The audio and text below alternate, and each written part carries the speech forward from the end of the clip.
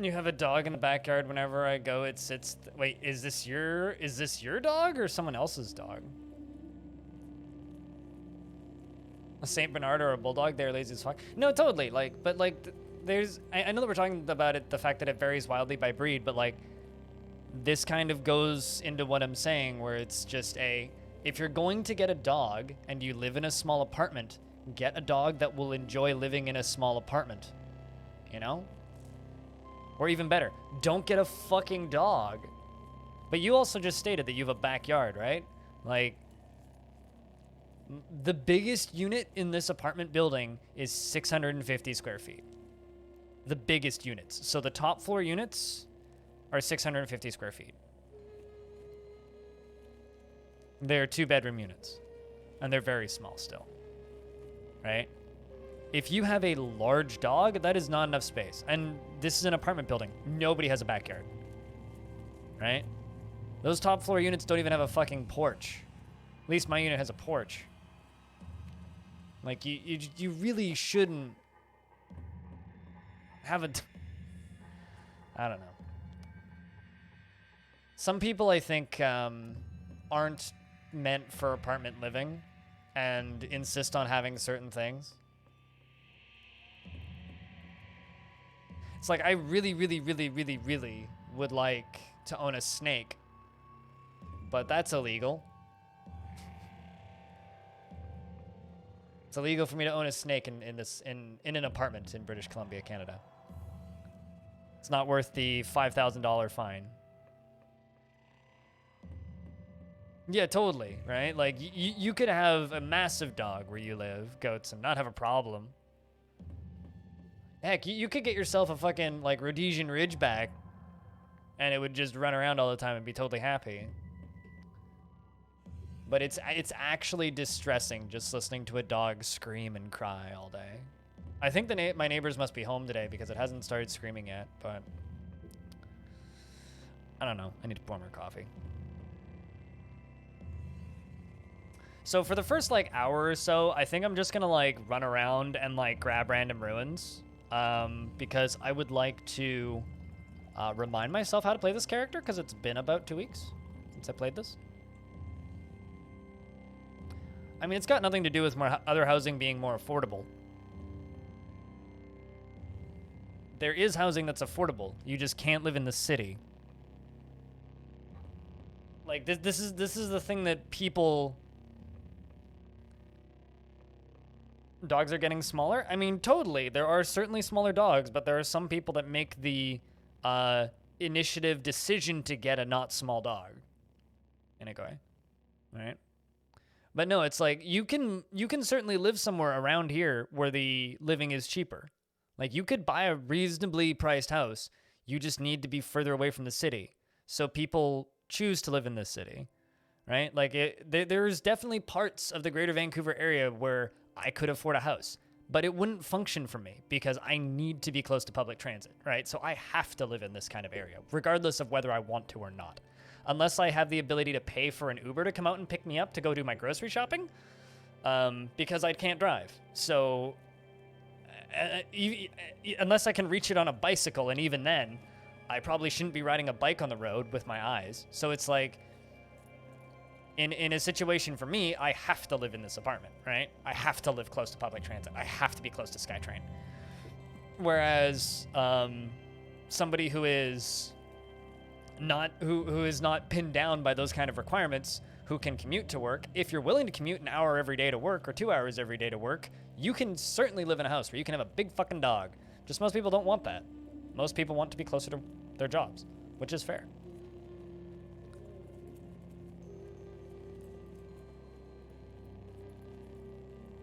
I've seen people say that small dogs aren't feminine, so they don't get them, is really silly. I don't think that's got anything to do with it. Some people just don't like small dogs.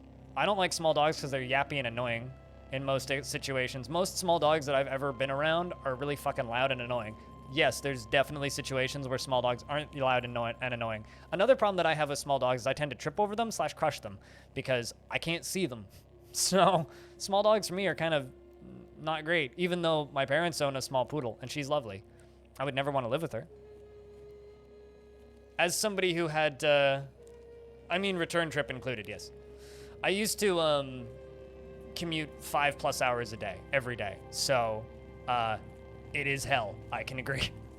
I used to have a 2-hour bus ride one way, which would get me to work 30 minutes early. So between there and back, it was 2 hours on the bus there, 2 hours on the bus back, plus 30-minute runtime on either end for transfers, etc. And on Sundays, it was closer to 7 hours. So, yes.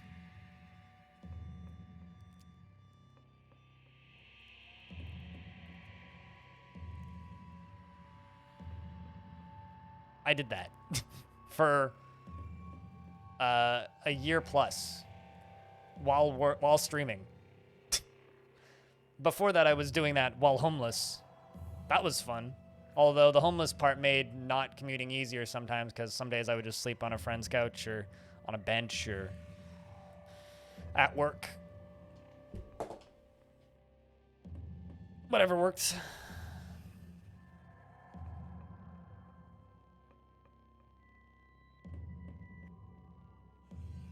I feel like that is a stereotype that you don't actually see that often. Mind. Or at least I don't see that often. Like, yes, there's the legally blonde stereotype of whatever her name is. Something Spoon. What was her? What's the name of the chick in Legally Blonde? I actually can't remember now. Shit. I need to go look that up. Reese Witherspoon. That's her name. Yes, Reese Witherspoon. Like the fucking running joke of like those people with that kind of stereotype of people with like the big purse with the dog in it. Like, you don't really see that very often. Are more of a rich people thing and less of a girly thing. So I saw a dude that's burned into my memory a number of years ago when I was down in Seattle, and he was driving a pink convertible. He looked like he fell off of a Harley the day before. Sycon, what's up? It's good to see you. It looked like he fell off of a Harley the day before. So he was covered in like tattoos. He was wearing all black leather. He had a black skull cap on, fucking handlebar mustache, all that shit. Was driving a pink convertible and had a chihuahua in a purse next to him. And, you know, whatever you're into.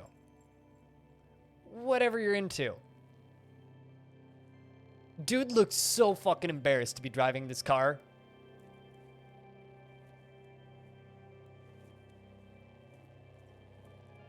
Like, he just had like this look on his face, like, don't you fucking look at me.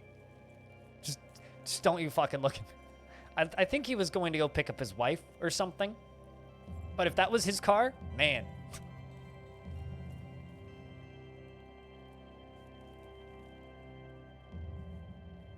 But yeah, no, I don't really when it comes to small dogs, I think that there are small dogs that are lovely animals to be around.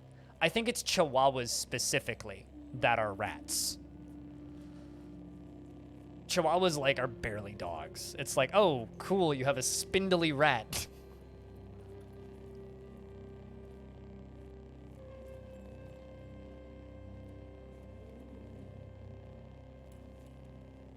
You had to commute roughly 2.5 hours one way to uni and 2.5 hours back. Yep, that's what I did.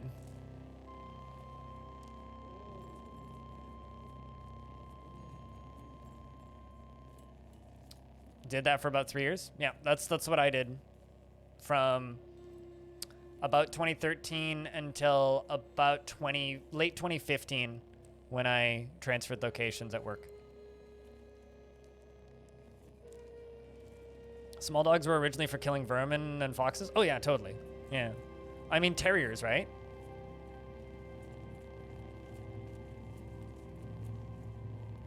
Because they breed...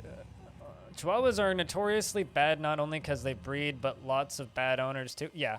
I do think that there's genuinely a lot of people who buy pets because they're cute or pretty and then mistreat them, right? And I think that's I grew up with a standard poodle. Poodles are wonderful. Poodles are wonderful dogs. I genuinely believe that, like, there's a lot of people who buy pets for, like,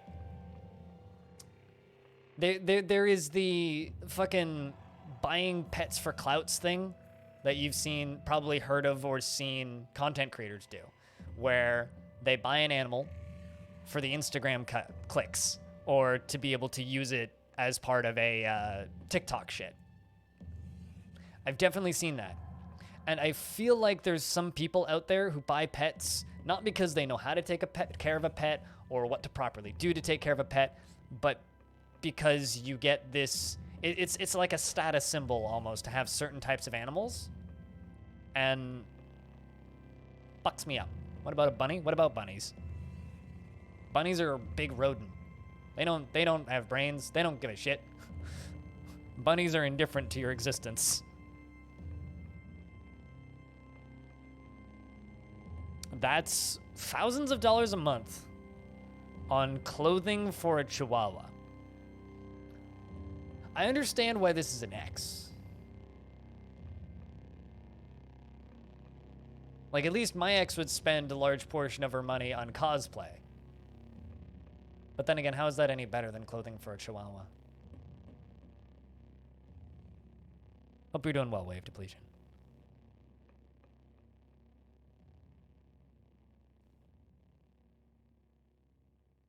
Only see pet owned by a proper owner so they don't realize how much work it really is. Yeah, I mean, like, when my ex left and I was talking relatively frequently about having, like, isolation problems and being alone issues, which I still do, I've had a lot of people over the years tell me to get a dog, or over the last year and a half tell me to get a dog. I don't want a dog because I know I wouldn't be able to properly take care of it. I work 12 to 14 hours a day. I listen to loud music. I do a lot of things that wouldn't be great for a dog. I'm totally fine with going for a 2-hour walk once a day, but I don't want to take a dog out 4 times a day. Fuck that shit. I know for a fact I would do a terrible job. You assume my ex looked better in cosplay than rat dogs looked in clothes? Yeah, my ex looked pretty good in cosplay. That is like the one perk of dating a cosplayer. It's the one perk. But walking into your house and getting impaled by pins because there's a cosplay all over the floor, not great.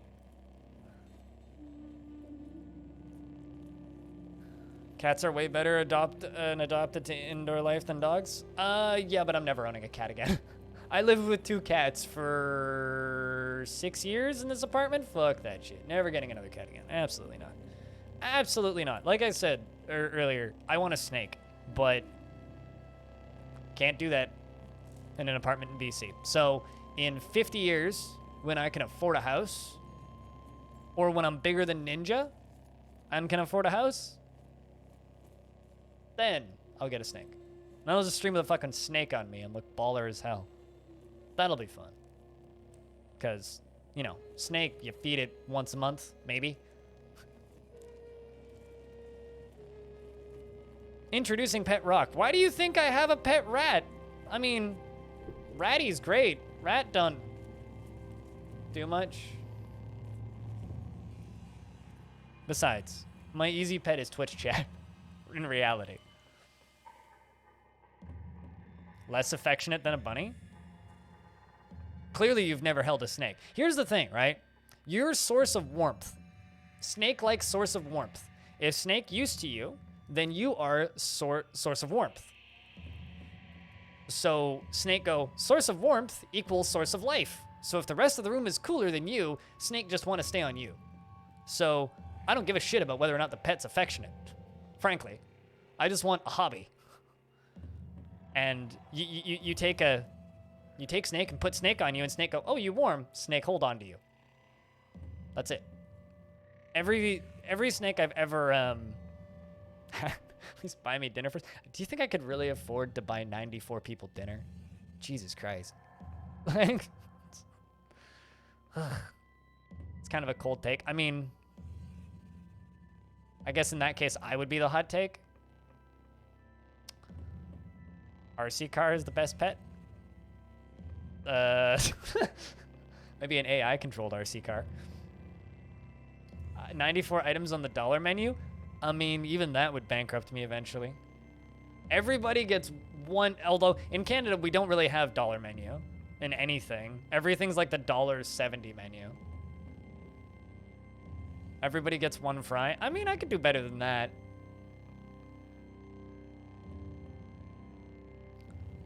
You're trying to make mead in DF, but you don't know what you need to press honeycomb? Screw press. Build a screw press. I was reading that sentence, I need you to give me a hand on something. I'm trying to make mead, and I didn't see the DF bit, and I was like, you're satisfied with a compliment? Goats for the win. Goats are pretty cool. There you go. I don't know if that's necessarily a compliment, but...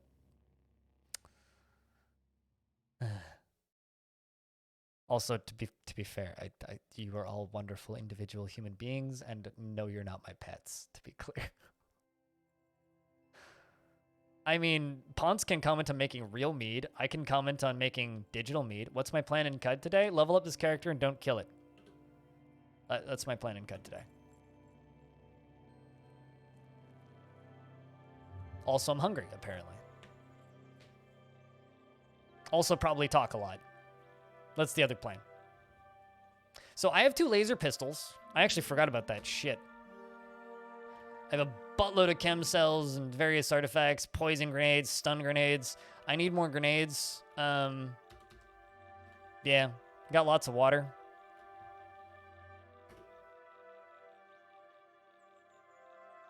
Wait, who gave Dobby a sock? I don't recall giving any of you a sock. I mean, you can buy socks from me, but I'm not giving you socks. Speaking of commenting on making mead, how is the wine and mead stuffs coming along, Ponce?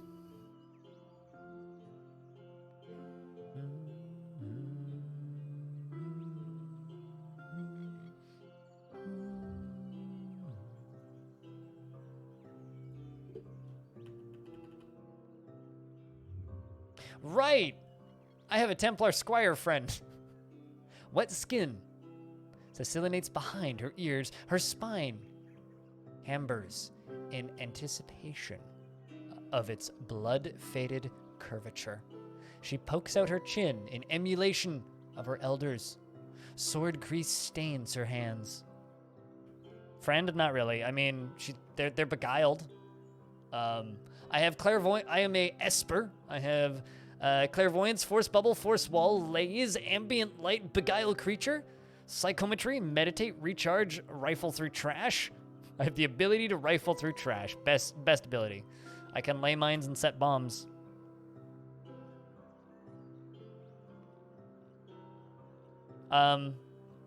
Mayor is always free because Mayor is most in charge. So Mayor could just like siphon money out of everybody and then become the most free. Pretty good. You recently completed a batch of spiced mead. It's quite interesting. A few more weeks until the cloudberry and white wine are done. Ooh. How much do I have to tip you to get, like, a small bottle of that? Cloudberry. Genuine question.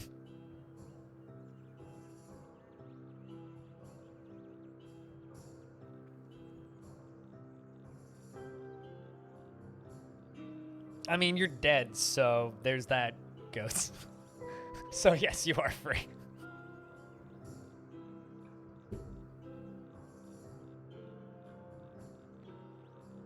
So far, this has been the best non-gameplay stream I've done in a minute. Just me just sitting here rambling about nonsensical garbage. Just standard shit. Dear Amazon, please stop trying to sell me Lego. That's just mean.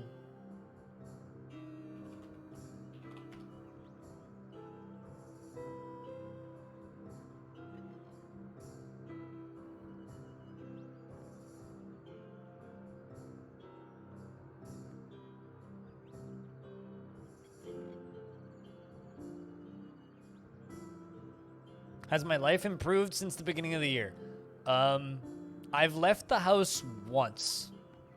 So, yes? I mean, like, realistically, I don't have anything to complain about. I mean, my life degraded drastically last year, and even more so the year before. And I'm still about the same as I was last year. Not much has really happened this year. The streams have been good, so that I have that to be thankful for. I received a record in the mail, which was nice. We will see you when we see you, goats. Cheers, man. So has my life really improved? I don't know. I mean, I could give you my address and I'll pay postage if you want to do it that way. Ponce.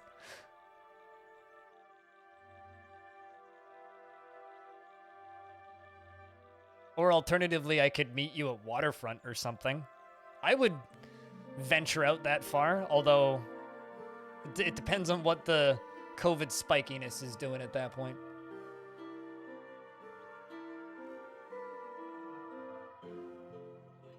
So let's examine us. Shishri Kas is us. We are equipped with Puma Chitin vest, a steel kukri. We have fickle gill mushrooms growing out of us. We have 2 laser pistols and pleated leather boots and a symbiotic butterfly.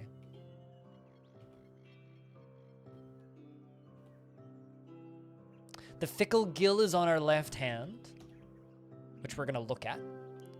A tiny spore motes flutter down from fleshy gills that twitch on the stretched skin. On the straighted skin? Not stretched. Trapped inside are another 1,000 spores waited to be jostled free. Gives us good reputation with fungi.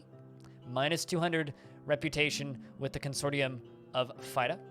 And apparently there's a strength bonus. I don't know what that means. And I have a cudgel bonus, supposedly. I really need, like, some head armor. I've got space to wear stuff on my back. I think I had something on my back, but it, like, broke. What's in my inventory? I got books. I've got a data disk for a phase cannon. Damn. I should also examine this artifact.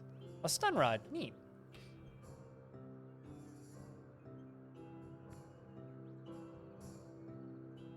Is it illegal for you to ship things you make? I know it's legal to ship alcohol. I know that it's illegal to ship anything across the border if it's above 5%. I don't know about things you make, though. Because I know for a fact I've mailed alcohol to people. But yeah, I don't know about the things that you make. The legality around that's weird. Yeah.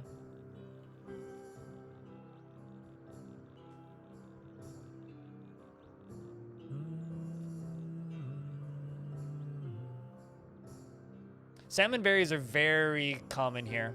Quite similar to cloudberries. Well, if you go slightly higher elevation than where I am right now, they're common. Where I grew up, they were literally fucking everywhere. Literally goddamn everywhere.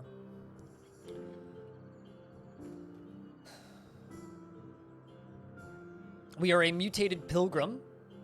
Pretty low strength. Most of our stats are in willpower and intelligence. Toughness and ego for the trading.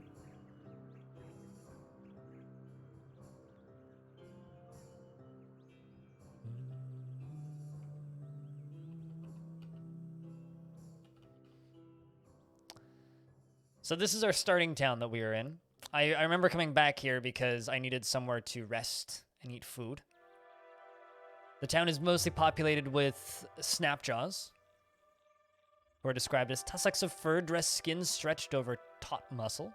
Upright she stands, but she looks ready to drop onto fours. Her snout snarls and her ears twitch, and she barks in her hyena tribesman answer, more commonly known as gnolls in other realms.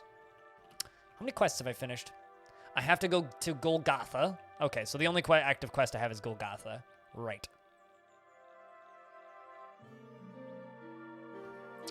Well, I've already lost one of those bonuses, which is fine.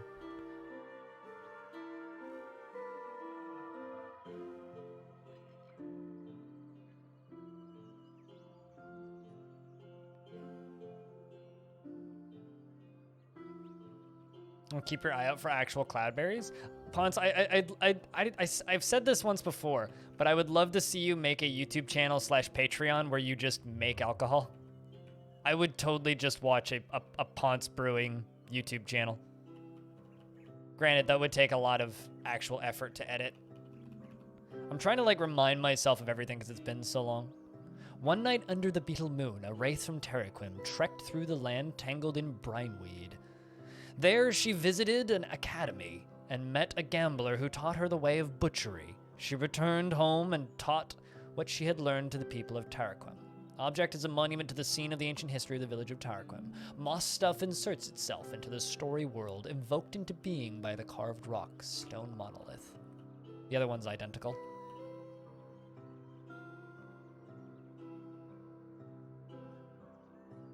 I mean, one of my dreams is to open a brewery. Just saying. So, if you stumble into lots of money and start a brewery, you should hire me as like your video tech and marketing guy. Wait, what the fuck? There's stairs down in here? I don't recall ever going down these. And I never did.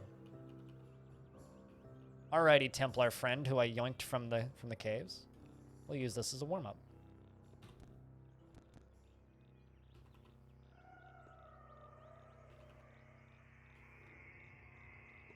I'll run 24/7 multiple 24/7 live streams. We'll set up a website and have like we could probably do like in brewing vat cameras and have like it swapping perspectives every 30 minutes, and people could like tip to change the camera perspectives. Could have chill lo-fi beats to brew and drink to. All right, this is an interesting little below ground area. I'll bet you I could use this as like a home base and just like drop items in here, come back for them later.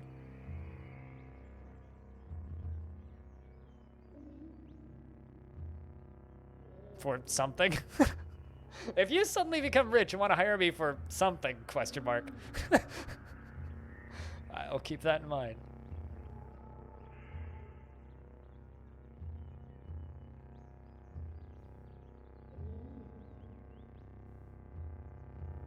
Around in the back. You just stand in the back with a sword and just look like a bodyguard.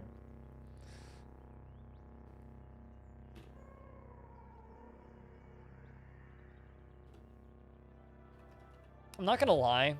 Part of the reason I like the pilgrims in Caves of Cud so much is they look the coolest with the big fucking hat. What do you have to trade for? I'm just gonna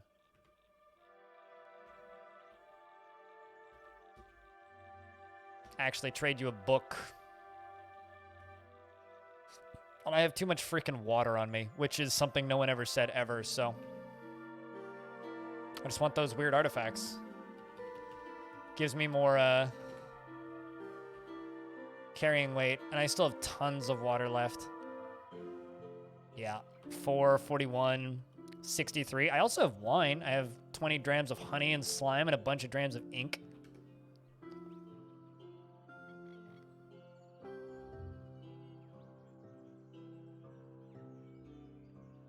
Custom order making streams?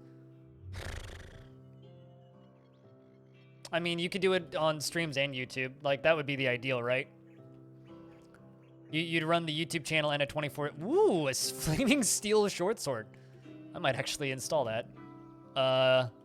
Let's chuck the chem cell in there and equip it. Is that better or worse than my steel kukri? Yeah, it's totally better than my steel kukri. Can I, manually equip that? Okay, so I have to equip it as a thrown weapon because I have a fucking mushroom on my other hand. Good to know. Although every so often when I punch things with that mushroom, it explodes. And, fungicide grenade, good stuff. Every so often when I throw that mushroom, it explodes and sends spores everywhere. Why is the oven on fire? I have several questions, guys. Flaming clay oven. Warmth radiates from the crackling fire. I'm not going to take anything out of that oven because that oven is on fire. There's also stairs going down here. What? Hey, look, a hookah. I'm just gonna puff on the hookah and see if the oven burns up completely. Hi, late. I'm streamer. I mean, I could also go pour some water on the oven. Let's see. Hold on. Inventory.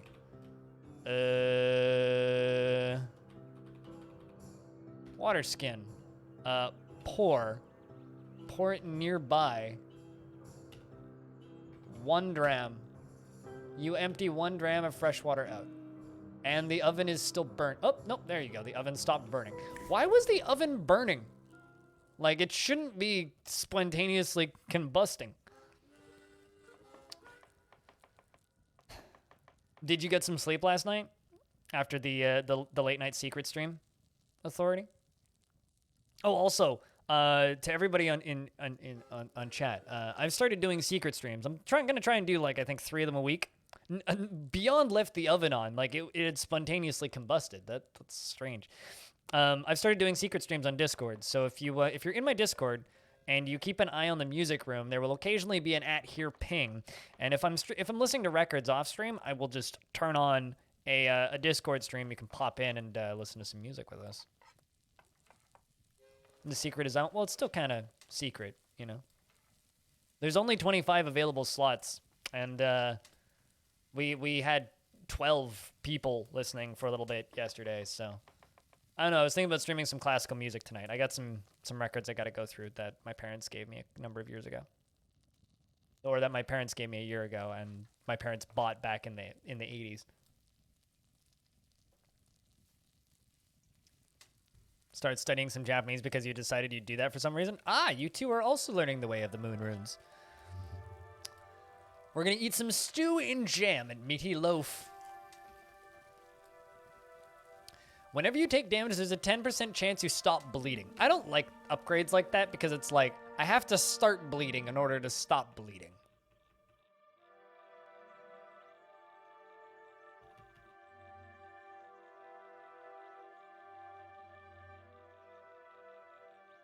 That was me this morning. I was like, I need to roll out of bed and put on a shirt and then go stream. But I also just really want to, like, stay in bed because my legs want to fall off. Although I closed the loop on my audio setup, so now I have audio coming back out of my mixer and going in, or not my mixer, out of my DAC and going into my amplifier as a CD player. So my amplifier thinks that my computer's a CD player, so I can have Spotify hooked up to my computer, so when I wake up, I can just, like, poke my phone and turn on Spotify and put music on, which gets me out of bed, or a podcast or whatever. Which is a bit of a advantage to having big fucking speakers in your house. Oh, okay, I need to get the hell out of bed, you know? Oh, also, if you guys want to see a weird creature, a wet flamebeard, rolling scales tessellate from her husky slouching form, and motes of condensate stipple on her swollen chin.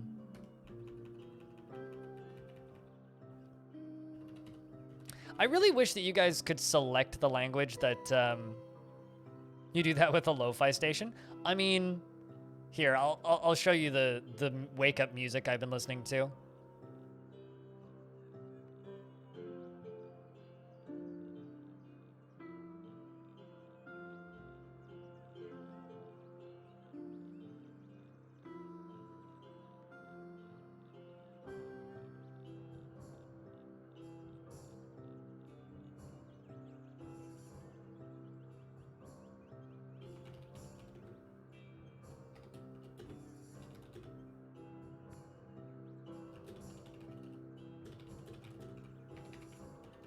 Let me just find it. Give me a second. Yeah, this has been my wake-up music recently. I have to link it because the name is a mess. It's like, oh, it's actually just Morse code. Well, I stumbled on it in a playlist that includes things like, stumbled on it in a playlist that includes a lot of John Carpenter and various other science fiction and low noise music.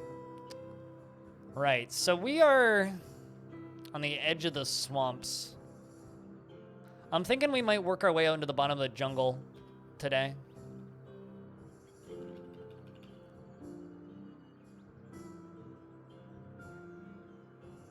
But I also, what skills do I have? Because I need to have good cooking before I go to Golgotha. Got a bunch of, like, nothing in cooking. Because I don't want to get sick. And I want to at least have meal prep. I have honey.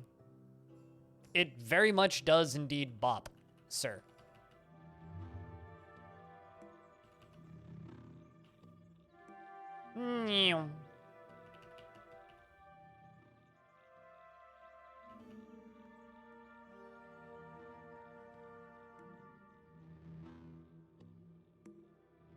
I mean, I have no idea how to read it. What's being grown? Probably water vine.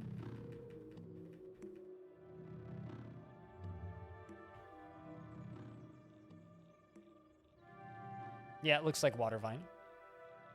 Gnawed water vine. Frayed fibers of a water vine. It puts out salty water, which can then be purified. And then that's a friendly crocodile. I wonder if I can talk with the crocodile. I'll bet you I can. Come here, you. Soft hissing. Let's trade. The wet croc has nothing to trade.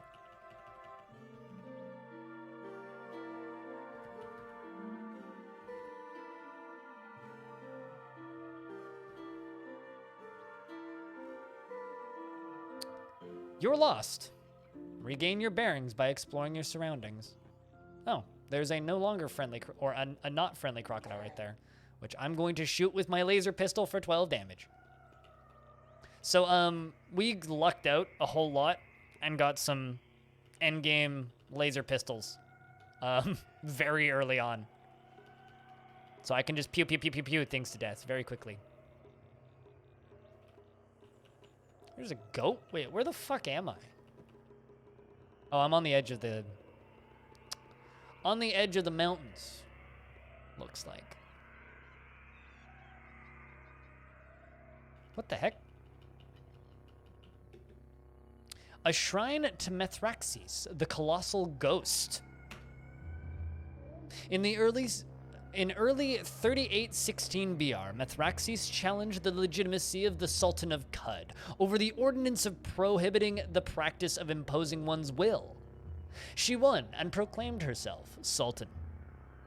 She was 86 years old. Just wandering around in early level zones and just, you know, casually finding shit.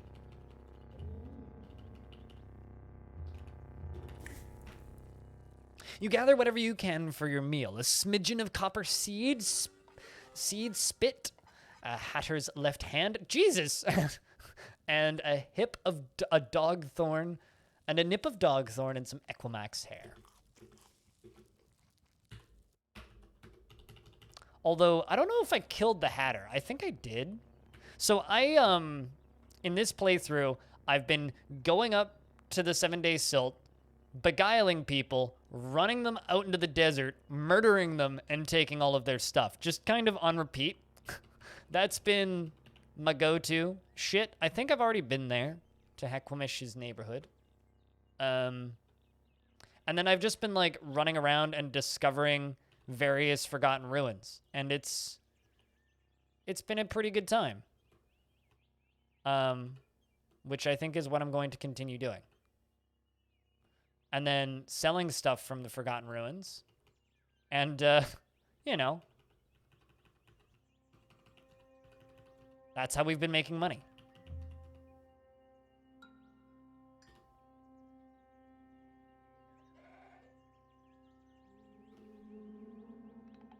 Basically, I am a horrible fucking person, is what I'm saying. You notice some ruins nearby. Would you like to investigate? Yes, of course I would. You discover Ekva. Ekva? Ekva. I see a campfire and 2 doors. This is not owned by you. Are you sure you would like to own it? Open it. Actually, no, I wouldn't. I'm getting town music. Am I in a town?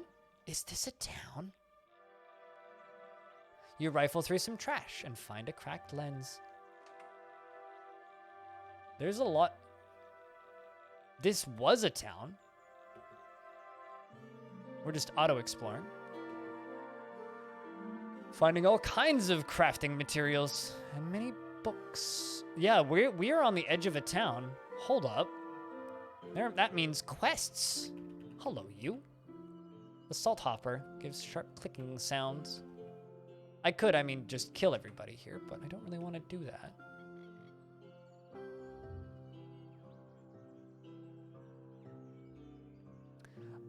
Hundreds of years in some cases. Stone?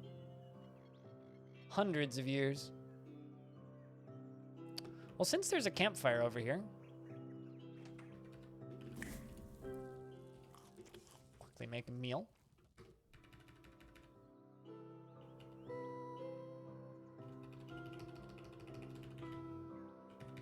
Let's jump a few tiles over and see if I can find the actual town. There we go. You find the location of Blip. Blip. Blip. Blip. Blip. Blip. What the fuck? A wall of rock. This object is painted with a scene from the history of the village Blip. The villagers of Blip are known throughout the desert canyons for their cursed use of dried la petals in meal preparation. Okay. So, all of this wall is painted with this same image on repeat. How about this one? Yeah. How about this one? The village of Blip. It appears to also be populated with plants. Jodol fellow bitch. A delicate viridian tendrils curl inward and then spring open and loosen seeds at high speeds. It's a strange plant, which is sentient, and it says, Moons, sun, wisdom, and will. Do you have any work that needs doing? And it says, Drifter.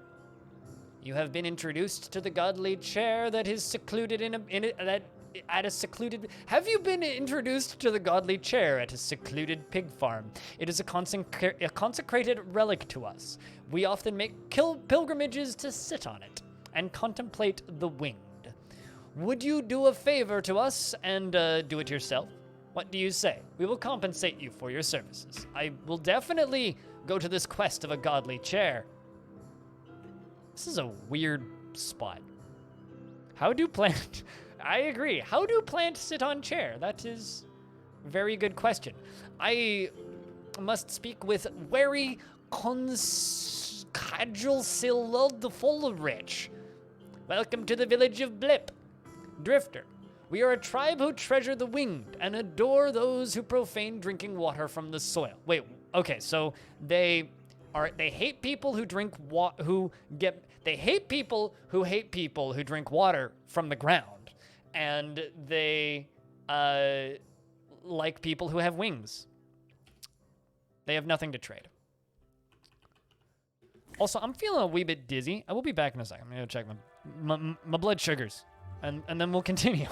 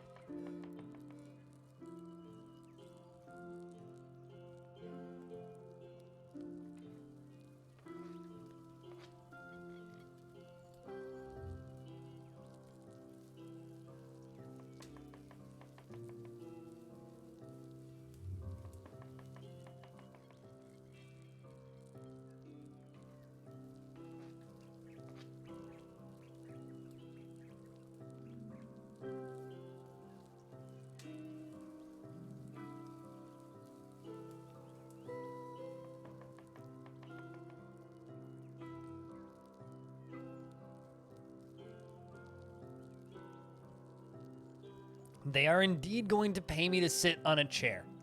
Blood sugar's a little low, so I'll be okay.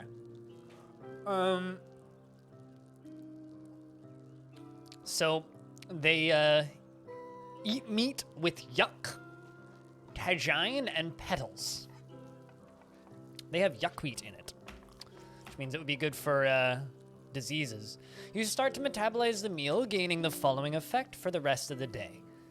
Plus 15% max HP whenever you eat unfermented yuckweed stem. You intimidate creatures around you. Huh.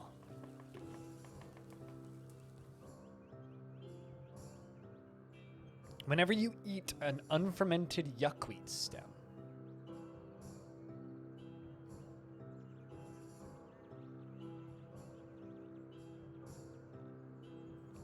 It's weird to me that every single one of these walls are painted with the same image.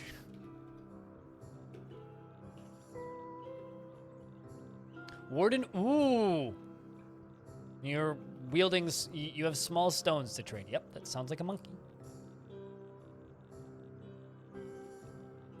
Also, big thank you to everybody who got here early, yeah? Cheers, guys.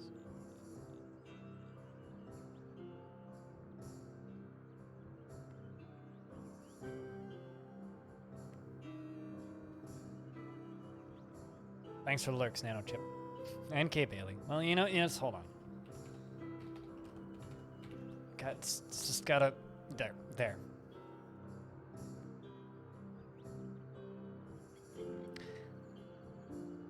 Maybe you shouldn't fuck with this guy upon eating it. Yuckweed is disgusting tasting in Caves of Cud lore, but is also very good for curing diseases. So it strikes me as kind of like it's what's the medicine where it's like it's disgusting but it works? Wait, hold on a second. Travel to the secluded pig farm and sit on... Wait, what? What? Okay. Where's the secluded pig farm, then?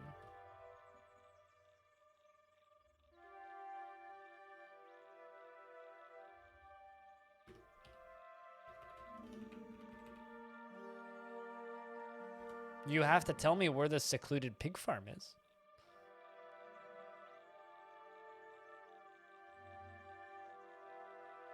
To a secluded pig farm. Doesn't actually tell me what secluded pig farm, just a strange secluded pig farm. Also, this is where I'm getting all my money, by the way. There's a water weep there and a honey weep there. But, like... I'm so confused.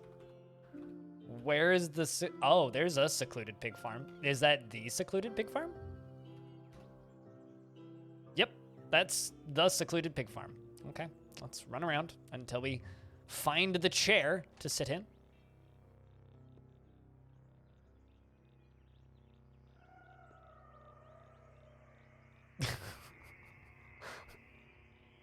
Yeah, pretty much.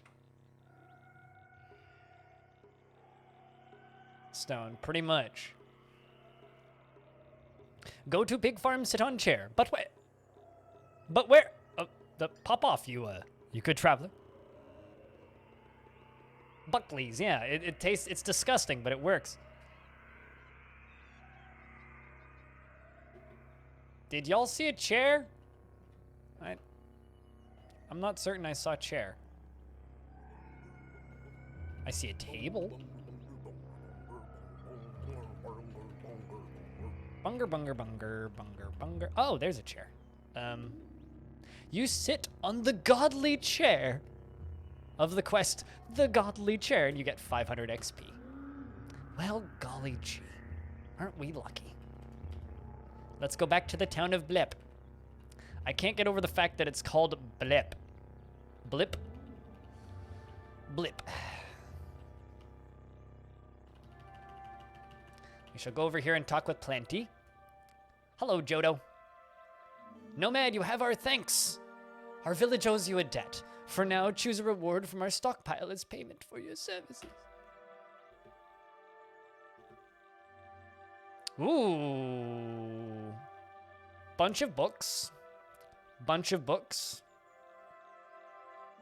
Marauders and Blessings, Electromagnetic Phenomenon, or an Ubernostrum Injector, and a Salve Injector, and a Sphinx Salt Injector, which I'm gonna go for, because Ubernostrum Injector is like, hey, do you want to regrow a limb? Yeah, I'm taking that, thanks. You swell with inspiration to name your laser pistol. Do you wish to? Of course! Chat, what do we name our laser pistol? Aside from the obvious, pew. Or pew, pew, pew. Or pew, pick Q. Pick Q. Bunk. I hate you, pilot. Blep? Probably blep. Blep is like highest quality so far. Just blep, blep. The 67th greatest laser pistol. I don't actually think I have that many. How many characters do I have? Oh, quite a few.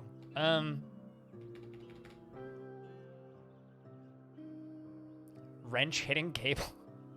Pewter. The other's Blip. Well, Blip was a website that was a YouTube knockoff that didn't last very long. I like Blep, so I'm going with Blep. The important question is what color. Since Blue Chimp called it and Blue Chimp's name is like a pinky color, I could go with magenta.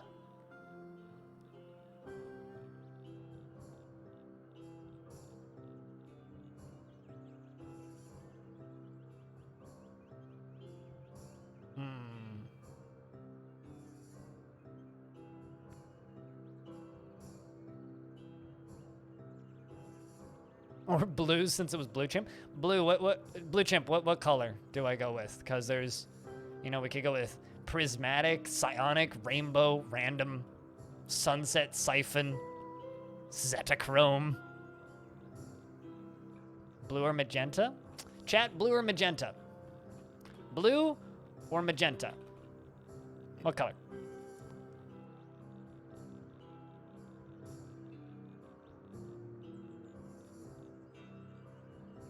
Blue?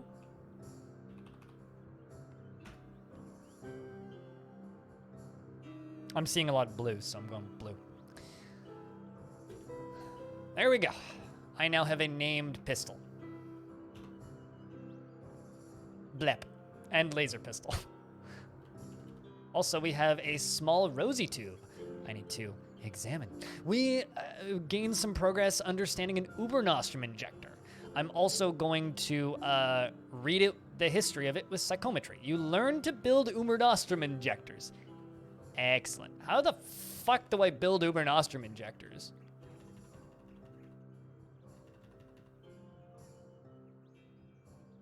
I need nanomaterials, scrap crystal, scrap metal, scrap electronics, phasmic power systems, and a flawless crystal.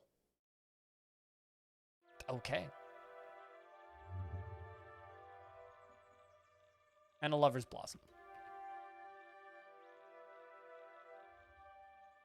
Those are all of the different options of things that I could use to build it. But what I do need is nanomaterials.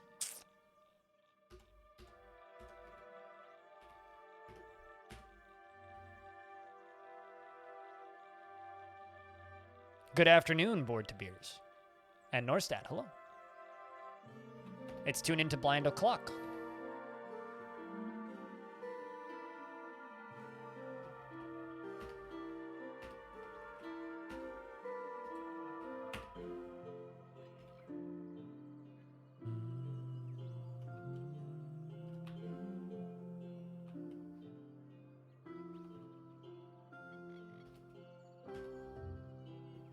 There we go. I also have a scoped compound bow, apparently. Do I have any arrows? A bunch.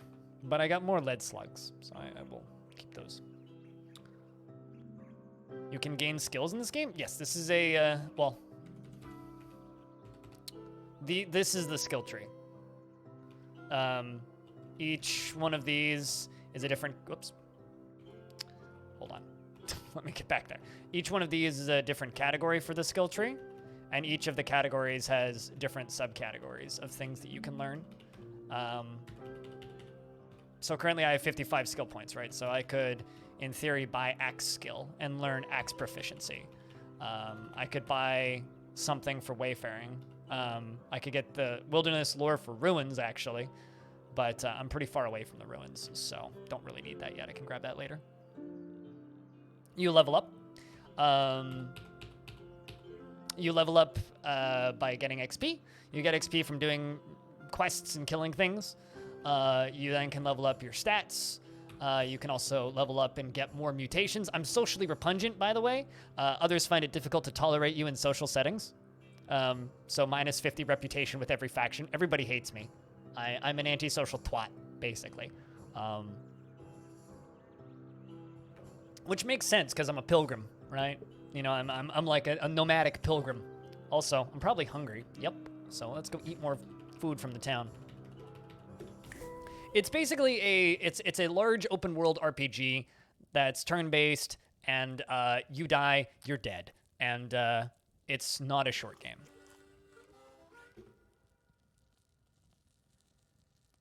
Yeah, you can make you in the game.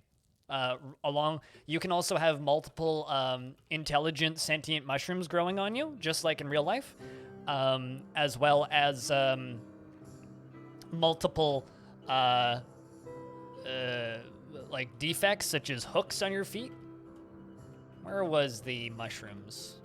So I have a mushroom forest that's around here somewhere.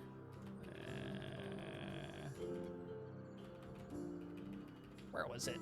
Secluded pig farm.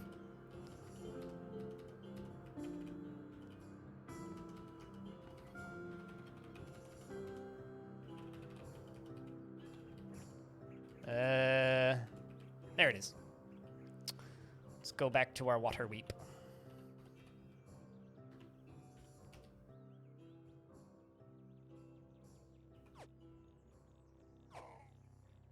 Pew, pew. Pew. Ow. I keep forgetting that I don't need to reload laser guns. Let's just... Oh, no, let's use clairvoyance. Let's just plop that down right there. It's just 2 snapjaws. They're very easy to kill. Pew! Pew! Oh. The birds, or not birds, the dragonflies are shooting at me. Which I can't actually hit because they're above me and flying. Let's just let my friendly kill you. While I shoot you to death. My friendly kill you. All right, where's that damn water weep?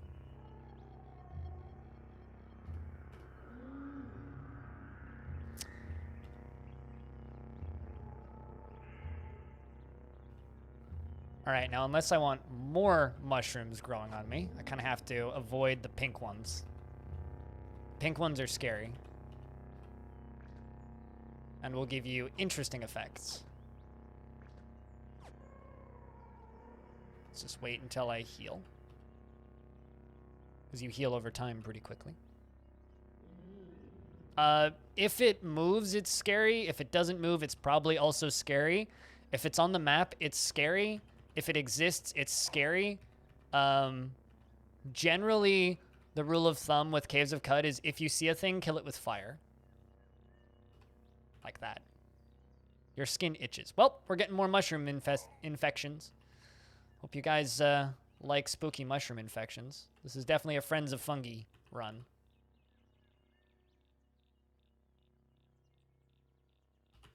What? No water? Where's all your water, water weep? Ooh, an engraved bronze dagger. Let's take a peek. A crudely encrusted metal knife. While traveling throughout Tabayana and Barrio, Oriolish stopped at a tavern in Quambaimesh Hollow. There she lost her prized Kamurka to a local thief. She cursed the tavern and left Quambaimesh Hollow. That is a legendary item that I could go find. Recover it. It's a quest that I just gained. Maybe we'll go recover it. Depends on where it is.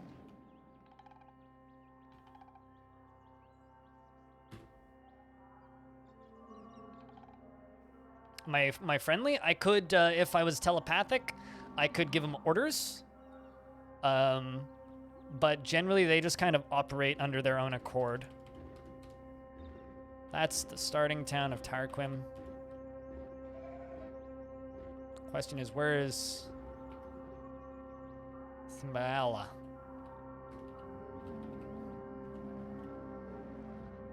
Harquish neighborhood. I don't see a... At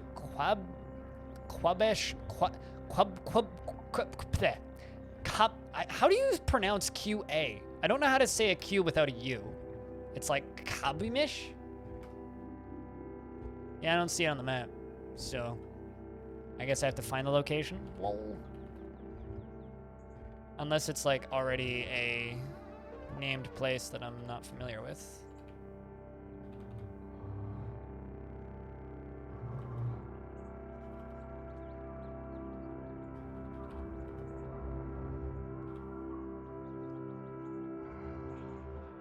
It's like a K, but softerish. That's pronounced K. Huh. I don't know. I'm just sitting here and hoping that mushrooms don't grow on my other hand. Also have an asphalt weep and a salt weep there. That was where the legendary scribe was, who I murdered. Snapdraw Fort, Dromad Caravan, Shamrod. I'm wondering if I've already found this location. Some forgotten ruins.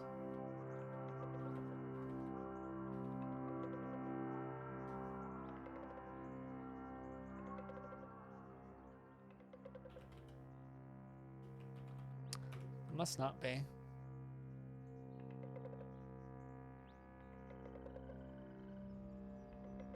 Oh, I certainly have honey. And I certainly could eat some honey. I also have yuckweed. But I already have a fungus infection. I guess I could drink some honey. I don't have the ability to cook.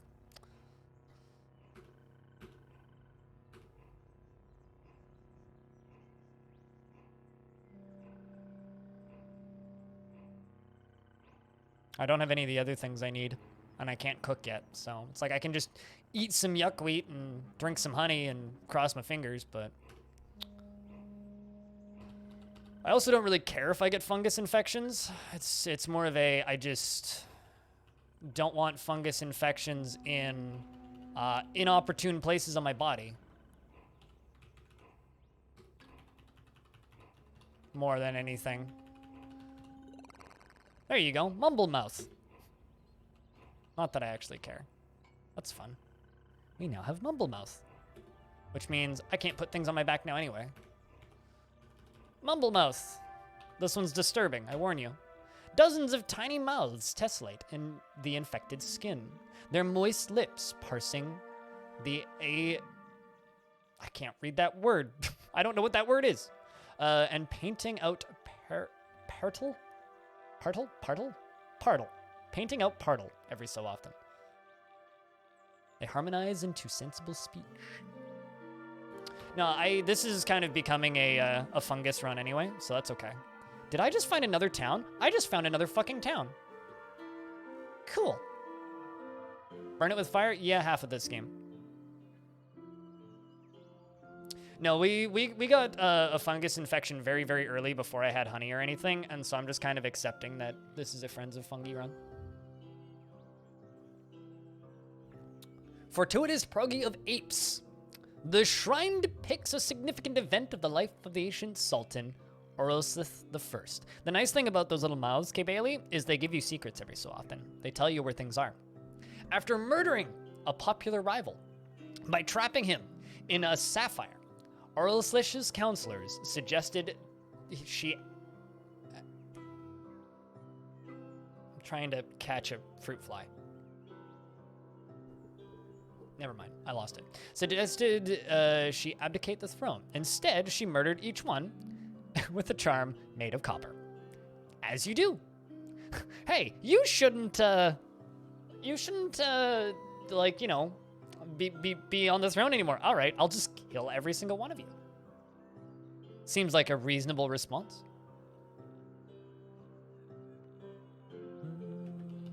Was that a painted wall? No, I just graffitied.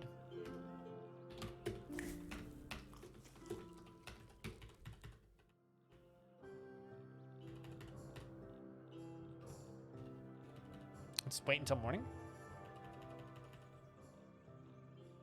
No, that's not where we want to go. That just hurt me, but wasn't where I wanted to go. Maybe up one? Nope. Over to the side.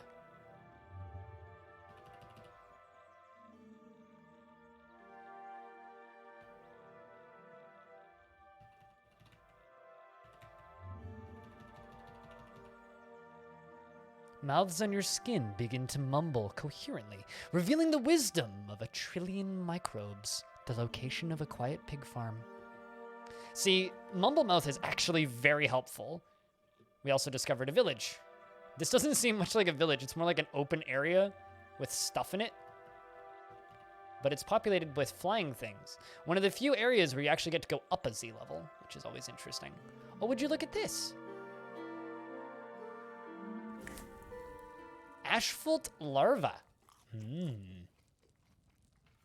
+6 to saves versus movement effects.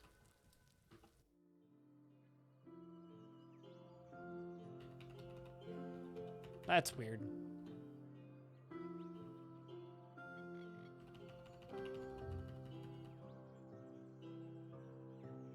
It's very strange. I go up a stair and it just teleports me down, and then anyway. Is that a painted jug? I think that's a painted jug. Nope, just a wine jug.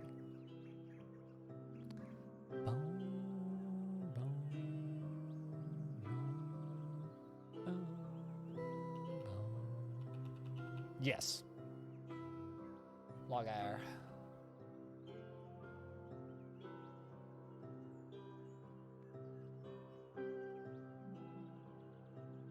Yeah, it's very strange. That is definitely a bug.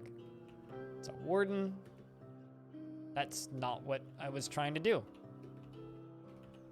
I'm trying to... Okay, I guess I can't talk with this person. Ka. Earth yield for us this season. Do you have any work that needs doing? I bow down to the blessed kinfolk that you are here, Drifter. Roaming cooks came to our village the other day. While breaking bread, they spoke of an intriguing place, a dromad caravan, but they wouldn't reveal the location. Will you find it for us? Great. Sure. I mean, why not? It would be a great power to the architectural prospects of our village. I mean, you need it because you have no construction here. We will pay you for your labor.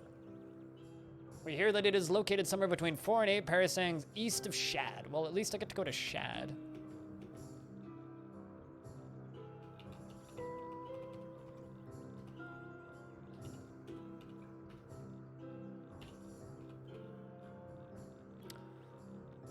Yeah, no, they definitely need some some architectural prospects.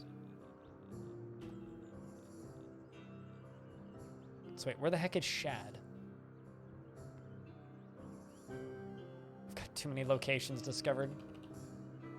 There's not the new secluded pig farm.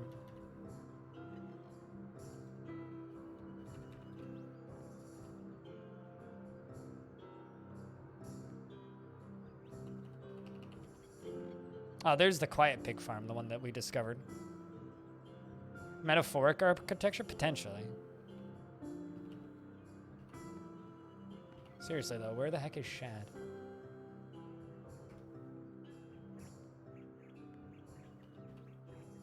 It's Bethesda.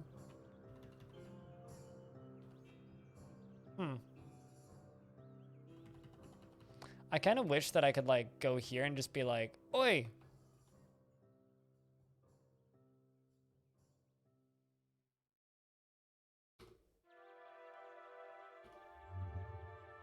Yes, there's a place just called Bethesda, Susa, here.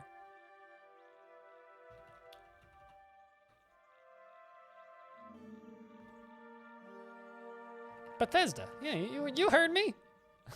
Y'all heard me. Everybody's like doing a double take. It's the name of a place, okay? I'm not making that up, I swear. Oh, there's Shad. East of Shad.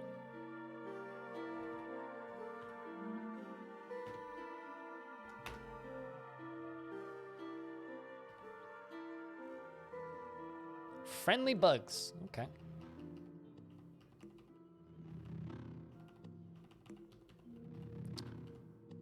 I mean, I guess I should explore this spot first.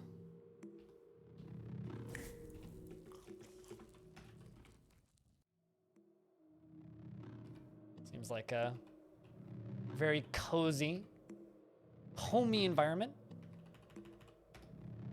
Ooh, books. How am I doing for water, actually? 63 drams of fresh water, 28 drams, 3 drams. Yeah, we're doing fine. That's a lot of books. Ooh, for knowledge himself he chose instead. Reduces and ultimately. 5-page book. And a 3-page book. Get. Bunch of books. Ooh. Giant amoeba. Pew! It dead.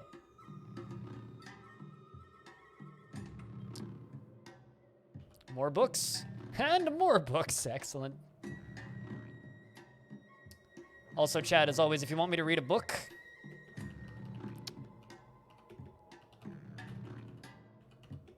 that's not what I want to do. I want to do the important thing and smoke. There we go. If you want me to read a book, $10 in bits or tips, and I'll read a book of your choice. Within reason. If it's like a 700 fucking page book, nah. Fucking nah.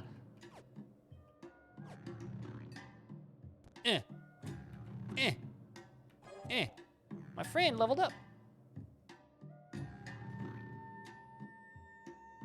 Wet Hookah is my favorite post-rock band. Am I not skimming for the relic pistol? Nah, I'm good.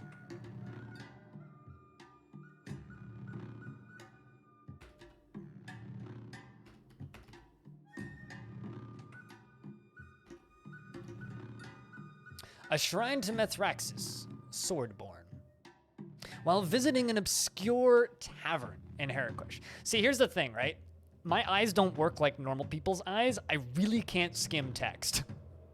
I either read it all or I read none of it. So, I wish I could, but generally my response is just, nah. An obscure tavern in Heraclish neighborhood. Interesting. Mithraxis met with a group of cooks and commissioned a meal that invoked the presence of dormant boots. Yuck. She named it the Comrade of Boots. Okay. Because that's what you want your meal to remind people of, boots.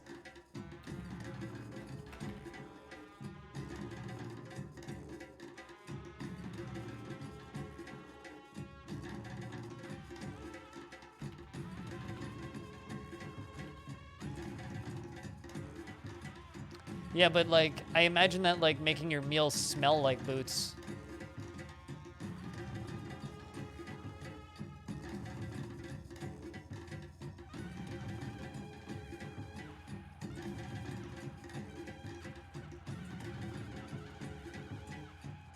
But there's a snake in my boot.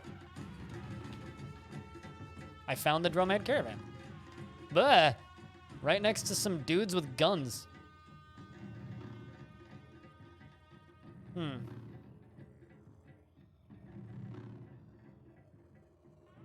Question is, are they in range of me?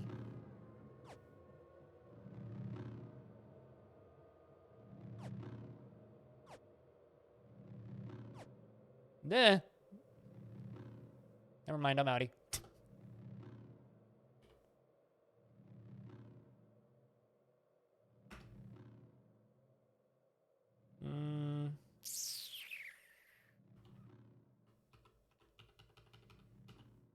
Was that the Dromad Caravan? Or just a Dromad Caravan? What was that effect? Scary. Hopefully they're not following me. That's what that was.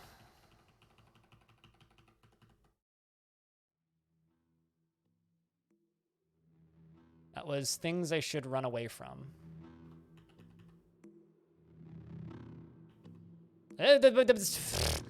Motherfuckers.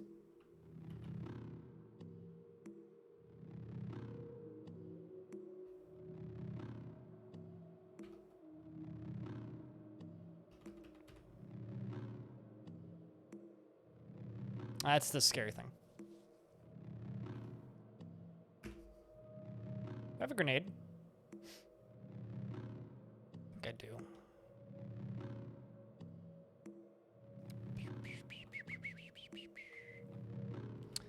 Stun. Stun gas. Don't really have anything that's super useful, unfortunately.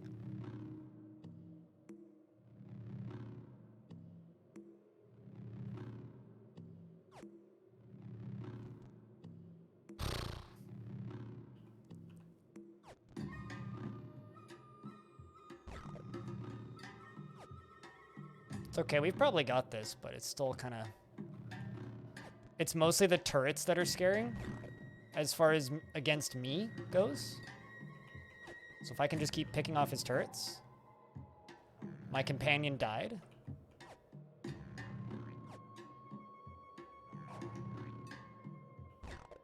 Shoutouts to the hideous specimens of my friend's fungal or my late friend's fungal infection. Oh shit, there's still 2 alive at the other end of the map.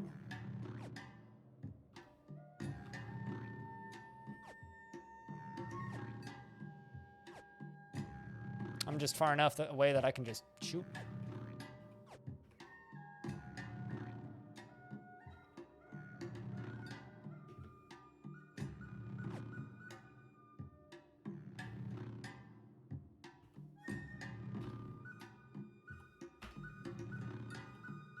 Duh.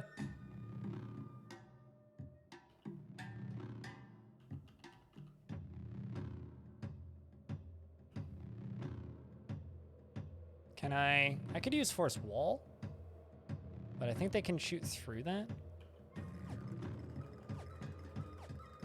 I wonder.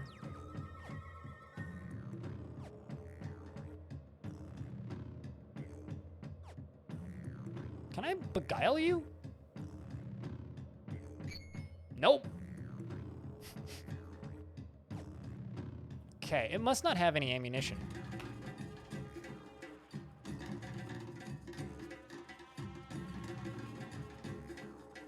As I leave the map.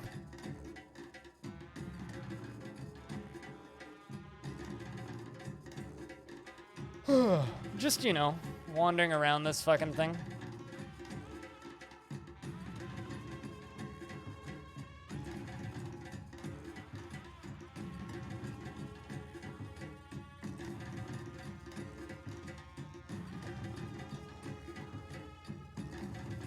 Can I use my force bubble? Yes, I can.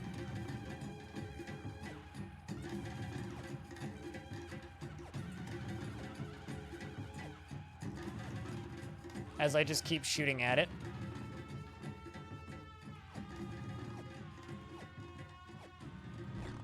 There you go.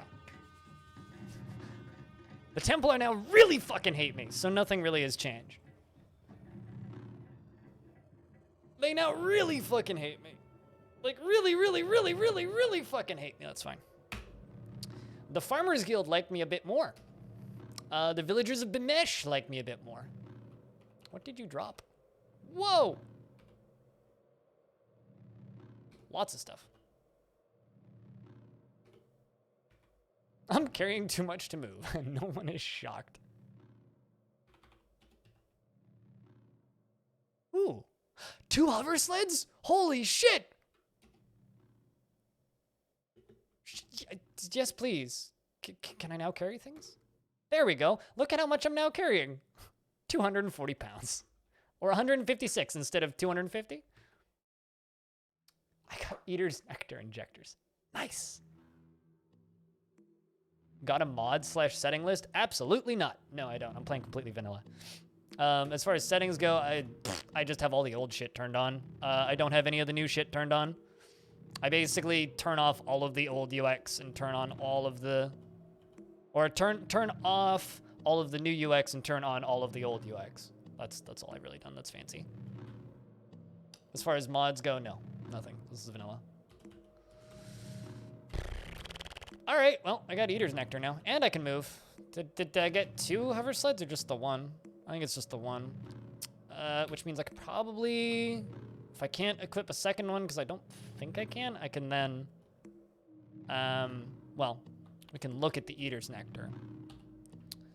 A slender metal tube to deliver various tonics directly into the bloodstream. This item is a tonic. Applying this tonic while under the effects may produce undesired effects. You gain either 1+1 bonus to a random attribute or mutation point. So it's a +1 skill injector. I think there's a way I can make more of those. I don't find those very often, so. Did I ever? Yeah, I did. I also have a portable wall? What? Tiny glyphs inscripted on the exterior face of this handheld box. The contrarians will still puzzle over their meaning. Most of CUD's prominent linguist cults have covered on a single interpretation. For when both nature and architects have failed you, one brass pull ring separates you from the promise of those words. Yeah, I would do that if I had the ability to cook, my friend. Which is why I'm wandering around trying to get XP so I can cook. Well, actually, I'm doing that so that I can go to Bethesda. But what kind of creature are you? Hi, are you the Dromad Caravan I was looking for? I mean, if not, that's fine, but also kind of weird. I'm working on it, man! Jesus, I need to level up. Oh, hey, you have an engraved musket. Mind if I have a peek? While wandering around Uvra Barrio, Mithraxes discovered Ulil Den. There she befriended swine and fought for everlasting glory. Also, unbecoming duck, please don't take offense to this, but don't fucking tell me what to do. Because I kind of operate under the assume I don't know what you're talking about, and if you spoil shit, I will ban you. So you haven't spoiled anything I don't already know, but if you do spoil something I don't already know, I will ban you, and you'll never speak in the chat again. So just work under that assumption that I don't know what I'm doing. So assume I am a mindless moron who doesn't know what the fuck he's talking about. Although I am relatively knowledgeable about this game at this point. Give me the salve injector. I will trade you books.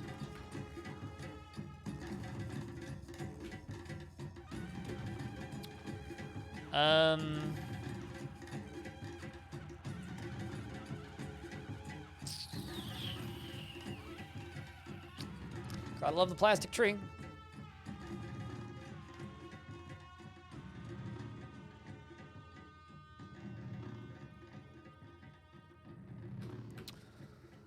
All right, well, it must not be. Oh shit, there's more I could pick up. Also, the sun's going down. Some capacitors and... Oh, never mind, there was painted steel boots in there. Throughout the entirety of 6163 BR, Orlesh wreaked havoc on all of the Shuswar, rolling dice to determine which ones to destroy. From homes of frogs and fish, she became known as the Terror of Shuswar. Yeah, I know lots of people like having wikis and stuff, but for me, it's like, the fun of these games is the random exploration / discovery. So it's like, if you remove that, like, what's the point of me even playing?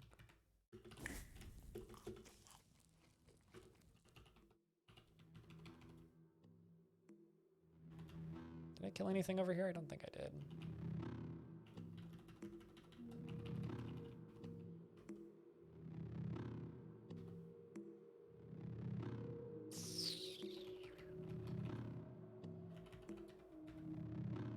Ah, there we go.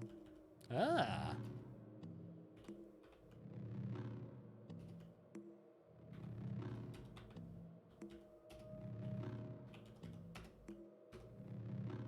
What am I even wearing? Because it's been a while since I played this. I mean, I got a mumble mouth on my back, so, you know. Got that Puma chitin.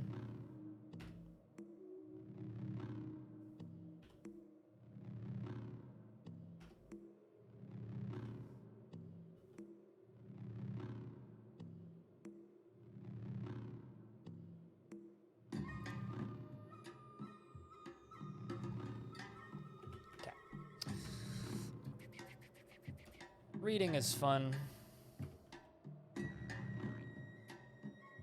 Have a chem cell in there. Only using cleated boots. I can totally put on the nicer boots. Thrown weapon, I should probably just have a stun grenade loaded up. So it's a pity I can't have multiple things floating nearby. Reading? What? I guess steel plate mail is that heavy. Yep, it is indeed that heavy. Well, I'm not gonna be using it, so it's fine.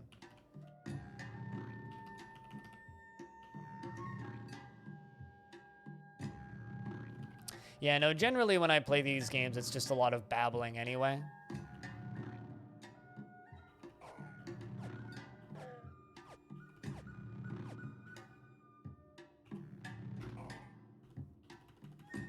I have eye lasers. They're pretty good. Gotta love the eyeball lasers. Pew! Nyum. Nyum. Nyum. Bop.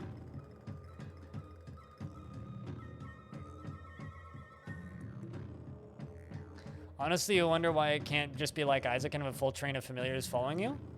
Because it would be fucking broken. Not that things in this game aren't already fucking broken, but it would be ridiculously overpowered, is the short answer.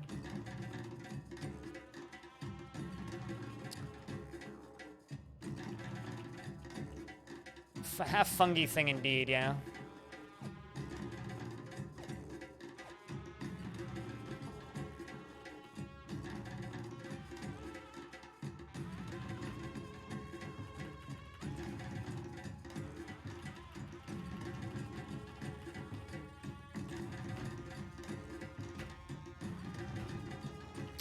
Those things, super scary if you don't have ranged weapons and you're lower level.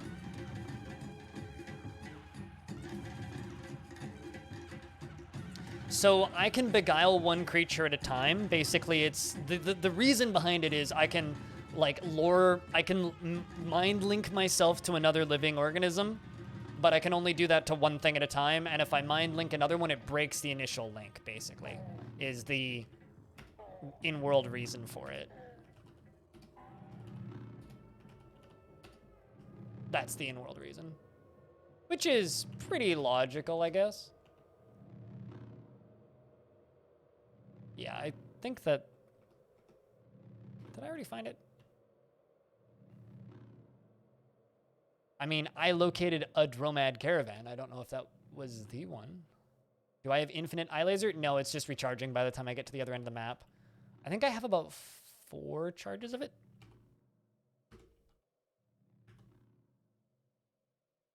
Yeah, I've got quite a few charges of it because light manipulation's been leveled up a couple of times. Laser increment does 1d5 plus 2. Laser penetration. Ambient light recharges at a rate of 1 unit every 15 rounds until it reaches its maximum. It's increased by 1 because of high ego. Actually, how many charges of it do I have? Where does it say that? Oh, 7 charges. Yeah, there we go. That seems broken. A brain army mod. I think I'm just gonna run up here and donate some books to the library. 2 seconds.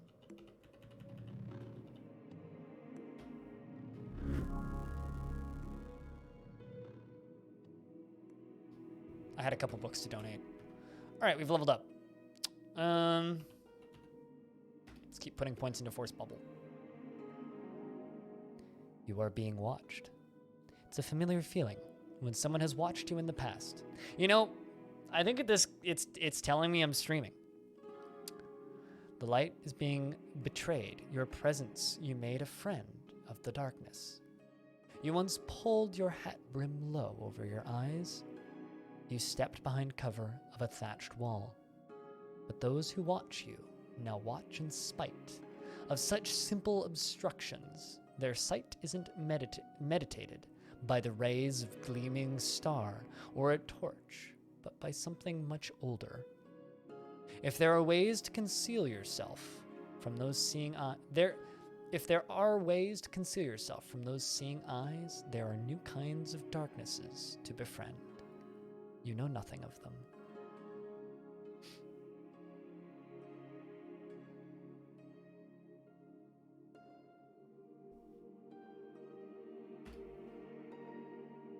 You increase Force Bubble's rank to 4. There we go.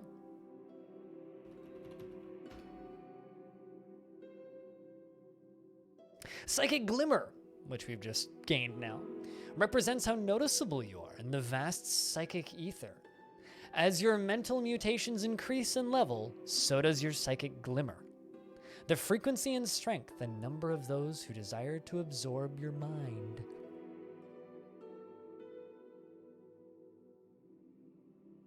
This is always fun when this happens.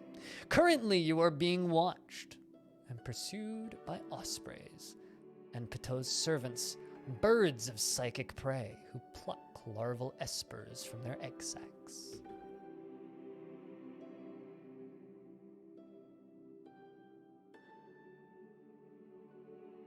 I am a Jedi druidic fungi magic thing? More or less, yeah.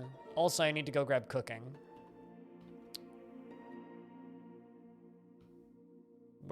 They're cooking.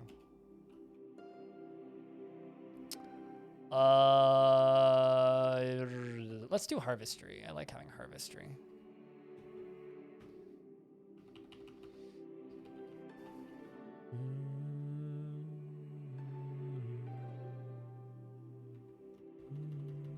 Did I mention, by the way, this game's kind of good? Is shit just on fire again randomly? Did the update set all of the ovens on fire? Because what the actual fuck? Like, all of the ovens I run into are on fire. I mean, I could cook before. I can now just specify what ingredients I use to get specific buffs. Do I have any secrets? I don't have any secrets. God damn.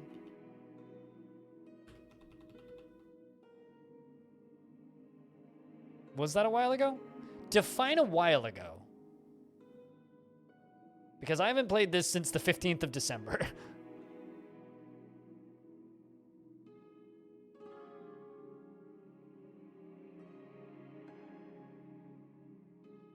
I don't know what update they re-enabled Steam, so that's not helpful to me, but okay, fair enough.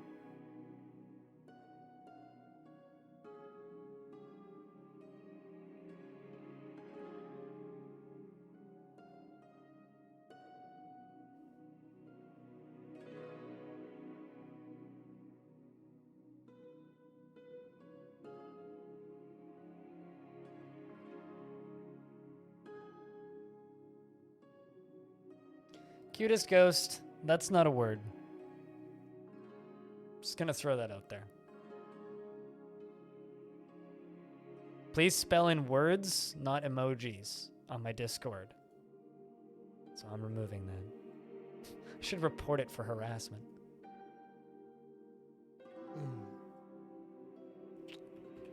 I like the music of this area. I actually can't remember how many shopkeepers I've murdered.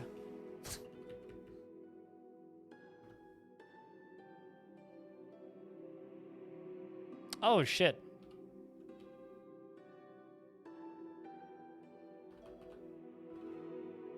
That's where I'm supposed to go. Travel to the historical site of Urva Barrio. I might actually go there. All right, let's see. Did I... Oh, shit. What's this?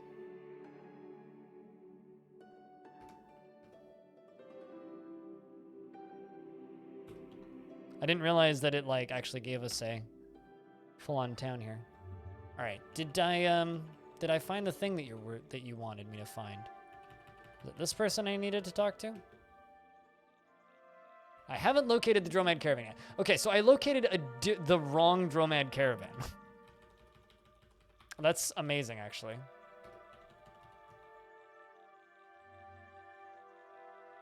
Yeah, because that's Shad, and I need to go east. I located this Dromad Caravan, but that wasn't the Dromad Caravan that they wanted me to locate.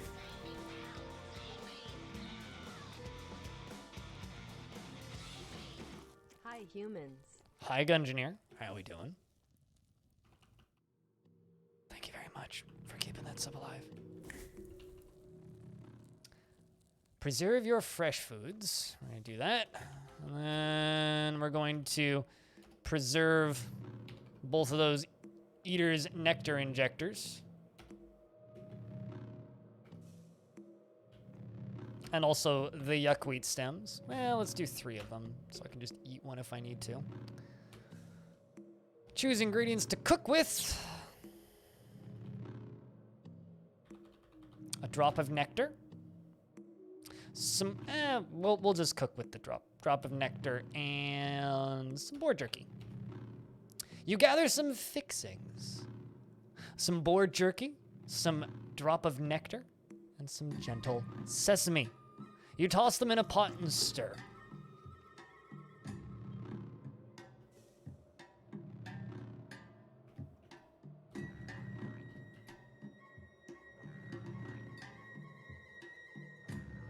Must have fucked something up because nothing happened. Chat, can we get a proper round of beers?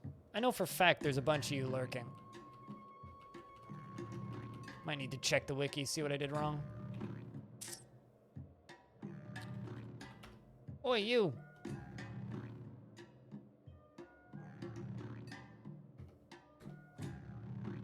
Can I, like, haul that shield and sell it to you? And then haul that armor and then sell it to you? I think I'm gonna do that.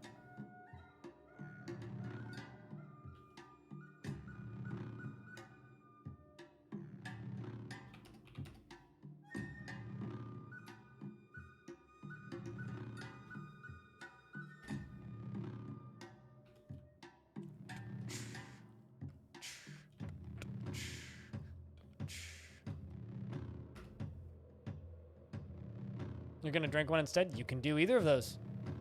I mean, it's more like clinking a beer, you know?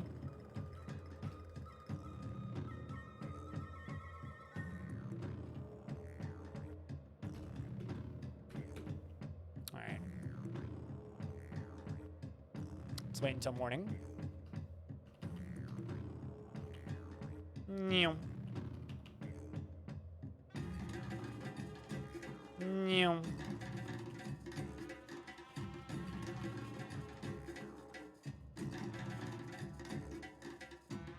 It's all the piles of ash from the dudes that I vaporized. I like that my laser eyes don't turn things into bones or kill them or leave corpses. They just turn them to ash.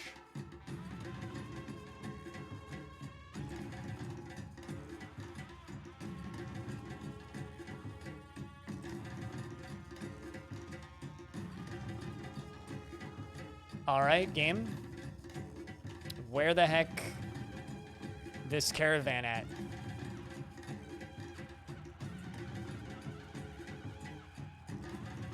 Enjoy the lurks, Cooler. Although, someone needs to fix this problem. Cooler's sub ran out.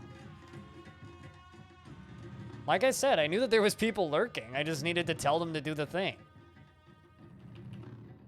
There we go. I found the damn Dromad Caravan. I find it funny that there was another one in the same route. Trade, hello, do you have anything good? Weird artifacts. Gimme!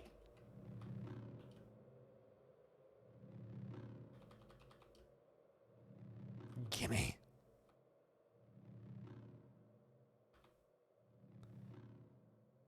I don't actually have that many drams of water.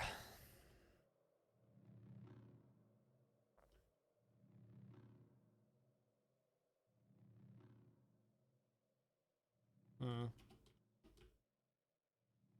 Might need to go back to that honey injector. Well, found it.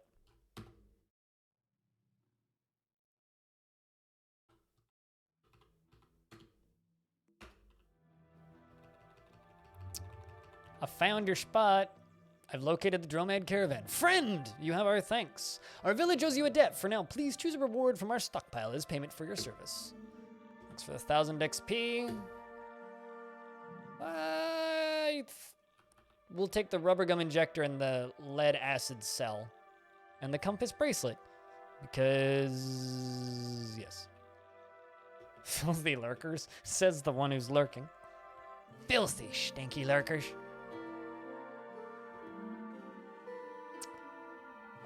Let's read the history of it. We learned to make the rubber gum injector.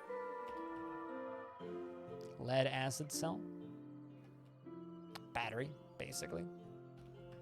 And a compass bracelet, which I shall equip.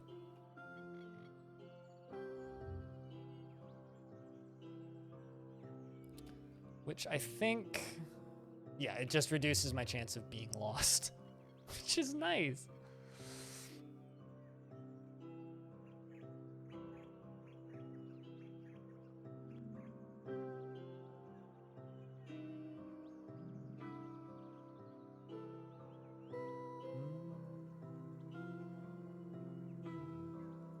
Yeah, no, this game is like, listening to someone else play Caves of Cud is like traveling to a different dimension briefly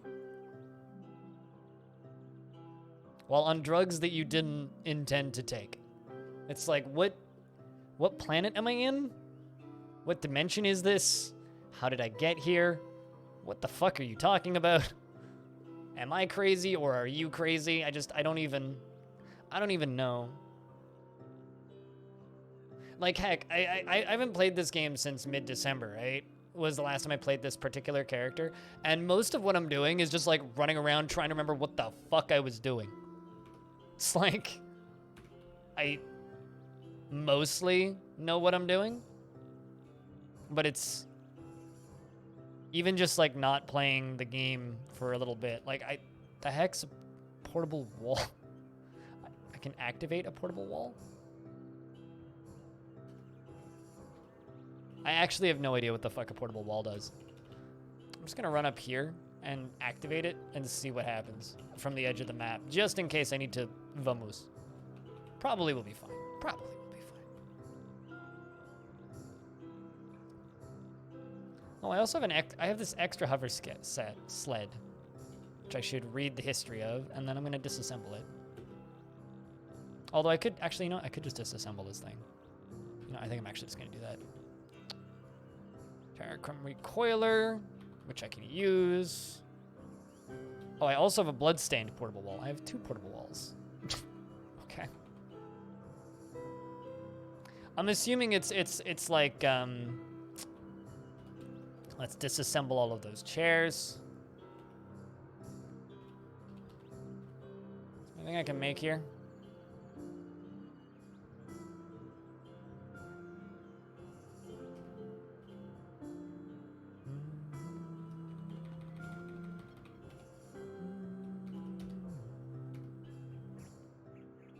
Oh, I also have this laborer's security card, which is lovely, which allows me to open red doors in the depths of Cud. Although, I think I can just open doors by looking at them now.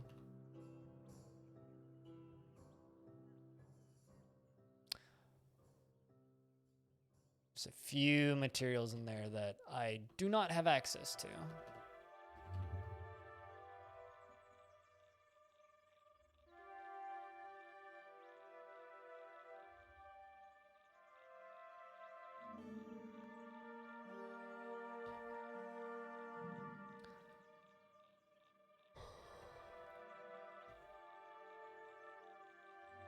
At least I can just, like, make shotgun shells now, which is nice.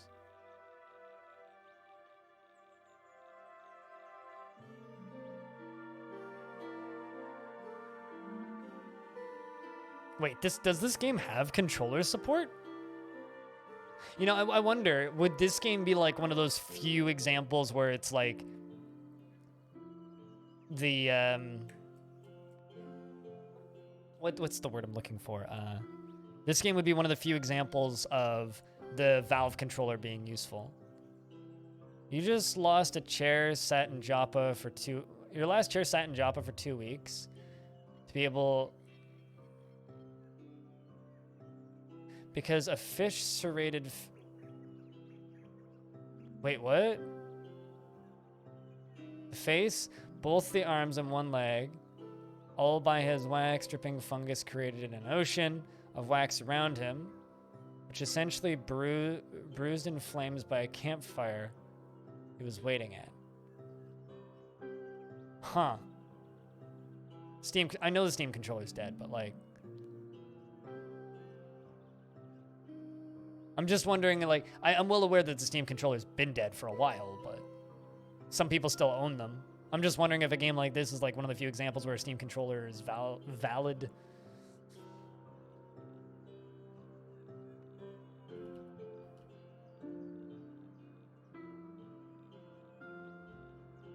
I really, really, really wish I'd found just a normal ass grenade.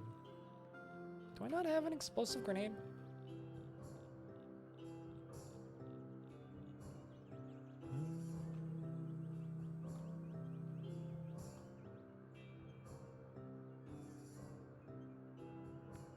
In 3 days? Yep. That is a tendency that people tend to have. I need to like learn how to make my grenades, because I never did that. I did that with the stun grenade.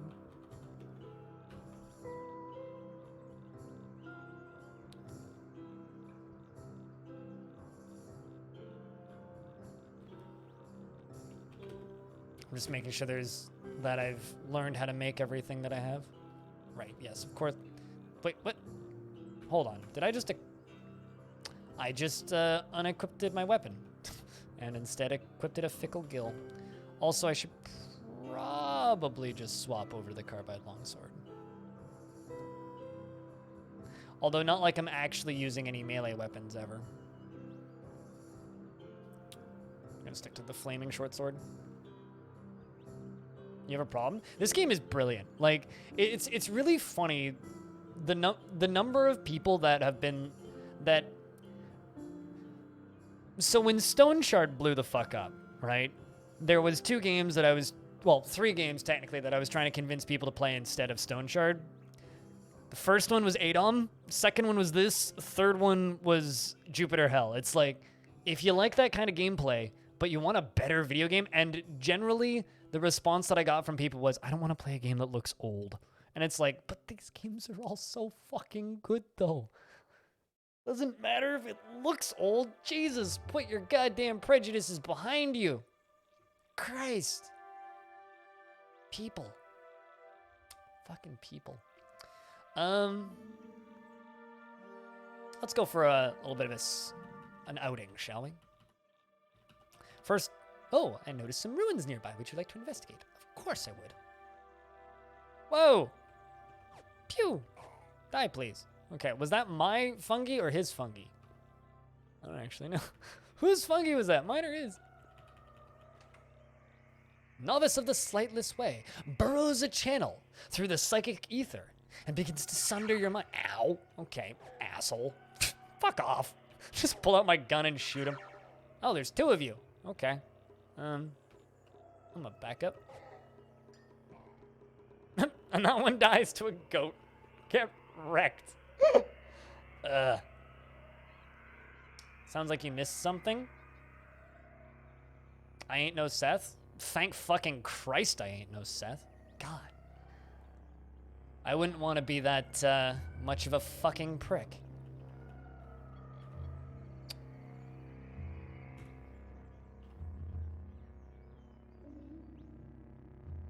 You got your brain exploded because of one of them? They die in like 1 hit.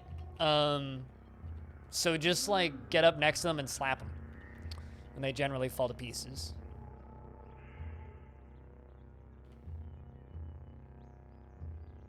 Use clairvoyance. Clairvoyance don't do damage though. Clairvoyance just expose map. Clairvoyance doesn't do anything. Literally just exposes the area.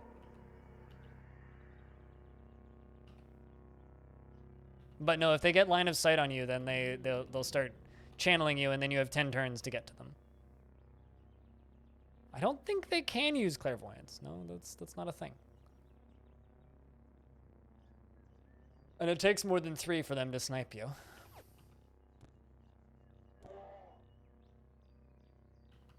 I might charm a goat to be my friend. Because I need something. Be my friend. Come on, goat.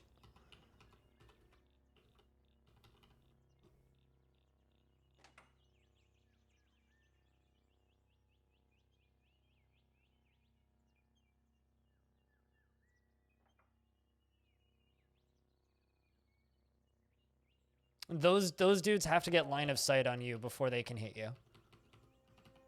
So, yeah, he must use something to get line of sight on you, but I'm not sure how he would do that. A quiet pig farm. The mouths on your skin begin to mumble coherently, revealing the wisdom of 1 trillion microbes. Cool. Let's wander around and check out the quiet pig farm. I'm always tempted to just murder the farmer and kill all of his pigs and butcher them. After such compassion, one will be 50 miles. So I would walk 500 miles and then I walk 500 more to be the man who walked 1,000 miles. You needed something to feel good. Don't read my character's description then, because it'll make the back of your neck skin crawl, and it'll make your head prickle, and it'll make you sad.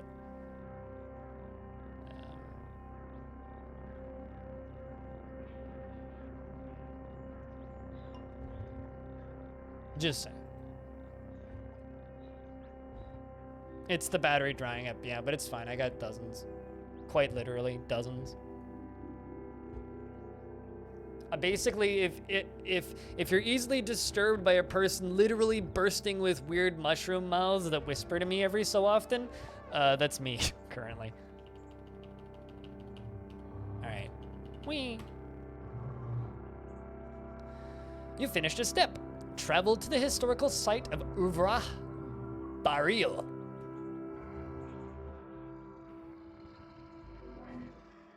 Yeah, nopes. They're not too strong.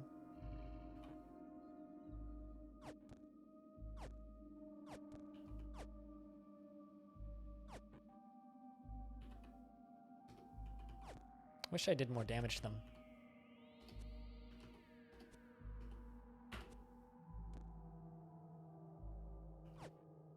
I hate these things. Your companion goat died. That startled me. I thought that I died.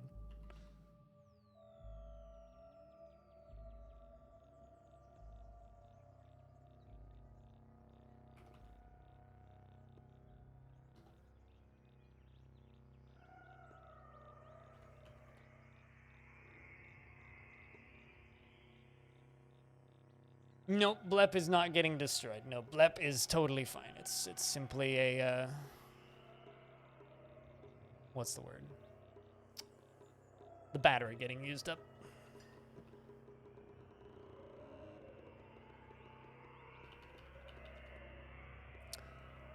Don't really want to go fucking around in areas where I'm gonna just die. What the heck? Oh, I accidentally bumped numlock. Have I been here yet?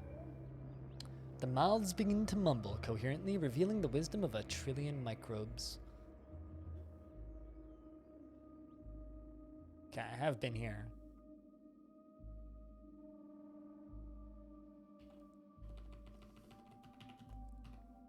There's a Dromad caravan all the way the hell out there. They probably have some pretty good shit, though. And then... Parallel Izor. I mean, think about how mushrooms work, right? They're billions of underground tiny little connections, right? So you have billions of little underground connections. More connections than the human brain in many cases. How else do you think they'd give you secrets? Fucking love mushrooms, man. When you actually, like, think about how mushrooms work, they get really strange, and I love them for that reason. Wait, what? Hold up.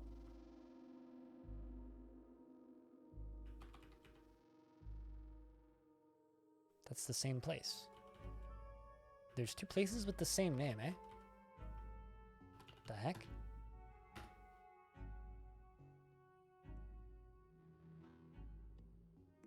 Now, is that a bug or are they connected?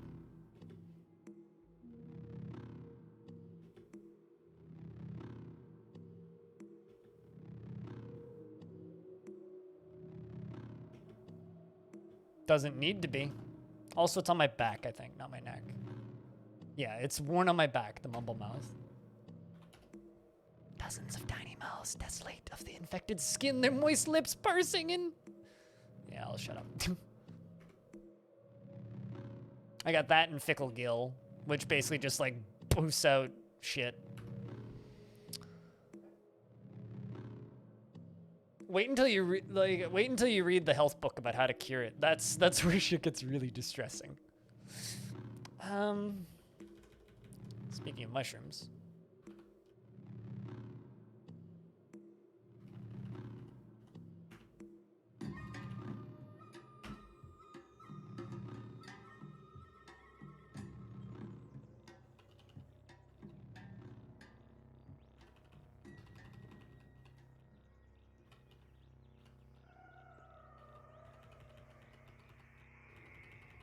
I want to say this guy was who I got the initial infection from.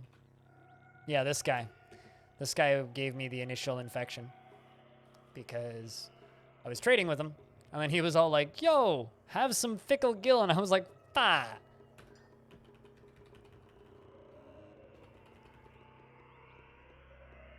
There we go. That's what I need. Some of that honey. Collect honey.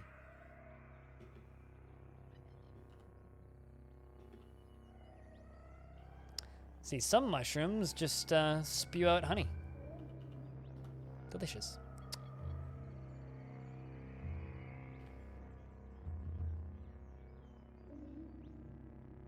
Yeah, we got tons of water.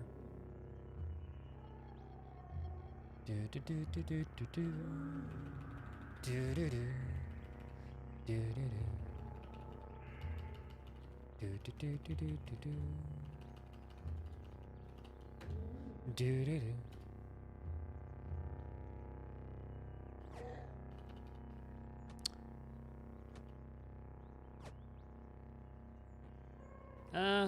Let's just convince you to be my friend. Come with me. Who are you? You're my beguiled blowgunner person.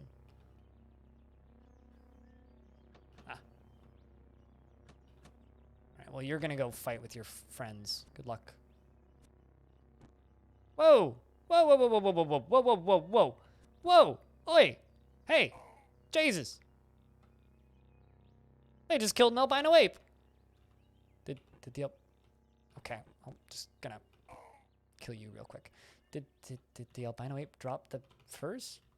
No? Doesn't look like it. What is it? You're the person I want to trade with.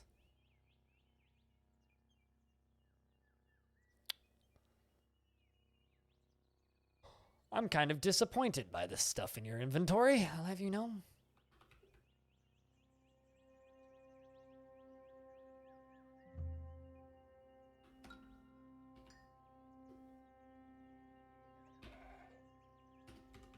Kind of disappointed. You're all the way the hell out here. You should have something better. Turns out, nah.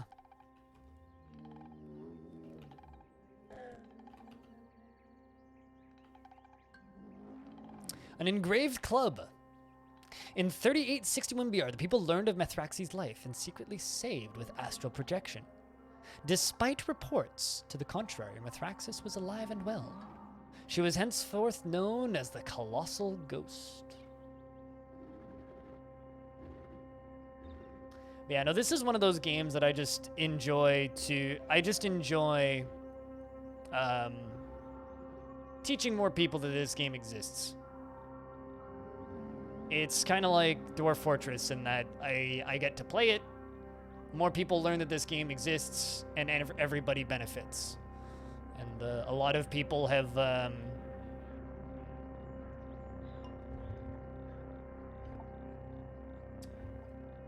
I've had a lot of people learn that this game exists and then put an upsetting number of hours into it because of my stream, and that makes me happy. Basically, I professionally waste other people's time. It's a pretty good gig, I'd say.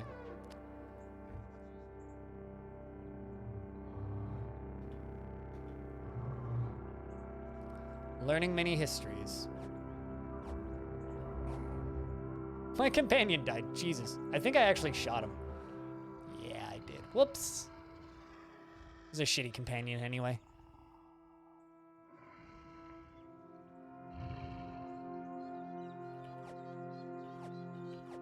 So one of the nice things about having force bubble chat is I can force bubble and then immediately jump out of areas. So I can like,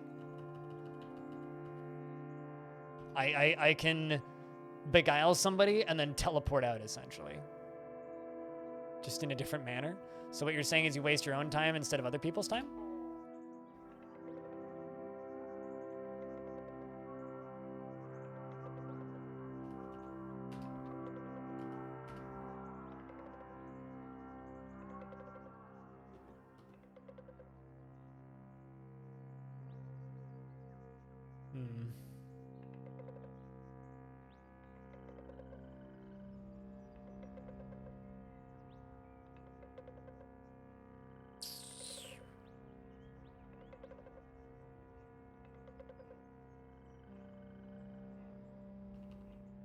Kind of amazed I haven't gotten lost yet.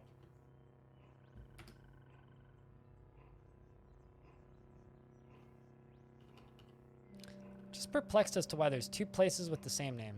Well, actually. There you go. I've now beguiled a goat folk. A braid of roasted frog skin stretches taut over his swollen pectorals and fastens a satchel to his hip. His hooves are stained with Nephali blood. Spittle flies from his bleating mouth into a tuft of hair beneath his chin. It's really nice being friends with the goat folk in the jungle areas. Whoa, what's that animation? It's really nice being friends with the goat folk because if you ever get lost, you can just immediately find friends. A snapshot trapper, eh? What the heck? I've seen one of those before.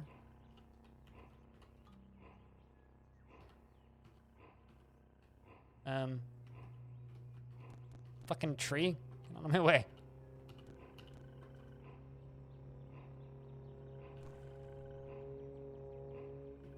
Found a burnt capacitor. Gotta love the rifle through trash ability. It's a good ability. Finding all these crafting mats.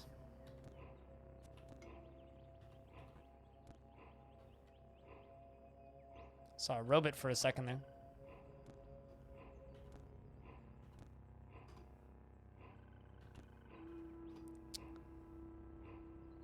So how's everybody's weekend been so far?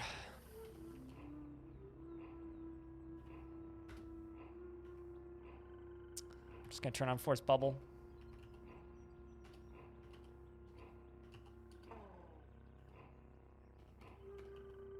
The problem with using the eye lasers that I have is I give out ambient light because of my eye lasers, and as I use up the charges of eye lasers, I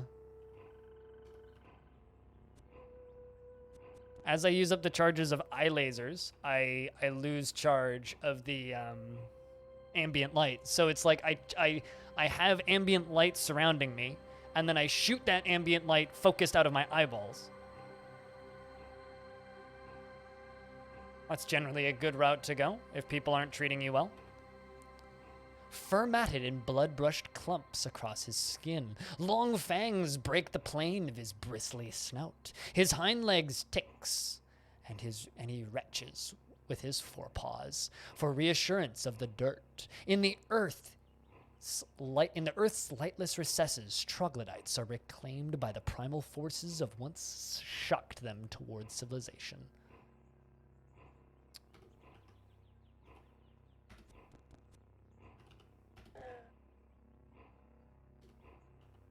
It's dark. I can't see shit.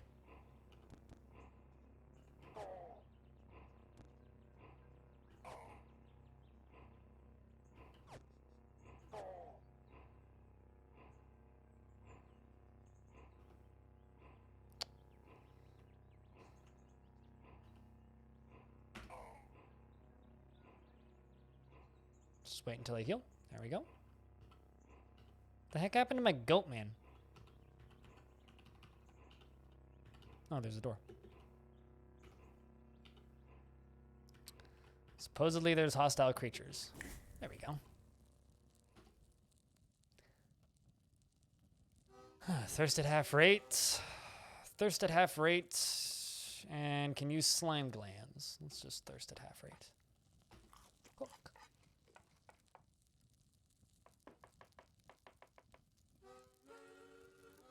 Your funeral will likely be Thursday, so she's going to kill you? Have I seen it? Yeah, it gave me motion sickness within a few seconds of the trailer. And I watched a stream of it and asked my friend if there was the ability to turn on like the off the camera sway and shit, and no. So yeah, no, Cat Slasher's Keep looks unplayable to me. It's got like the weirdest fucking attack animations ever. The attack animations are nauseating. The movement animations are nauseating. The UX is nauseating. Everything about that game looks nauseating to me. I mean, if she doesn't act like an adult, you probably shouldn't be dating her. Just gonna throw that out there.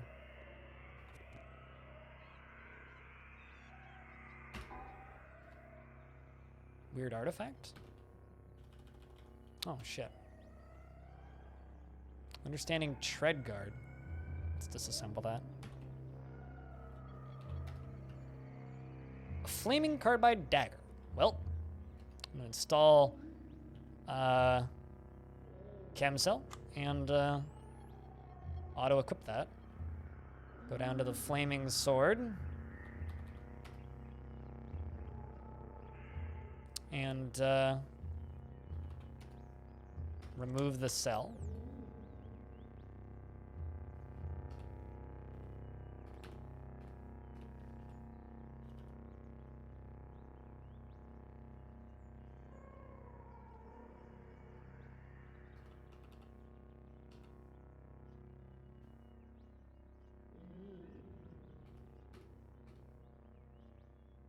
All right.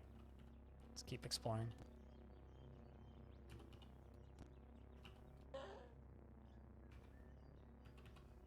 Should really, next creature I find, I should beguile. 'Cause I had that goat man, but I don't know what happened to him. And maybe he died, and I missed the notification.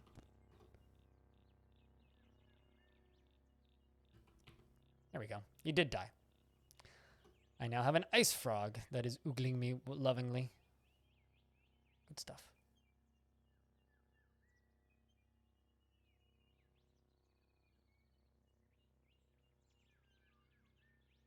I mean, history repeats itself generally, right? This is why we learn history, so that we don't repeat it. I don't know. I don't really like giving people relationship advice because, you know, my last relationship ended in a trash fire, so I generally just assume that I'm a bad person to give people relationship advice.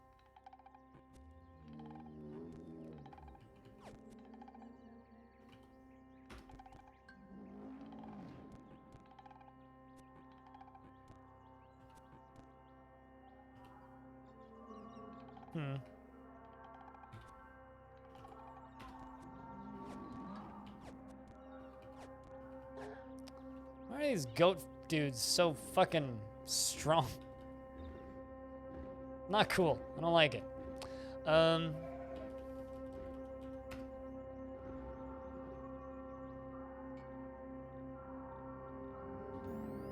recharge my chem cells.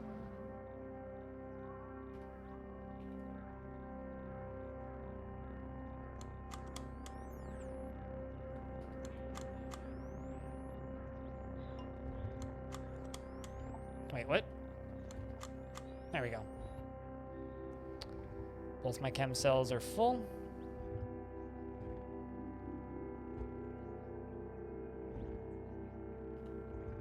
Saw a thermal MK miner to the north.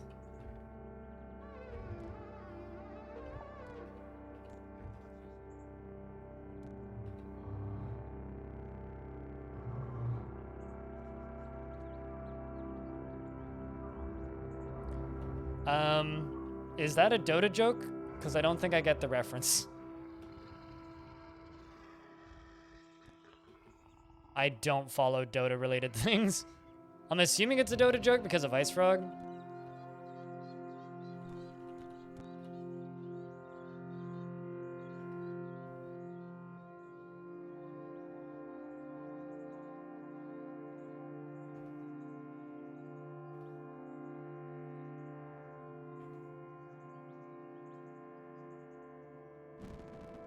Eh. Ow. I don't know. I'm not going to go start stating things like that about people I don't know.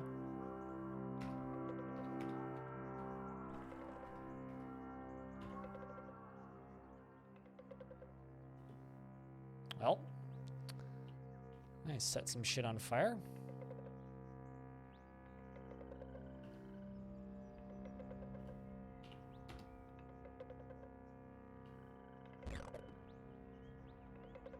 Got some bent metal sheets out of it.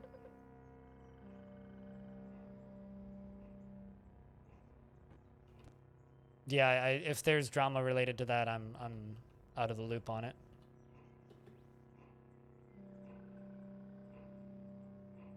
I now know how to make thermal mines.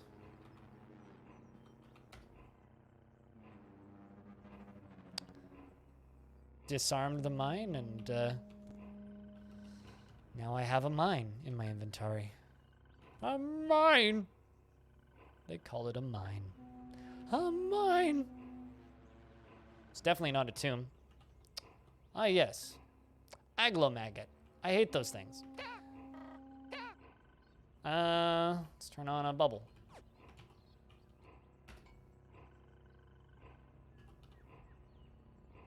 Two of them.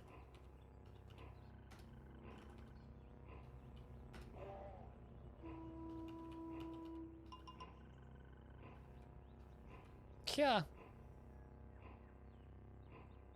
Why are we mining Kias? Out of curiosity. What happened to my beguiled friend? Did I lose it again? The heck?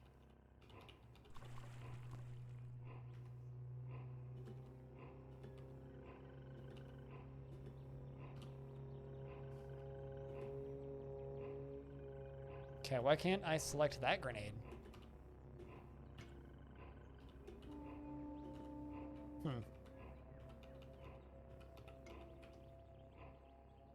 There's one.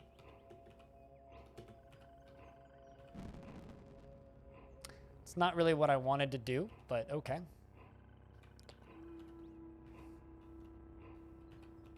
At least it's not making my grenades in my inventory explode. It's always fun when, like, you get set on fire and then in this game it's like, a handy nuke exploded. And you're like, well, me and everybody else on the map are also dead now.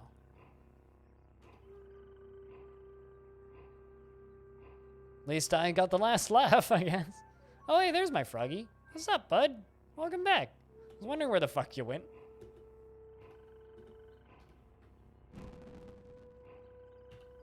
See, like, that's not intended. You okay there, frog? You're supposed to be an ice frog, not a fire frog. Eh, he's fine. He's totally fine.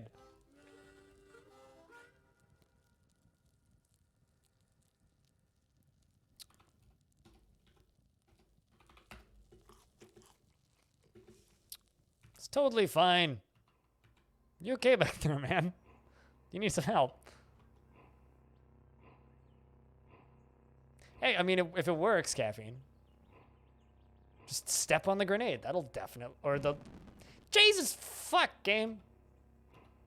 At least there's a puddle of water right there.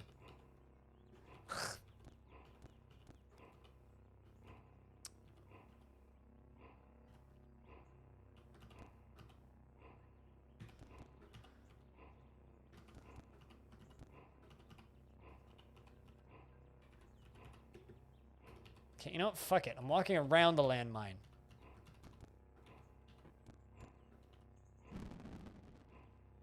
Right, that one I just didn't see. Okay. At least they don't hurt all that bad. It's a wee bit obnoxious. Okay, you can be my friend now, and we'll beat the shit out of this frog together, and now you're my friend. That's a dram of bloody salt. Can I talk to you? Let's trade. Do I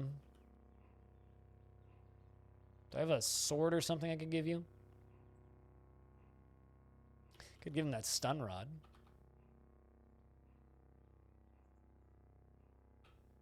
I'm gonna give him the axe. Here, have an axe. What are you already using though? You've got a carbide dagger and a carbide axe. I hope you know how to dual wield.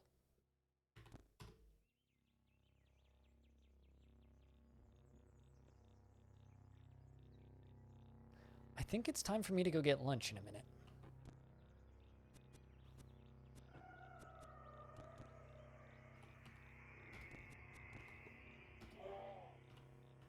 Yeah, generally this character is more about like back up, bubble, and laze things to death versus... I seem like an odd dude to hang out with. I'm just like rifling through trash constantly. All right, well, we went and poked that area that the mushrooms told me about. That's the sentence I just said.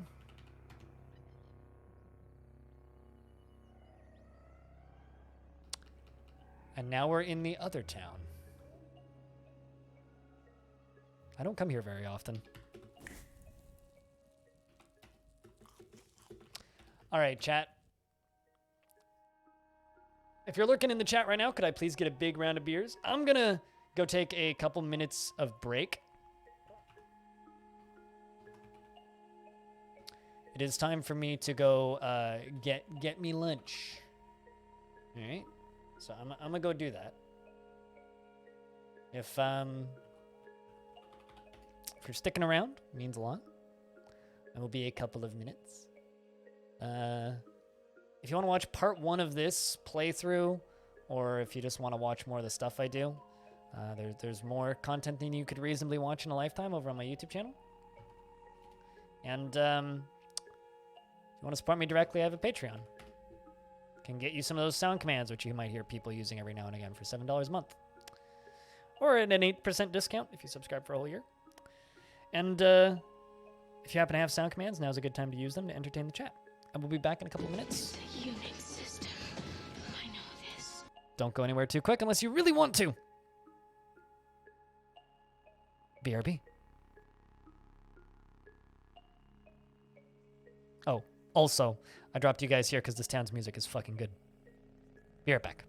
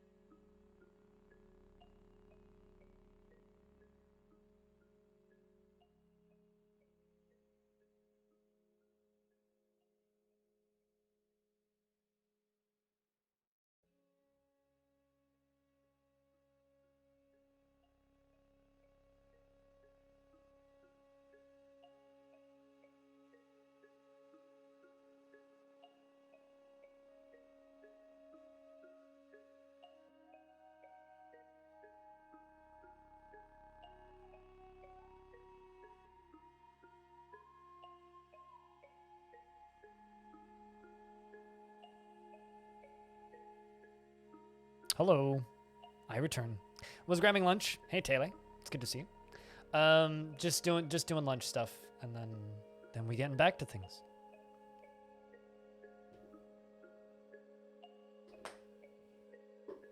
Thank you.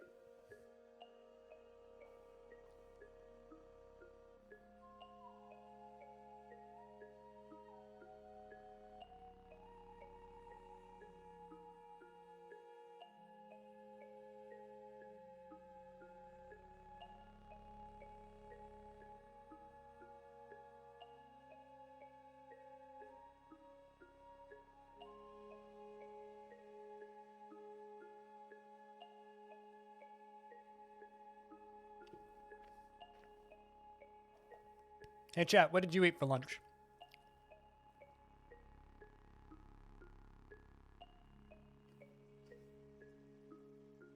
Because I'm just going on... I've been literally eating the exact same sandwich for lunch for like a week and a half. I have this ham that was really cheap and cheese. And that's it. And it's like, yeah, you can't fuck up a classic ham and cheese sandwich, but...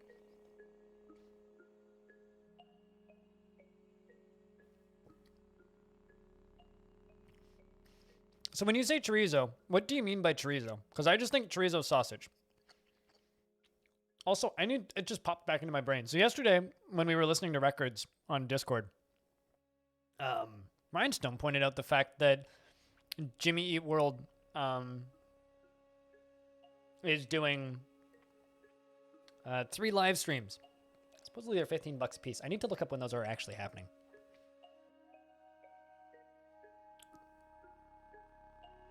Soup and grilled cheese, open face. Grilled open face. Did you do those in the oven, or did you do them in the pan? The sandwiches.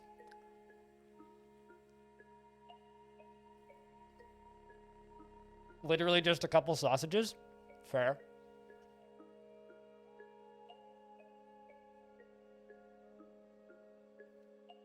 I've definitely had lunches in my life where I'm like, I need sustenance.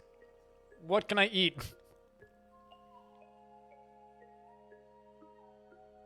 Yeah, sometimes I'll make like a I'm fucking lazy grilled cheese sandwich. And when I make a I'm fucking lazy grilled cheese sandwich, it's like toast both halves and then put butter or something on the inside and then just add cheese and then just stick it in microwave. That's like I'm in a hurry grilled cheese sandwich, but I still want a grilled cheese sandwich. It actually works pretty okay generally.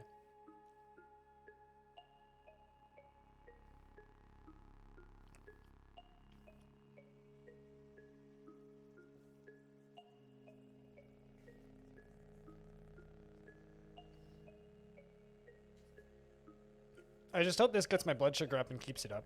I must have miscounted something on breakfast because I've been kind of on the low end all day. I don't know if I seem low energy, but like actually doing things is hard.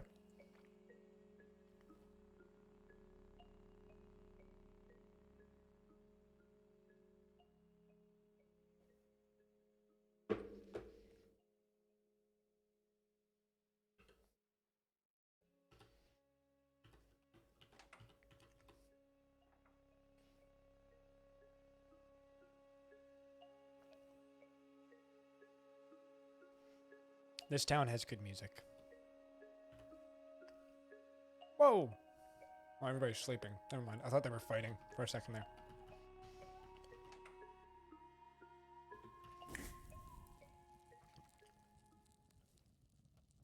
Mulled mushroom cider.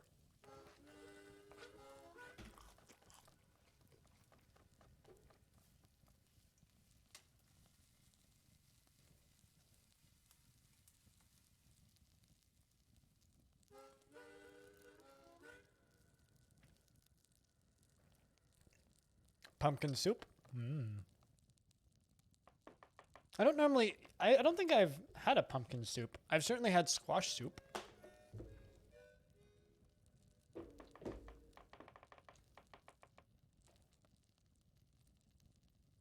There's a brand of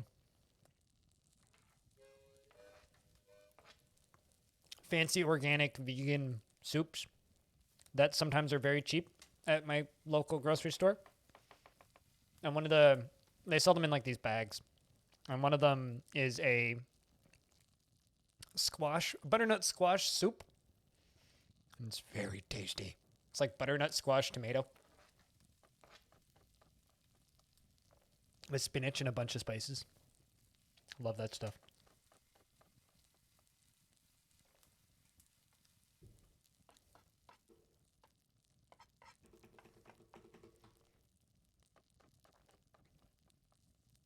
But they don't keep for very long, so I don't generally buy them. I wonder how well they'd freeze. They'd probably freeze just fine. You start to metabolize the meal, gaining the following effect for the rest of the day. +4 to quickness, +10 to saves versus bleeding, 75% chance that itchy skin doesn't develop into a fungal infection. Well, too late. I already got 2 of those.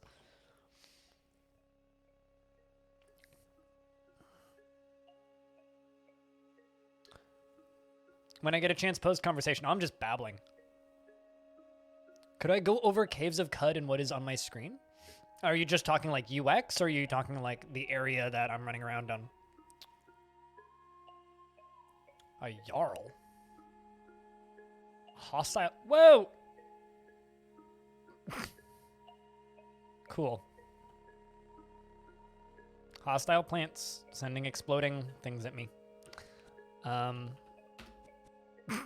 Good thing I turned on. I'm getting attacked by a plant, just to have you know. I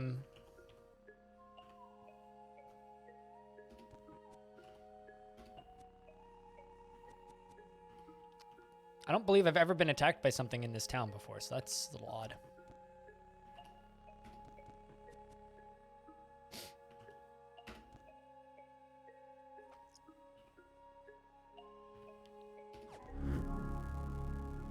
Well, I leveled up.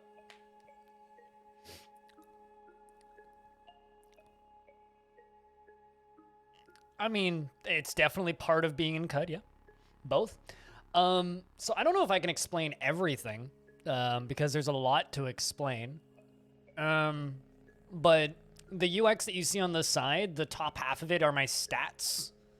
The middle are Blep and Laser Pistol, are 2 laser pistols I have equipped. One of them has been named, so one of them is called Blep instead of Laser Pistol.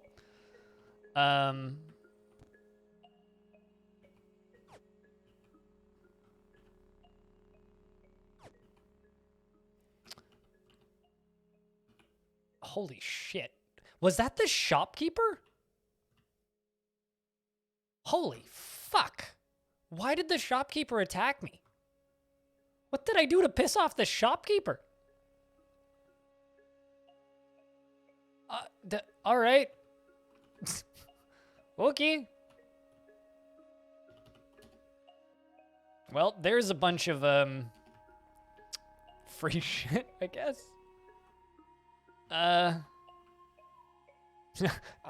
Yeah, there can be only one.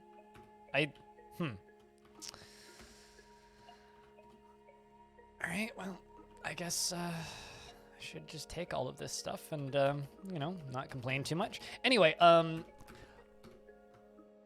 much is currently mad at me? So top right is my name. Then there's my stats beneath that. There's XP, HP, and stuff I have equipped, and then the recent events. As far as UX goes, this is my character sheet. It's all kind of up at the top. Equipment, reputation with all the different factions. There's a lot of them. These are all different factions in the game. These are my active quests. My journal with histories. These are all things I can craft if I have the right materials. This is kind of your skill tree, which I should probably put some stuff into. I also have a mutation point, and I'm gonna work on light manipulation because that's kind of one of my main sources of damage right now.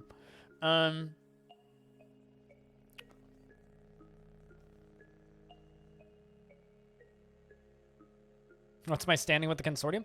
Good question, actually, now that you mention it.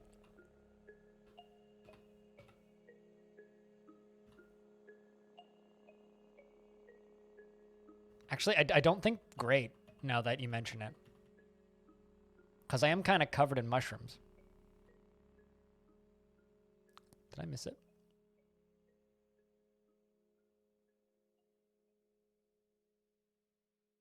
I mean, the fungus like me.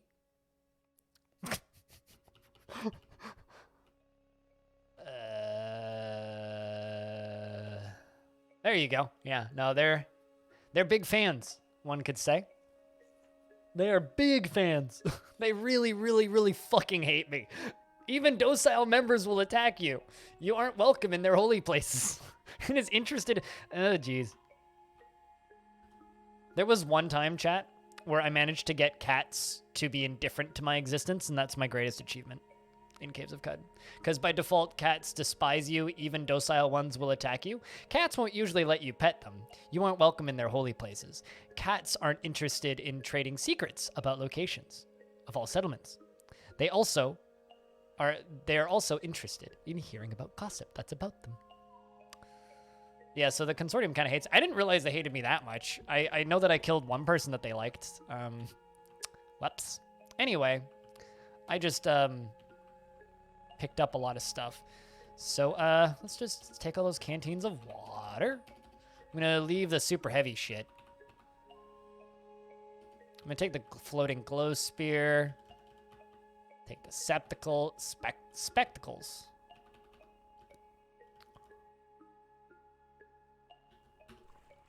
I have a flexi vest. Some artifacts.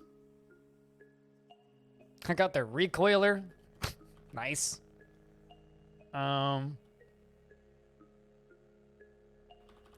Since I have a floating glow spear, I think I can. No, okay, I can't unequip the hover. I have to unequip the hover sled to do that. God damn it. Which means now I can't move. Great.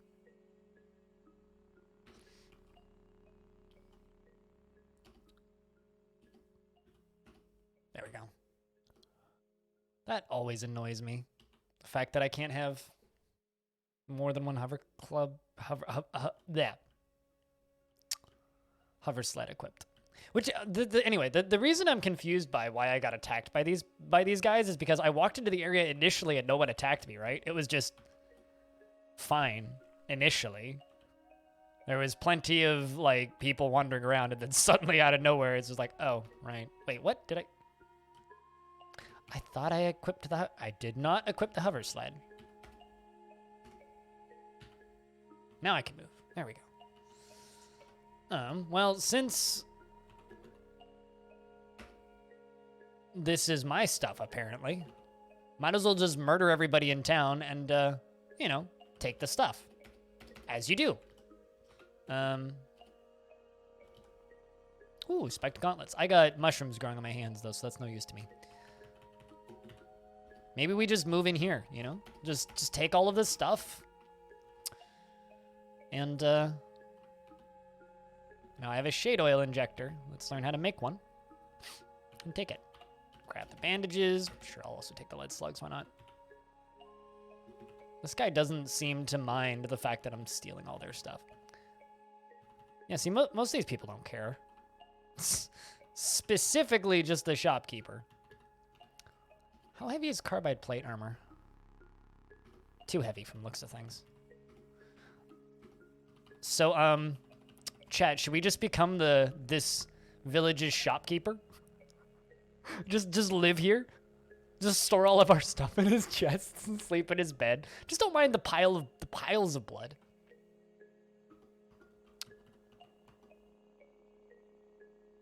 Oh, I took all of their water. I am such a nice person. I'm going to drop these steel boots so that I can move. Hello, Mayor. I didn't just kill your shopkeeper. Live and drink, traveler. Welcome to my village. The idyllic kakoyakya. Not to be confused with takoyaki. Totally different thing, almost as delicious. As it is spoken in our native tongue. How may I serve you? You are an albino ape. Why do you call it your village? Indeed I am. Why do you call it your village? I am its mayor, and I have been for some time. You see, many years ago, I deserted my tribe. We were of two different minds. They desired nothing but to bludgeon everything to death, while I asked, what is the nature of this thing we bludgeon? Or if we act, or if the act itself, recognizing my answers lay elsewhere, I cast myself upon the byroads of Cud, as a love-sick sailor casts the bottle that bears his sonnets upon the surf, hoping I'd be guided towards the wisdom I sought by my desire to seek it. I have no idea what 80% of that meant, but cool. Some years later, and 20 ago, I came upon these mushroom huts. They're provincial inhabitants. There are a goodly, simple people. I was charmed by the warmth with which they welcomed me. Surely owed acceptance. I owed my acceptance at first to the competence I share with their mighty God. But they soon grew to love me, and I them. I've remained here ever since, in contemplation of those questions that first stirred in me all those years ago. So these people basically worship albino apes as gods, and this just happens to be an intelligent albino ape that doesn't want to bludgeon everything to death. And, obviously use that ability to gain power over this village. Who's really the good guy here? Imagine, you walk into a new town and they're like, oh, you're kind. We worship you as gods. Okay, I'll just be your god then. I mean, it's logical.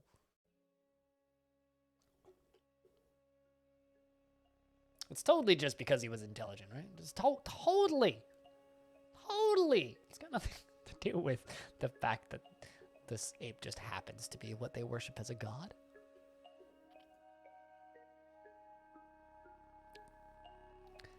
What can you tell me about Kayakukaya? Kayak Papaya is a village of hunters and gatherers. The natives are not likely to pay you much mind, so long as you leave them alone. If it's commerce that interests you, take a gander at Jarl's Wares. Whoops. In the northwest corner of Seven Lenards. If he's graced us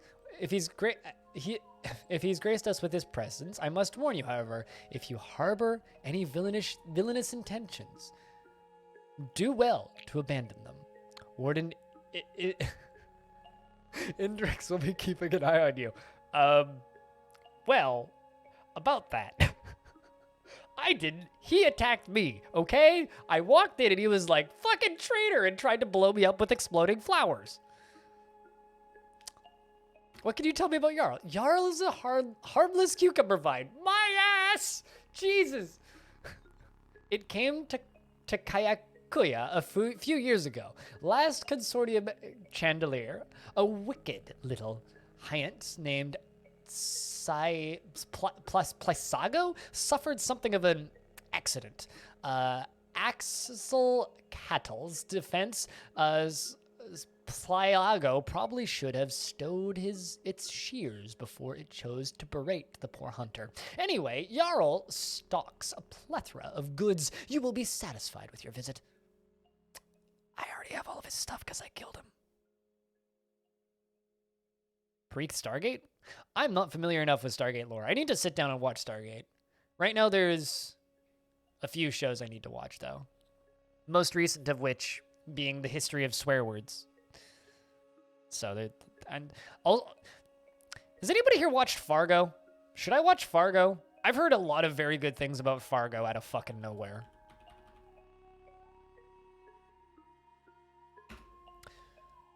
Sven Linyard is a huntsman from around these parts. He is out in the jungle stalking his quarries, but every so often he sets up shop in the copse of trees at the village's center. If it's a rare biological specimens that interest you, such as male crafted from the husks of hideous beasts, Sven Lard's the man to meet. Fargo really good? You like? Okay. I've heard a lot of people, specifically there's a podcast I listen to that has not shut the fuck up about Fargo for a while. And because, I'm all the way caught up with, The Expanse, I kind of don't really have anything else to watch right now. It's probably one of the most Canadian places in the US. Well, that's not quite the question I was asking, Fuzzatron, but fair.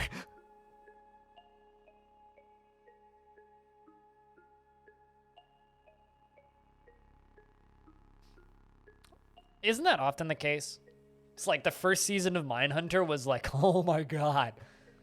I want another first season of Mindhunter. Which is a weird thing to say, but... Warden Indrix is one of the most ferocious warriors I've ever met. Once upon a time, he and his brothers gorged themselves on the flesh of beasts by the starlight. But now I count myself lucky to call him my warden. Some believe he is possessed of sour disposition, though I assure you he is but a victim of his goatish nature. Live and drink. Is there work to be found round here? A soldier of fortune, I see. Speak to my friend Warden Indrex. You will find him patrolling around the village.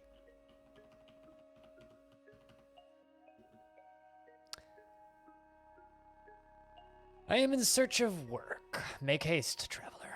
Grrr! There is but one task I know to offer you. It is most treacherous, and in all likelihood you will perish.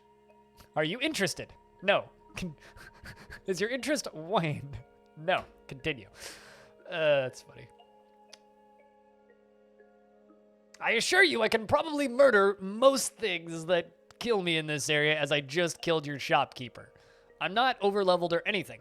There is a river just north of the village that runs eastwardly, course into the jungle. Along its bank lies a goat folk village. There resides a mighty shaman, Monom Soul Drinker. He is in the possession of a talisman of great power in an amaranthine prism that reflects the psyche of its handler, in much the same way as Mayor Natu has explained to me.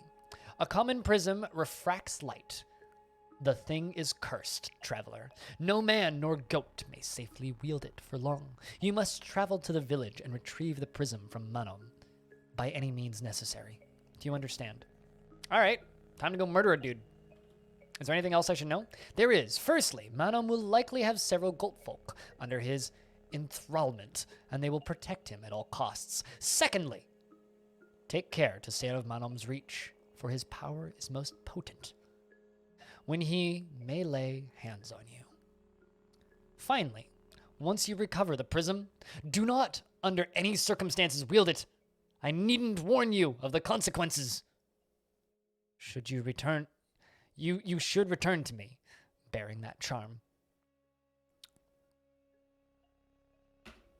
All right, let's go north and murder a goat man.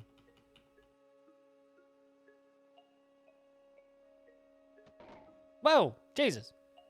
That's a busy area. Good lord. Just immediately get shot at. Well, good to know it's friendly here.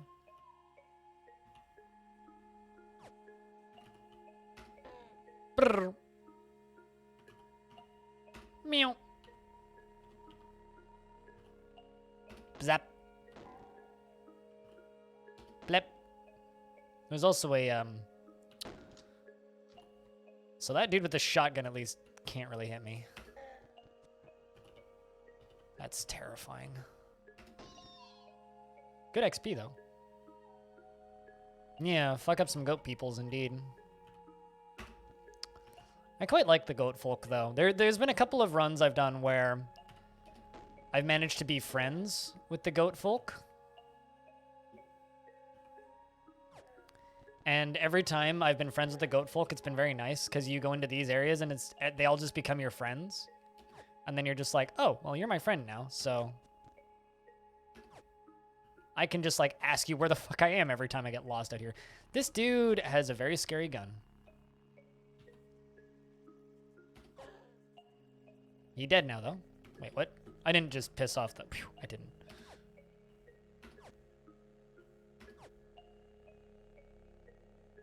Merely clicks. Do I not have... Hold up. Oh, I see. This one's got a rusted fuel cell. Shit. Let's fix that.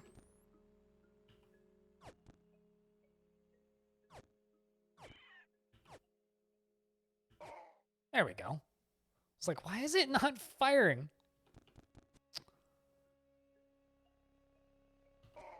Well, he did. We're still technically in town, too, which is the best part. This is like, everything's just exploding. Ooh, thermal grenade. Gib. And a weird artifact. I wonder what that is. You you make some progress understanding a chain gun. Learn to make it. Oh, it's too complex. God dang it. Well, I has chain gun now. Oh, it's too heavy. Fuck. Well. Oi, goat bloke.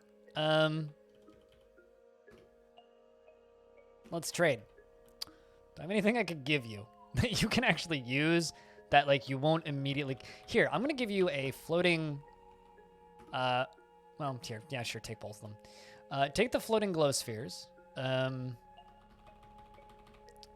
Let's see how many swords you can wield. How heavy is that fucking landmine? Not that heavy.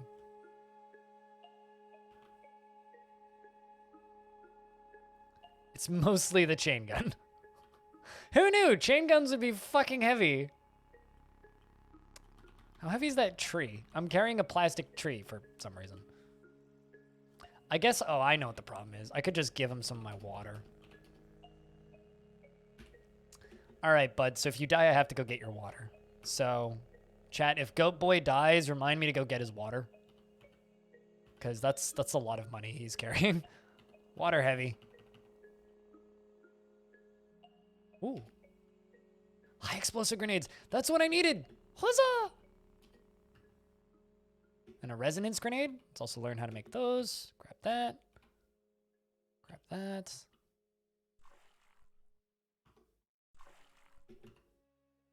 Can't have it all. Grab that. Grab that. There's a bloated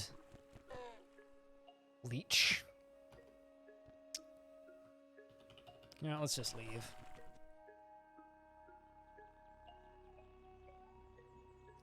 That is very brave of you. Going to go fight that, my dude. Fucking madpoles. Madpoles have a nasty habit of ripping your limbs off.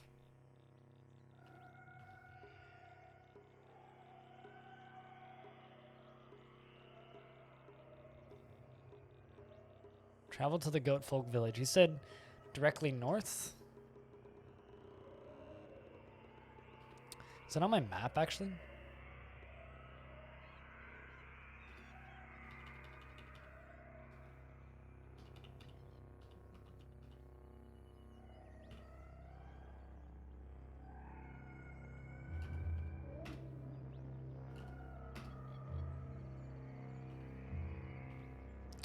I am terrified of that madpole.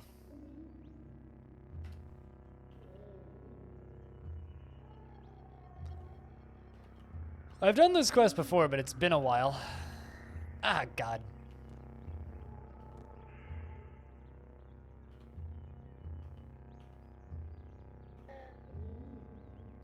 Well.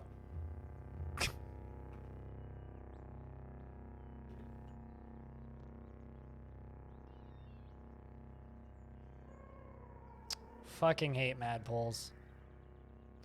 What did I do to piss off the flies?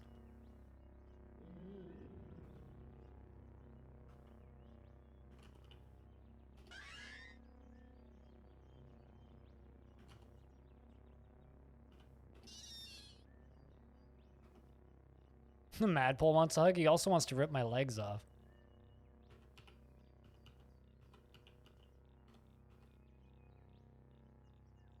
Where'd the fucking madpole go?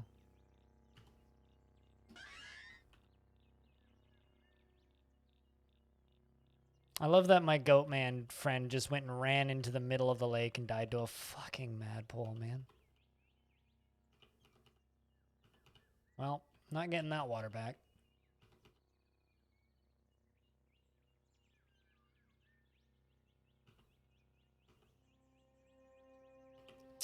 Madpoles, they like to rip your legs off. Quite fucking literally.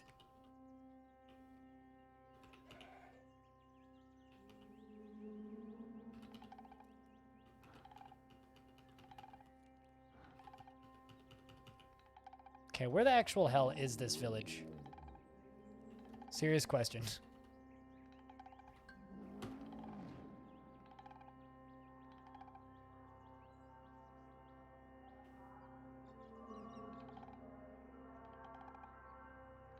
Did he say to follow the river?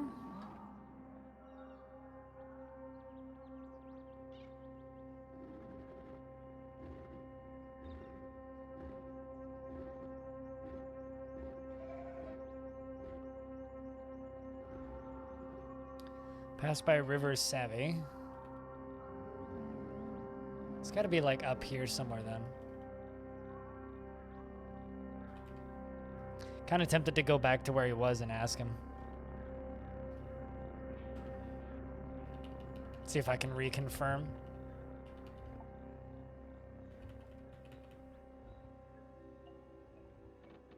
Whoa! What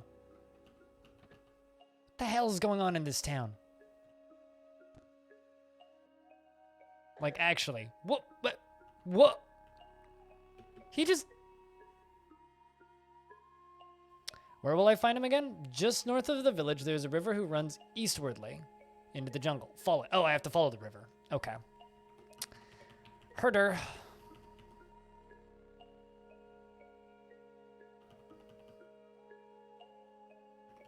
Actually, no, you can be my new friend. There you go. Okay, let's follow this damn river.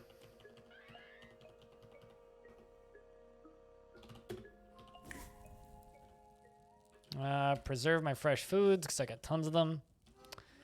Let's cook with bear jerky and canned have it all.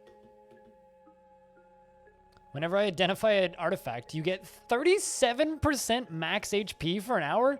Jesus, that's a lot of HP to get in that. Whoa, dude, that was a big grenade.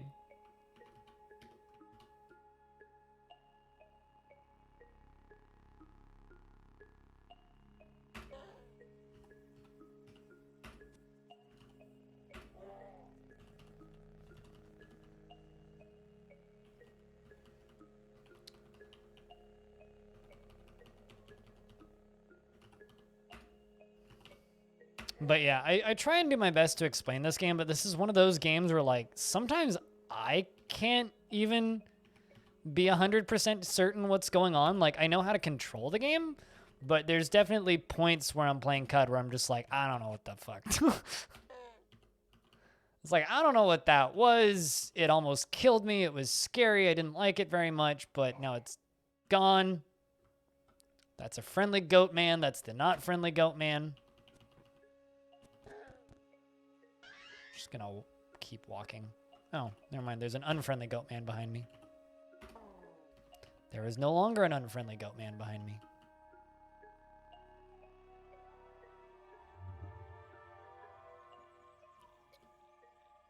Let's wait until morning. All right, I'm assuming this is the village I'm supposed to be at. There we go. There be lizard, all kinds of friendly people. So yeah, chat, if you're confused, that's normal, don't worry. The mouths on your skin begin to mumble coherently, revealing the wisdom of 1 trillion microbes. I discover a location of some ruins.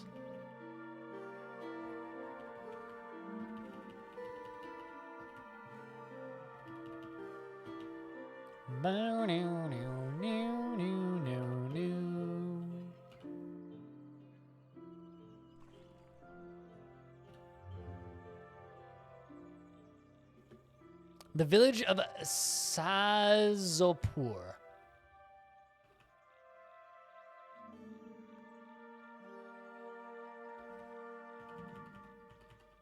I wonder if I can just beguile this dude. I'm gonna try that, actually. Oh, hey, there's a trader here. Qual. It's a dromad. An ape for a cloak.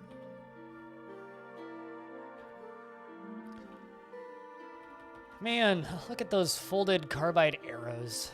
What a waste. Kind of wish I could deconstruct those. All right, chat. It's one of those days. Can I get a round of beers in the chat? If you're listening to the stream, I'm just curious about how many people are hanging out today. So I got to keep the chat relatively active-ish. And if 2 people have spoken 10 minutes, it's time to do a round of beers. Cheers, everybody.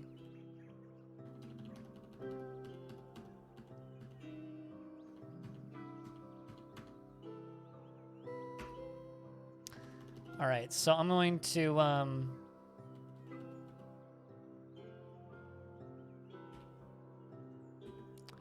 grab that artifact so I can examine it. A stone obelisk in 451 AR. The villagers of Sazapur demanded the mayor step down and the people could govern themselves. 2 pillars of the civic life in Sazapur thus became the democracy of Akra Inai, the legendary glowfish.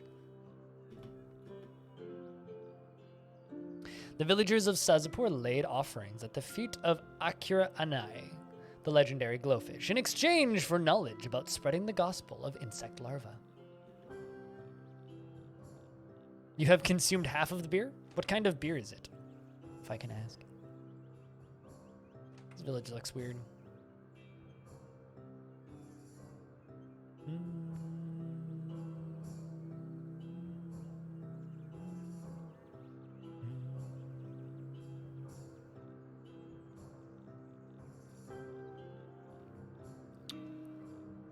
This is a strange town. Although I don't think it's the one I'm supposed to be at.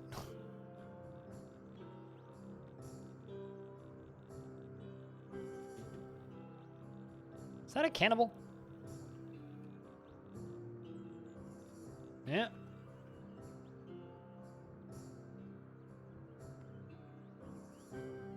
A painted clay jug. Ooh. At Starfarer's Key, Rusef consulted with mysterious strangers and learned the secret of Gyre. By cause of misdeeds of the elder Sads, the sultans and star beings had levied a curse on Cud. Rusef vowed to make right from this wrong and redeem our doomed world.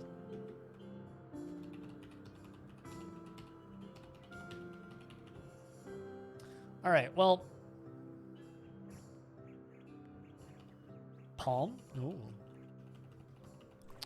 Guess I need to keep following the river then. We'll come back there.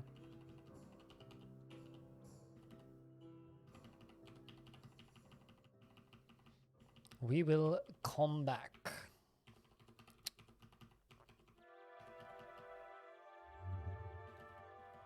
The one issue with kind of traveling along areas... Whoa! Someone's shooting at me. Holy tits. Okay.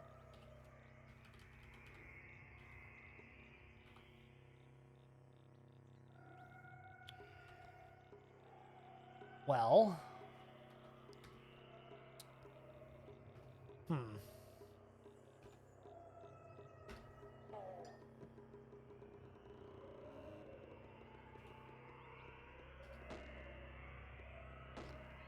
I might just walk around these people. Jesus fuck, what's with the whole goddamn army of them? Are they fighting amongst each other?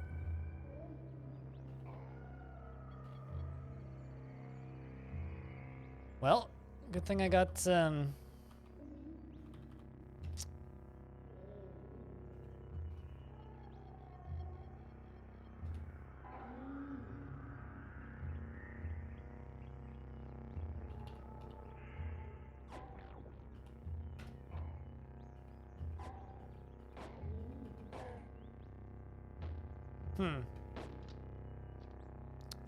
these fuckers. There's a lot of dudes right there.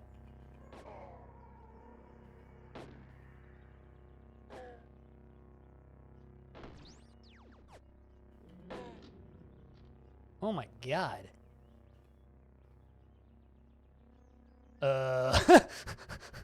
Alright, well, good thing I got, force wall. Yoink.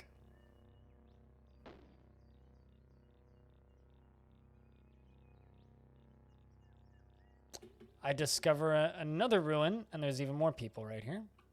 Got 17 rounds before I can use my force bubble. Fortunately, these guys are all pretty weak. Let's just start sprinting.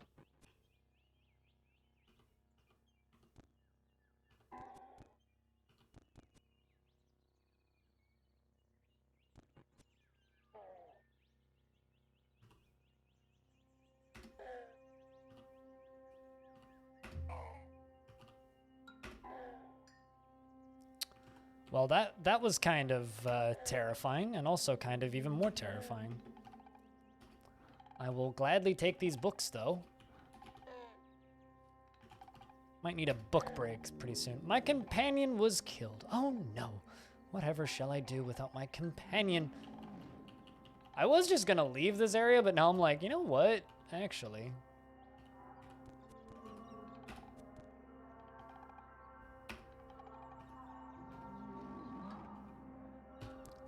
Oh, I can't beguile you. Okay.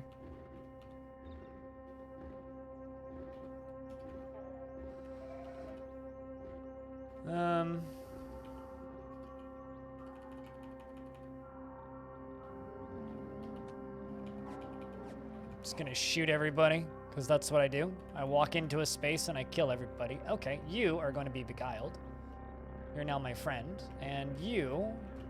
Whoa! Are going to get zapped. Let's clairvoyance real quick and check this area. Whoa, okay, never mind. We stay in here. I wasn't planning on staying here, but we're gonna stay here. Because I want these books.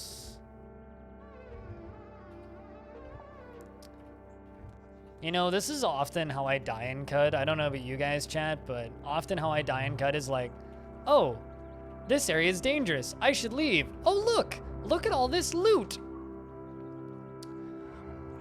This shrine depicts the life of an event from the life of the ancient Sultan, Orelesh II. While traveling through Sar Palace, Orelesh II stopped at a market in Korshur at an obscure shop, and he purchased an arbitrary sword and named it Arbitrary Oreleshethbun. And then she went to a nearby tavern and lost Arbitrary Oreleshethbun in a foolhardily bet, and she cursed the tavern and left Korshur. Okay, sure, this all checks out as things that could happen in this video game. I'm in danger, but loot! It's okay, most of these guys are pretty easy to kill. Even in large numbers, they're pretty easy to kill. These root dwellers aren't too scary. The other area beneath us that... Ooh, okay, that's scary. I'm gonna turn on my bubble. It's okay, too, because, like, if things get particularly scary, I can just turn on my safe space bubble, which is basically just a, don't you touch me! Strange plants. Ooh, of course you want strange plants. Who doesn't want strange plants? They are delicious, I'm told. Yeah, no, safety bubble, which I can't use very often. Well, relatively often. It's on a pretty short cooldown. Just gives me this little, more or less invulnerable shield. That unless I intentionally move adjacent to somebody, they can't get to me.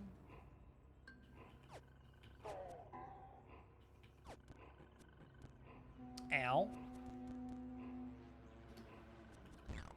Start sprinting away.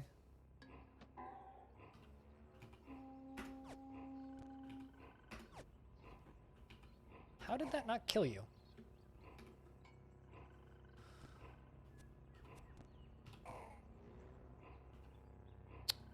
So far, the only time I've really come close to death in this area has been to that mad pole. But even then, I was able to turn on safety shield, so we were okay.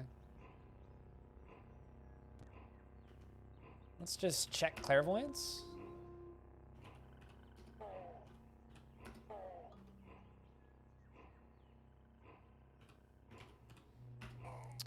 But yeah, no, I think major plans for the coming days is do more late night streams of Record Player, because that was a lot of fun last night. The Freehold. That's one of my favorite names for books. So many books! Holy shit! So much XP. Pew! Although I do need to kind of walk all the way across the world to actually spend it, but...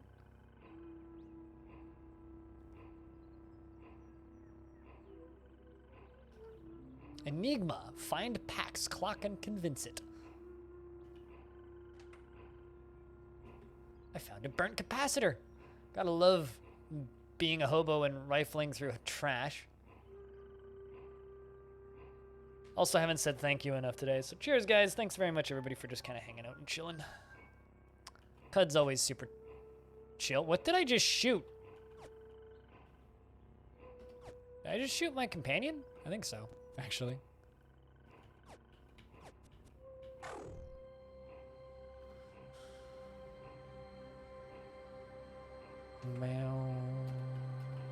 I must have a lot of books now.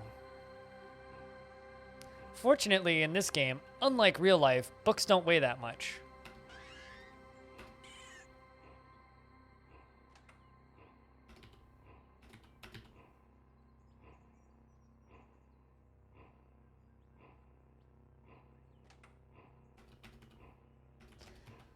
And just like real life, books give you tons of XP. Ooh. Look at this shit. Why are there certain arcs lighting up around my character? It means I'm rifling through trash. Because I'm just auto-exploring, when you rifle through trash, there's a % chance that you get free crafting materials, basically. Which are those weird letters at the ends of things that says what materials they're made out of. ACC4 basically is just like stating it's made out of these materials. I just got a flamethrower. Oh, it's too complicated for me to figure out how to make one. I don't think I can carry it yet. It's too heavy. Although I can disassemble the shotgun.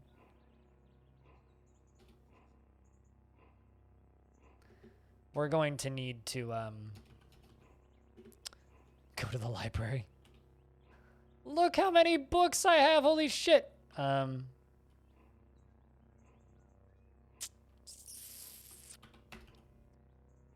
we go. I'm going to quickly get the heck out of here and run all the way across the world. Go to the silt. Run up here. By the way, to anybody who hasn't seen these yet, all of these books are proc-gen text, so they're all full-length readable books, but they're all word salad. And some of them have hints for locations of rare items. May the act itself ply to the silver hollows of the spry adventurer's dream. Don't heed the tale of every thirsty fool boy. The Magora Yee's rifle. Roads eventually reached Perth, but the 6-day silt never tumble. The 7 lords of House Yesh, from whose ancient coordinates seeds sprouted in spite of the eaters themselves, muffled in the southeastern corner of moisture out of the phosphorescence, into the southeastern corner, into the edifices fit in inhabitants for mortal folk. And relevant excerpt reads, Roe, the twining thaw, Dr. Atkin devoted 18 months to compare them. Find dysfunctional Waydroid among the ruins of Golgotha. I know that last bit of text. That's from a quest that I'm currently on. But I can just give them to this librarian in exchange for XP. Look at all of that XP! Oh my god. Volume X.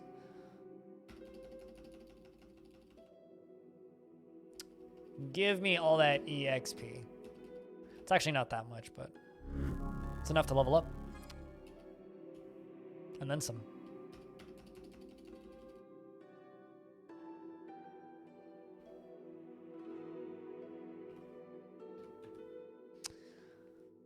All right, I now have a mutation point. I should probably level up Force Wall. Or clairvoyance, actually. I'm gonna level up clairvoyance. Although my psychic glimmer is getting awkwardly high. We're gonna do Carbide Chef, which lets us remake the same meals with the same buffs.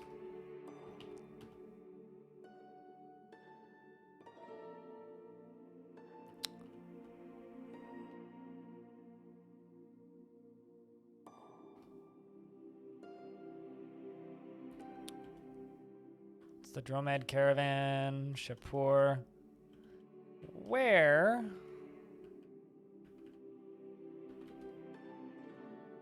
I left a bunch of stuff.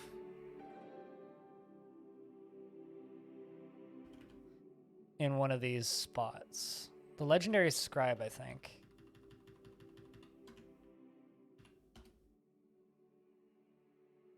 Did I not kill you?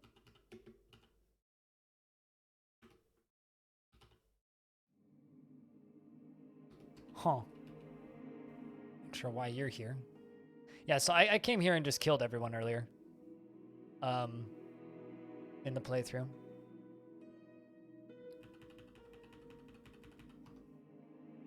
Did I never actually come here? Huh. I thought I did. Wait, what? It says that you are friendly, though.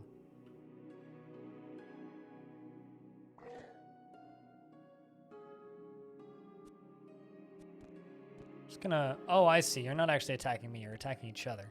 What the heck is going on in here?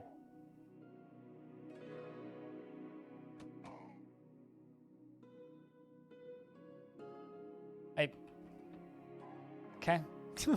Keep killing each other. That's fine. This wasn't where I left a bunch of stuff, but I thought I already cleared this spot. I guess I didn't.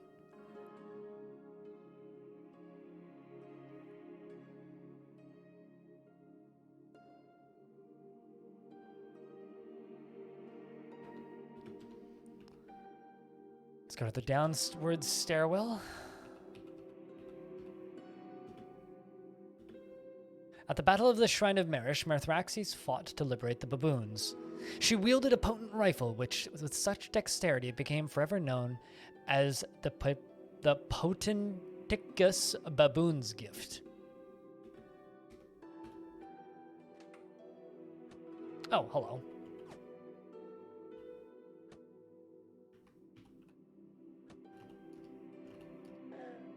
There you go. Pissed off the Snapjaws even more. The mollusks still hate me, but hate me slightly less.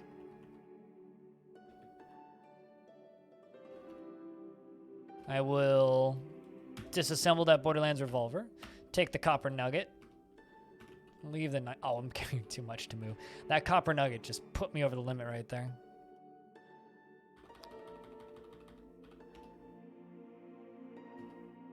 I'm gonna remove the cell and drop that so I can move.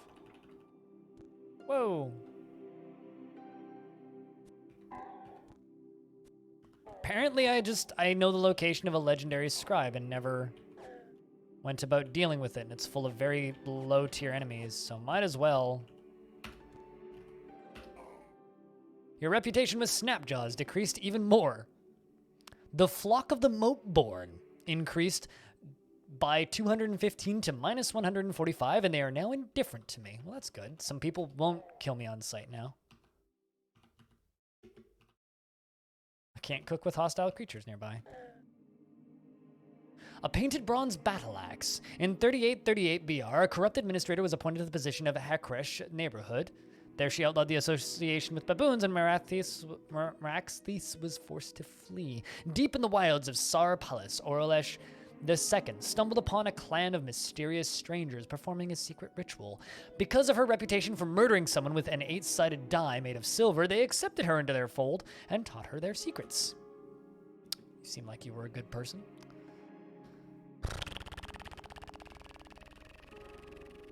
Carrying too much to move, you say? I'm never going to use that stun rod. Holy shit, what the heck did I pick up?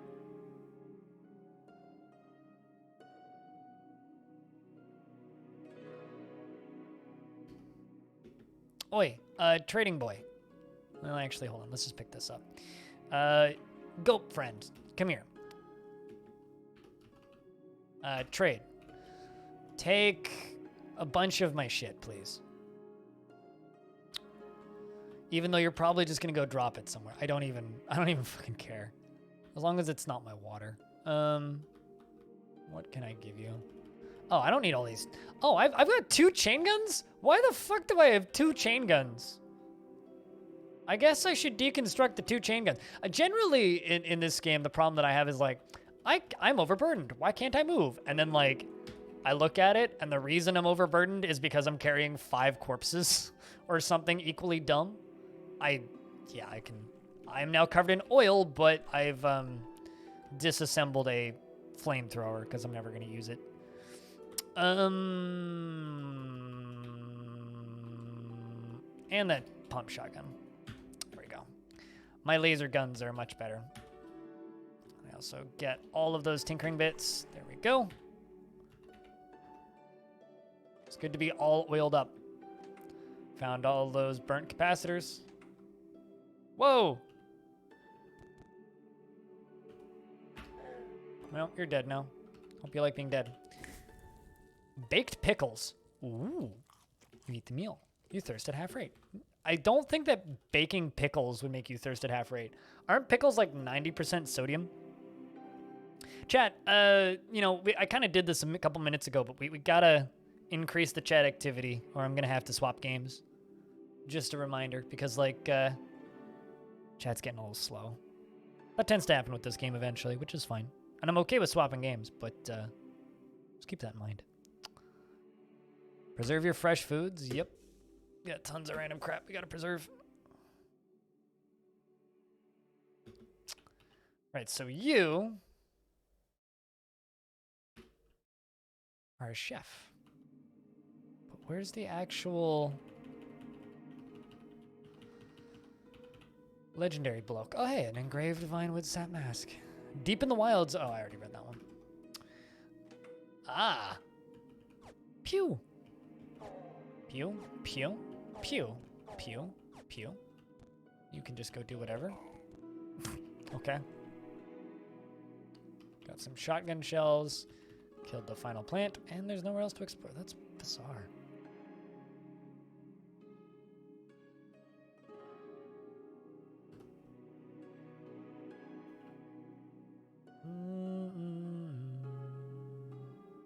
All right, that's a... I don't remember doing any of that, but apparently I did.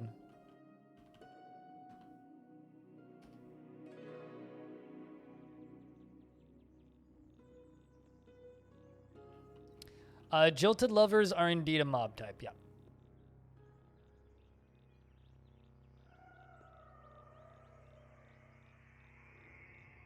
Every 7 games? For some reason, when people say DCSS, I know it's Dungeon Crawl Stone Soup, but my brain automatically goes to DCS first, as in the flight sim. It's like, I know you're talking about Dungeon Crawl Stone Soup, but that's not where my brain goes. My brain automatically goes to DCS first. Live and drink, unless you're drinking water. Live and hydrate. Hydrate's fine. Hey, Avenue. I gotta keep the chat moving because dead chat's bad for every stream. Doesn't matter how big nor small. And sometimes this game's great for chat. Sometimes it's terrible.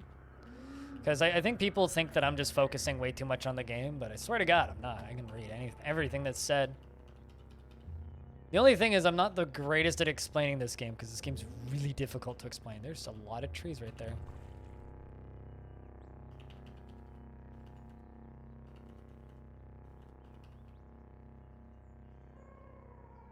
Did he say follow it east or follow it west? I think he said follow it west.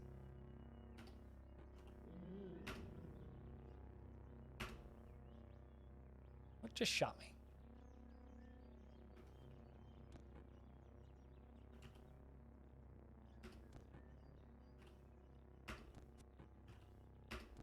It's kind of a lot of damage that.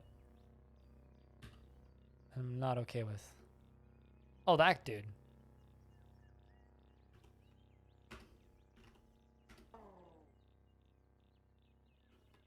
Fucking sowers. Hurt like bastards.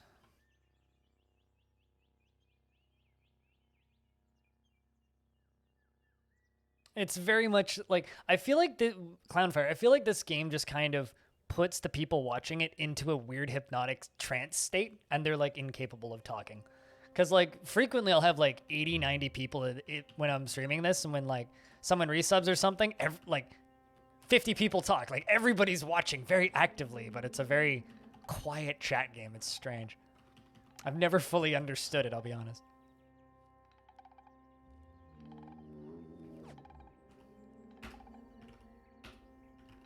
Let's just try and laser you to death.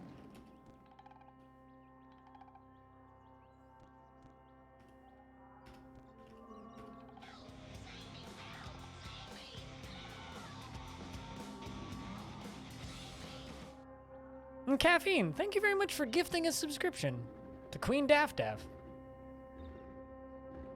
Hey Daff, thanks for lurking. Cheers. Or just popping in, really. I feel like the only time I ever actually see you talking, Daff, is over in Alligator Fuckhouse's stream. It's nice to see you outside of there, though.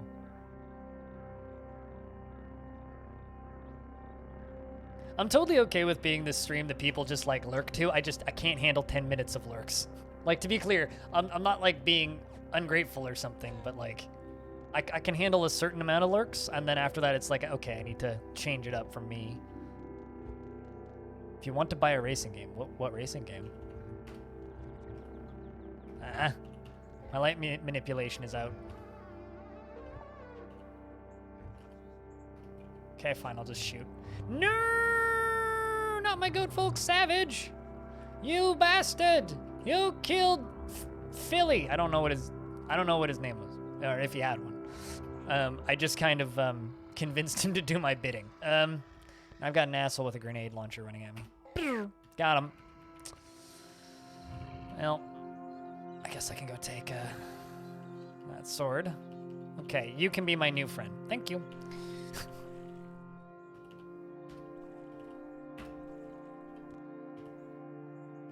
Pew! Got him.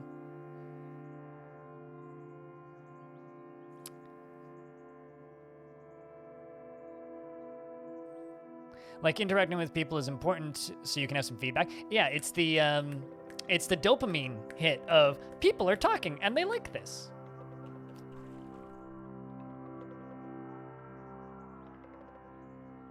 Also, chat, can we get a round of beers for Caffeine gifting that subscription?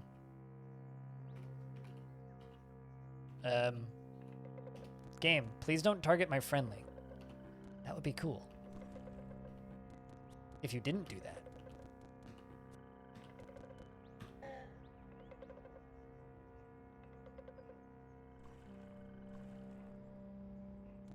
Dude's got fucking plate mail, man. Brr. Brr.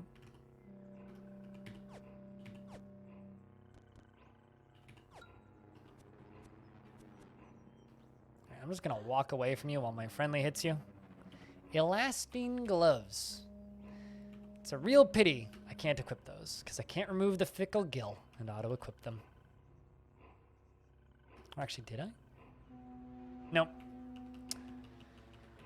I want to name my other guns so I can have Blip and Blop or something. Ow! Can you not do that?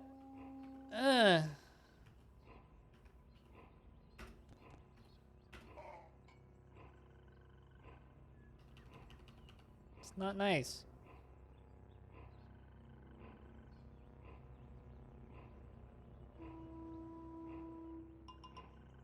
Yeah, I did see it. I did. But yes, you're free to repost. I'm glad that you find the stream soothing. I've definitely kind of gone more in that direction as time has gone by. Ah. You swell with inspiration to cook a mouth-watering meal. And there's a giant frozen frog here. All right, well, let's go cook a mouth-watering meal, shall we? Choose the ingredients to cook with a drop of nectar. And vine. Well, let's just cook with the drop of nectar. Rummaging over your surroundings, you find these ingredients: some nectar, and a chip from the horn of a goatfolk, and a dram of tin chrome. 25% chance to gain 1 strength ability, plus toughness. 25% chance to gain +1 strength, agility, toughness, intelligence, willpower, and ego permanently. I now know how to make God Baklava. I get +1 to all 6 attributes permanently. Donk. Now I just need more of those. Other than Cataclysm Dark Days Ahead? Oh, good fucking question. Chat, are there any other ones? I mean, not as open. There's certainly other ones featuring zombies. Why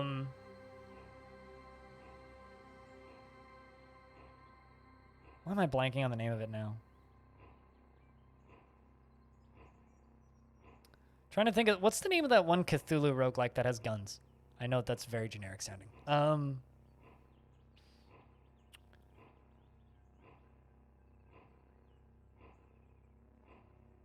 There's kind of a lot of them, but there's also kind of like none of them, because there's like very few that are just like there's lots of games with zombies in them, like Jupiter Hell has zombies in it, but like, is it like CDDA? It's really, it's frustrating. It's difficult when people say, is there games that are like CDDA or similar to CDDA? Because no. You were looking at the crew too? Psychon, do you happen to have a Game Pass subscription? Because Game Pass comes with Forza Horizon.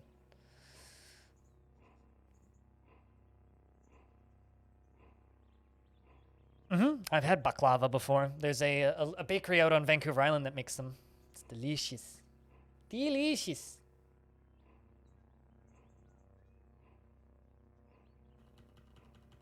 Yeah, there's a few. Hold on, actually, let me look. What is on Game Pass? Let me just give me a second. I'll take a peek.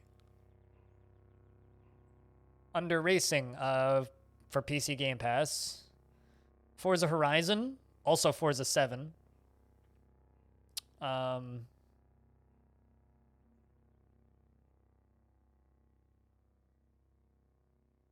I just search by racing.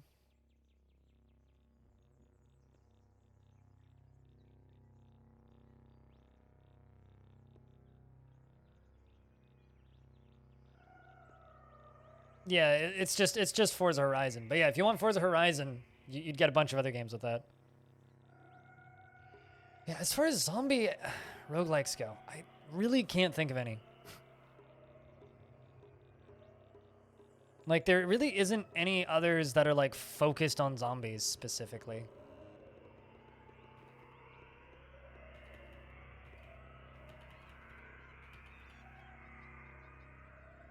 That I can think of anyway.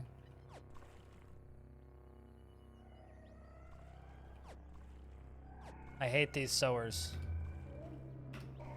Got him.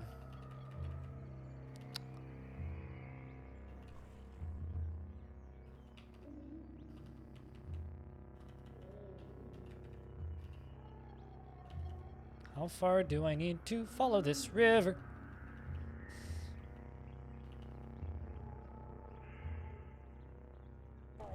No, there's people here that want to kill me.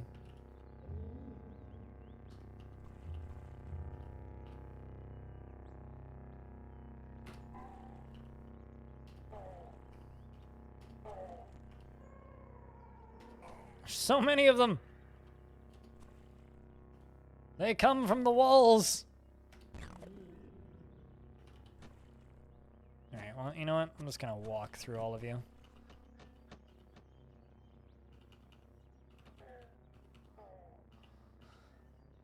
Okay.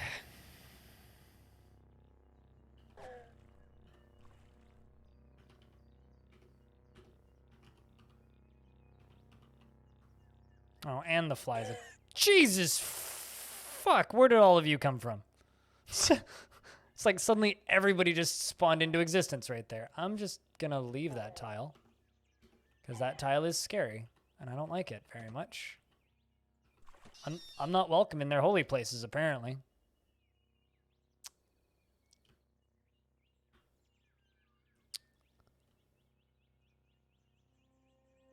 Welcome indeed. Yeah, it's like, where did all of you people come from?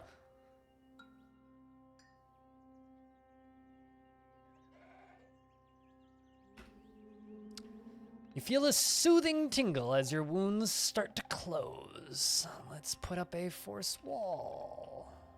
Well, actually, let's put a force wall right here.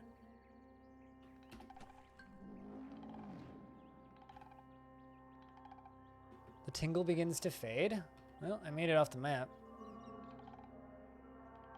Hey, this is my friendly boy. Wait, what? No, okay, never mind. That's not my friendly boy. Okay, you die. Wonder what happened to my goat man. No, there's my goat man. Hi, goat man. Jesus, man. Zomblade is actually based on the same rule set as CDDA. They're both based on Cataclysm.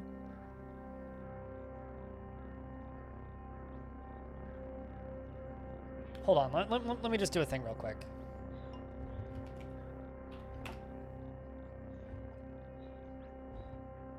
Let me do a quick Google search. Well, no, not a quick Google search, but just let me check a thing.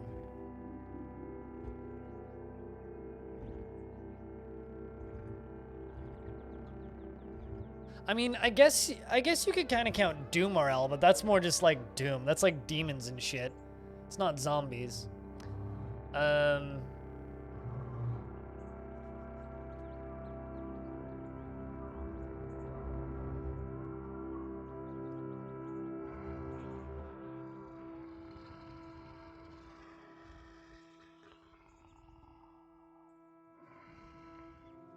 Keeper RL kind of has zombies in it. Neo Scavenger kind of feels similar, but really isn't a roguelike. It's more of a survival game.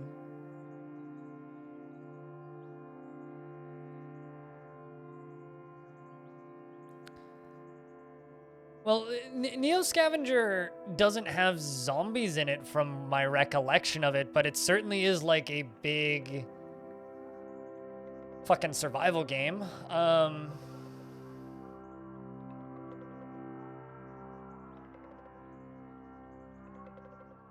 Infra Arcana is kind of Cthulhu-y. It's like 20th century with cosmic horror shit. That's the one that I was thinking of.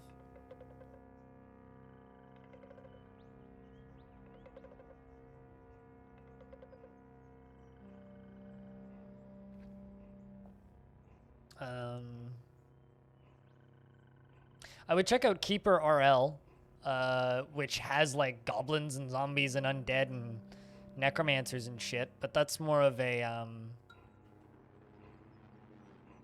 it's kind of a different thing.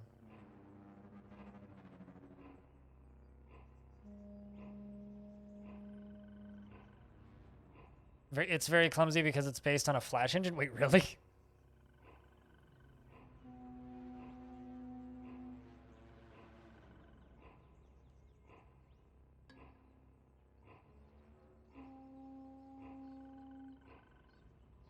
I have a weirdly bad headache. Where the fuck did this come from?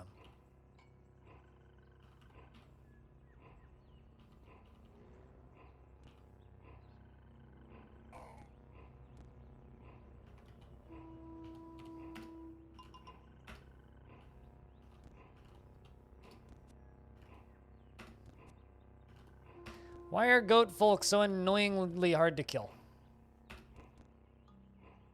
Also, it's dark because I'm running out of light.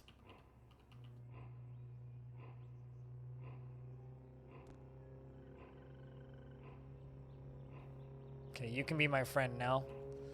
Then go fight with my other friend. Jesus, so many goat folk. I'm just gonna try and sprint the hell out of here.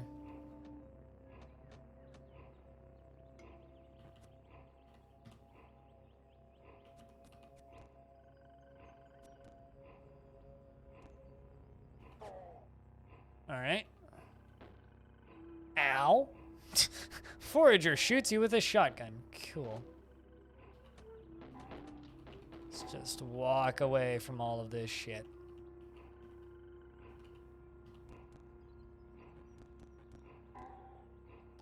I'm basically just like repeatedly beguiling things. Lasing shit with my eyes, dodging in and out of like visual awareness, and wondering how long I need to follow this river for. I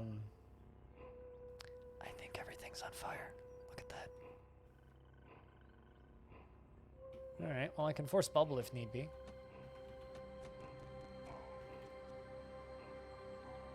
Your companion died. Oh, so sad. As if I give a shit. All of my leveled up companions have already died. 6, 7. There we go. I found it.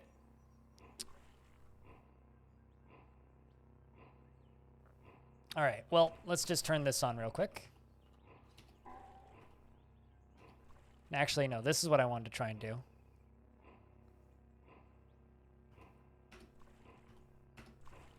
Like, I'm wondering if I can beguile him. Got him. Yes! You're mine! Haha! So now I can just trade with him. Oh, darn, I can't just take the thing from him? Oh, so I still have to kill him. That's frustrating. Silver Sheep! Cut indeed. Cut pog. QUD. Cut is amazing. It is really good. Although we're going to be checking out Wayward today as well. Probably finish a few more quests. I'm mostly just like doing side stuff and grinding because I want to like over level a little bit. And there's a lot of side stuff that I haven't done in a single run before. So.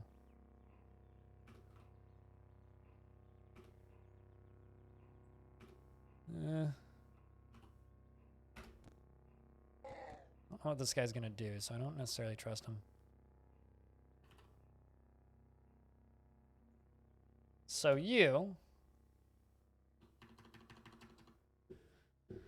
have the Amaranthine Prism.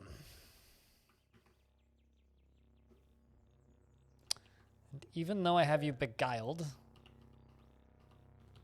doesn't appear. This place seems friendly. Every one of these towns is like filled with, every one of these houses is filled with bloody salt. All right, well, yeah, cool. I can just kill you now with no consequences because you're beguiled.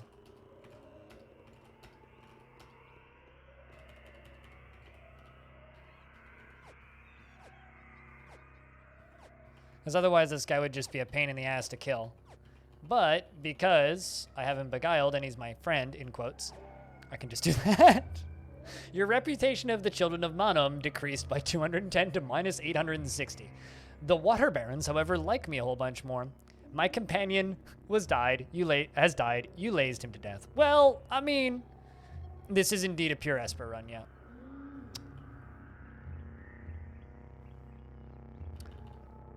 I'm going to clean those and peek at those sneakers. Ooh, stretchy fabric. Can I equip those? Yes, I can.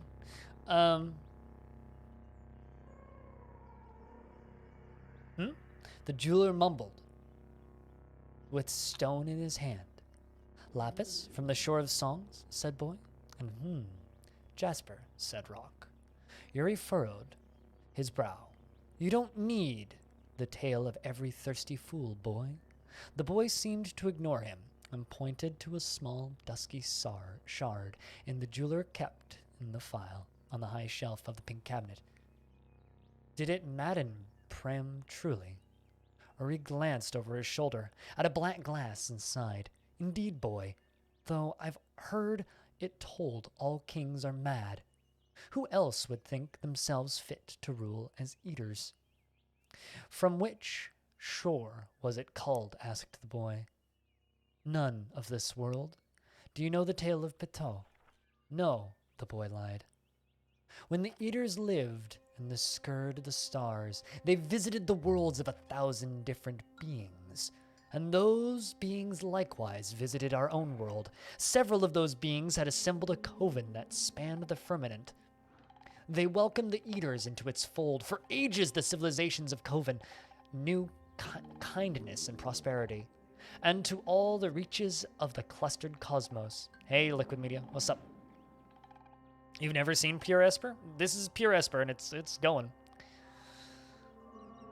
Did the domain of Coven stretch? One of the beings of Coven hailed from the fairway of darkling star, from which its mind could fold the fabric of space and time. You or I might fold a supper cloth to Coven, as it was known in Pitot. For reasons we can but fathom, the civilizations of the stars indicted Pitot. There it was the will of the Coven that it be held on our very world in the bondage of the eaters. They contrived Pitot as a prison from which it could not fold itself away. And there Pitot languished for eons. In time the eaters left or perished, and the Coven was forgotten to our world. Yet Pitot remains imprisoned. And what of the Black Prism? Asked the boy.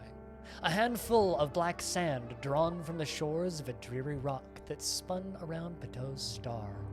The sands were fired in burning gases of that star and cooled suddenly when Pitot appeared.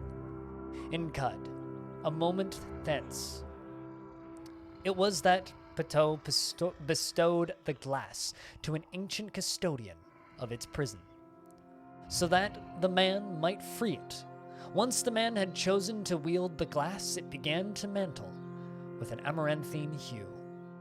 You see, those peer through the faces are given to fits of madness, for they see the world by the light of Pitot's star, and they see themselves as Pitot does.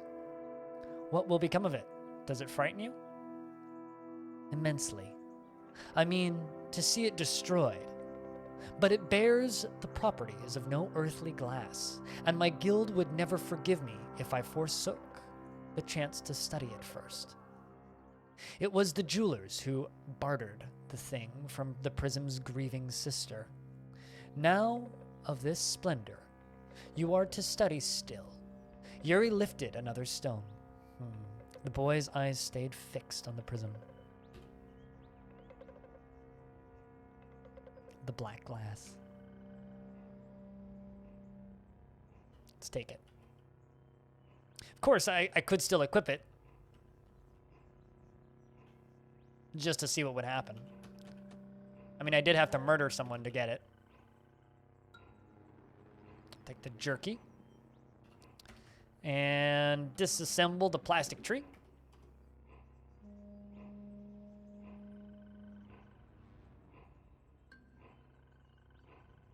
Some bear meat and a salve injector.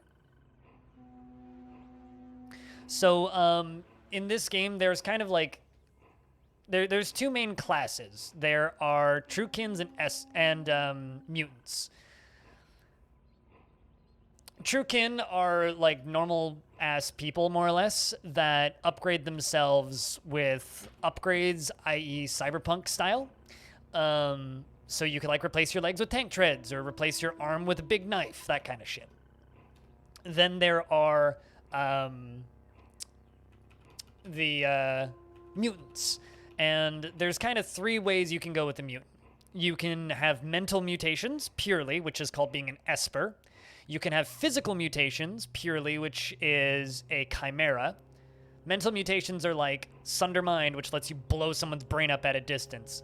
You can I come back to the door slightly open after looking. I'm fairly certain nothing was taken. Well, that's kind of scary. I hope that you left it slightly open, K. Bailey. You can blow someone's mind up with your mind. You can shoot lasers out of your eyes. You can have force push and pull and make shields and spawn walls out of thin air. That's what I'm doing. So I'm an Esper. Espers are very, very, very, very, very fucking strong if you get going. The problem is getting going, because you're weak as hell off the start. Mutants are a little bit easier off the start and also balance pretty well, or you can just be kind of a mix of the two and have both mental and physical mutations, but then you're kind of limited on the end game stuff that you can have. So I am all in the physical mutations right now, or all in the mental mutations, so I'm full Esper. Currently, my abilities are Clairvoyance, Force Bubble, Force Wall, Light Manipulation. I'm Socially Repugnant, which is a debuff, which gave me more initial abilities, and Beguiling and Psychometry, so I can look at an item and know how it was manufactured, and then know how to build it. So I can like hold a shotgun and be like, I know how to make this, and then I can make this. All right, let's go back to the town that we started at.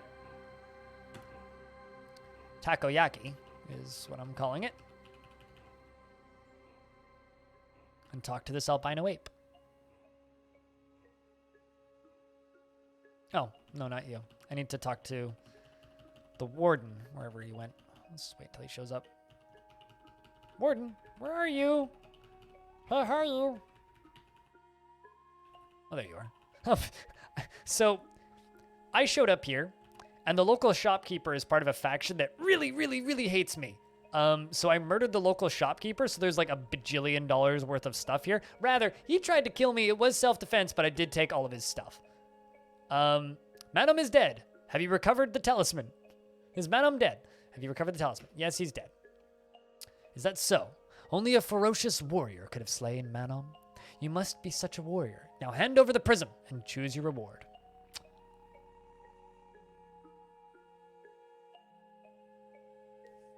Do I keep the prism or give it to him? I kind of want to give it to him, but I could totally kill him.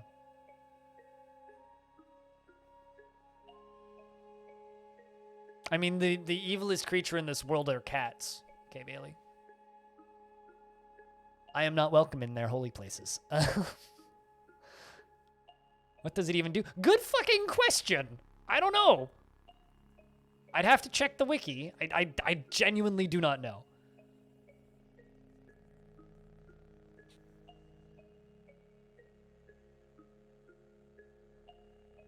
No, Warden. It is mine.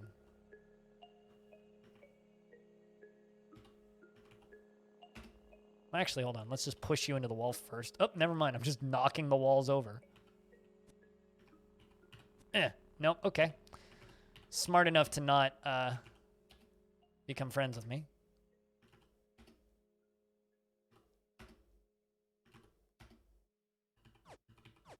How strong are you?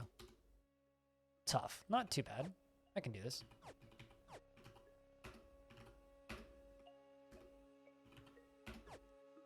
Blood just appeared. Oh, there we go.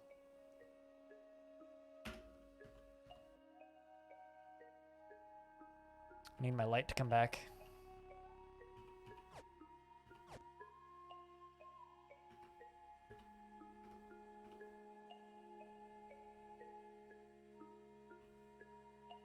And before this guy kills me. C-Force wall. C-Force wall. Boom. I need bubble.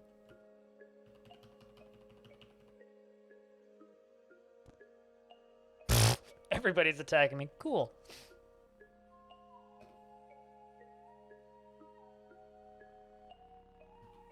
Two turns until I can use my bubble again.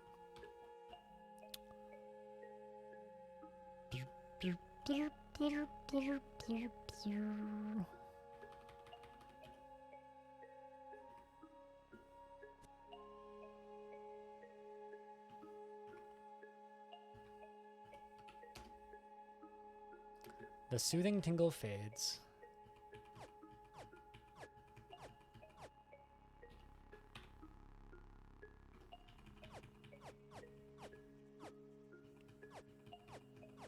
I'm gonna piss a lot of people off doing this, as I just kill the albino ape mare. The villagers of Takoyaki now hate me. But the Nephali tribe like me and are now indifferent to me, so they'll stop attacking me. Well, that's nice. The water barons suddenly fucking hate me. Oops. And I now know the location of the legendary gem cutter. I'm kind of just going full evil with this run anyway. It's east of the Bethesda Susa. Okay. I now know the location of the legendary gem cutter. More people to murder. Ow! Fucking stop it.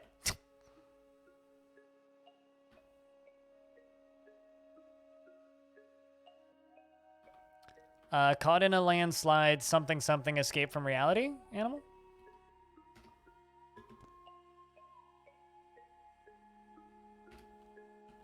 Begin sprinting. How...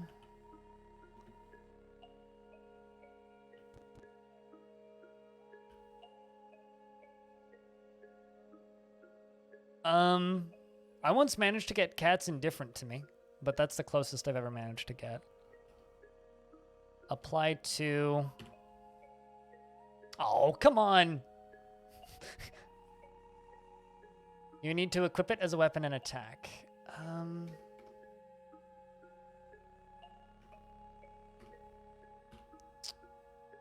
I need to inject you with my love, my friend.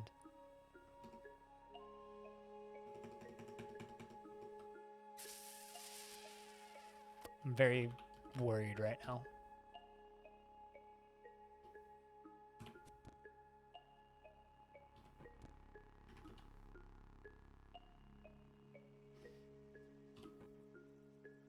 Never mind. Okay, oh, hey. Wait, hold on. What? Force wall? Nyonk. I now have a wall in between me and him. Also, all of the blue stuff are fungal spores that are coming out of my fungus infection. It's normal. Don't mind it.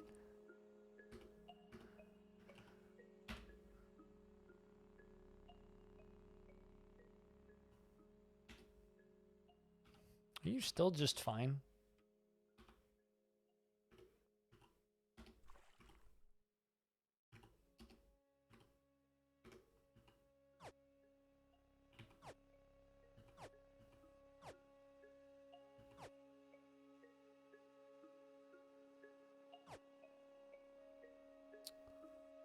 Well, my force bubble's on. My wall's still up. Oh, that's Beguile.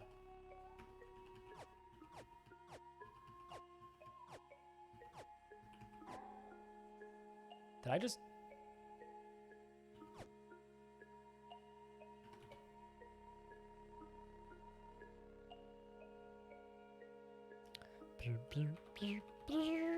Am I a horrible person, chat? I think I might be a horrible person.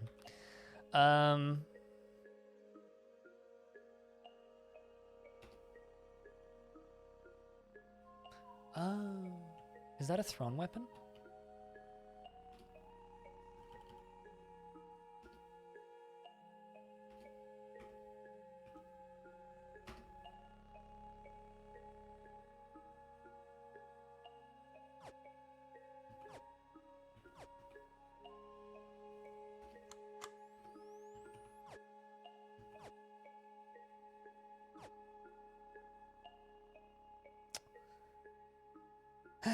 So I'm just like having no luck actually penetrating this fucker's armor. I can't convince him to join me. It's a unit system. I know this. I really want to kill this dude though.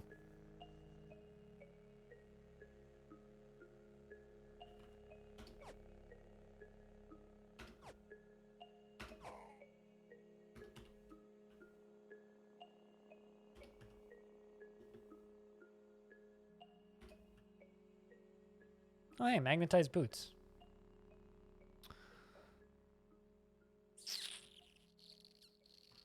Also, hey, Peter.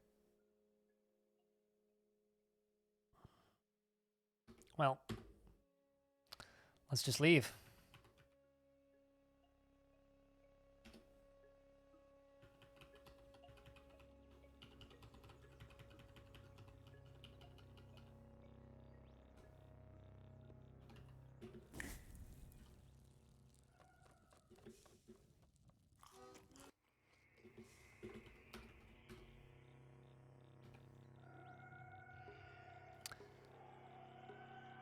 So how's things, Peter?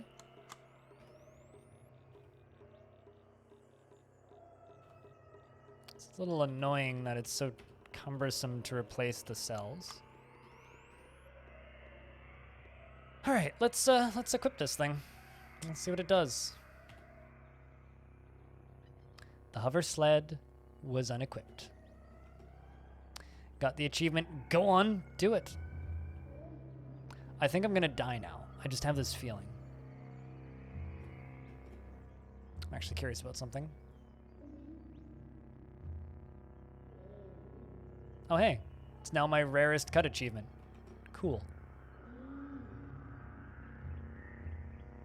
I am now overburdened. Well, I knew that was coming.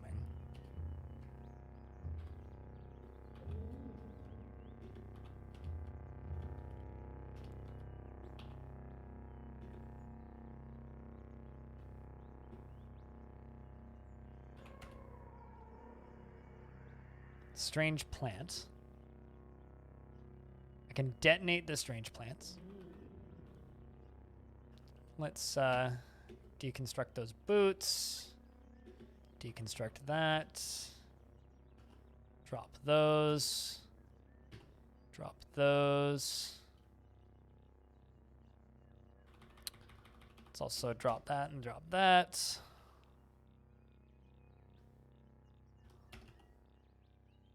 Drop the thermal mine. Deconstruct all of those. Okay, now I can move.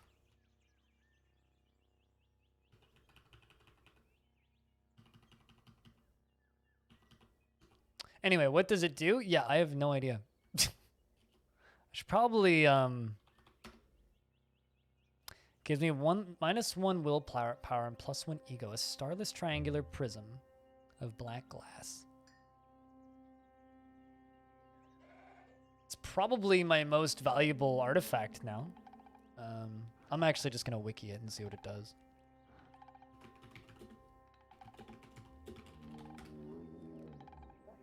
Just because I'm running around and fucking killing everybody anyway. I mean.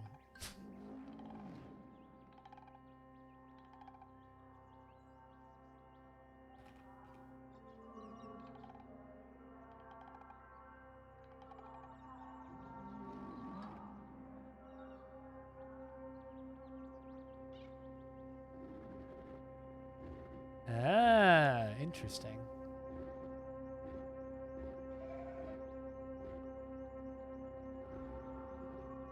Every 4,800 turns or 4 days, both ego and willpower penalty will increase by 1.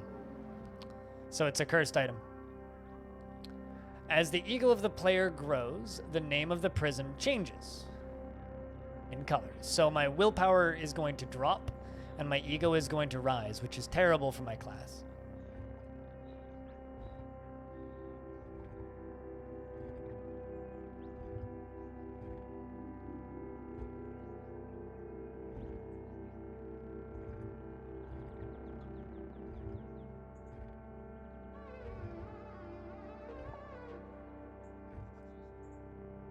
And it will kill me eventually.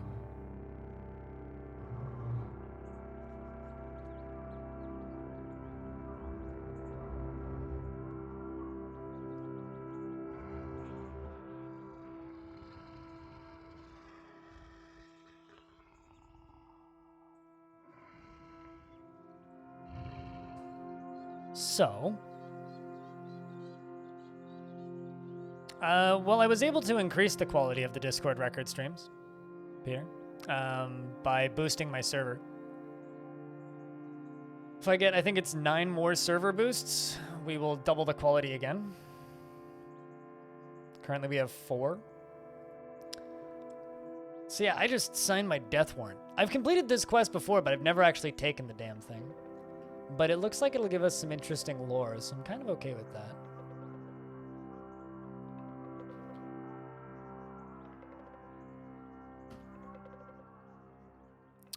So you know what I'm gonna do? I'm just gonna go try and complete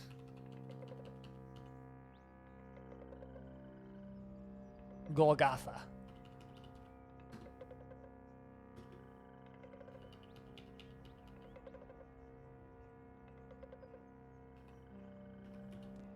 That's what I'm gonna do.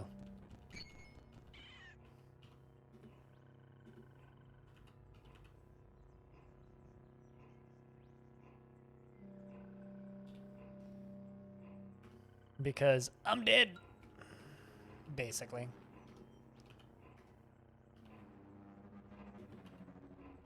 And yes, I realize I could have just, you know, looked it up on the wiki and been okay. But where's the fun in that?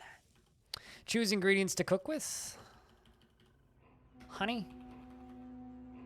And fermented yuckweed. As well as boar jerky. Less likely to get diseases is force bubble is on. Wish me luck, chat.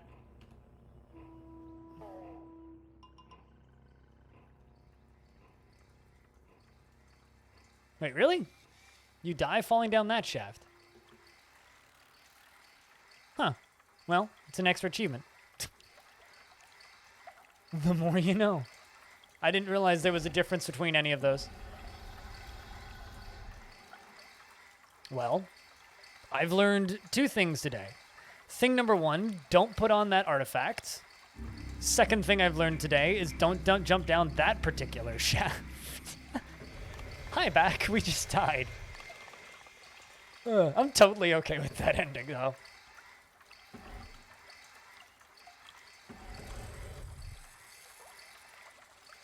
We found very, very many books.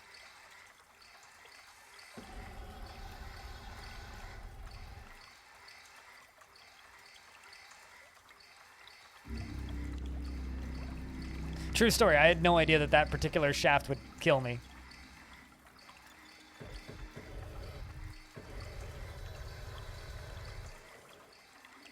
It was a long run, yeah. Part 1's up on YouTube, and this will go up in the next few days, probably Monday. That was fun. How many hours was that?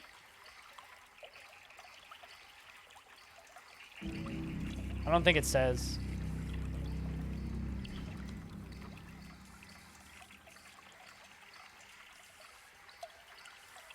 You found 30 years, layers, you named 1 item. You survived for 40,673 turns. You scored 93,983 points. You were level 19. 258 damages from falling, yeah.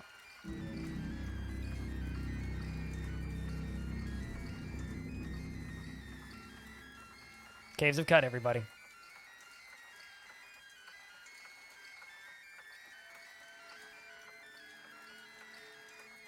This game's pretty good. Hey, I got 2 achievements, though. So it wasn't all lost. One of them that I'm amazed I didn't have yet, which is Fall to Your Death.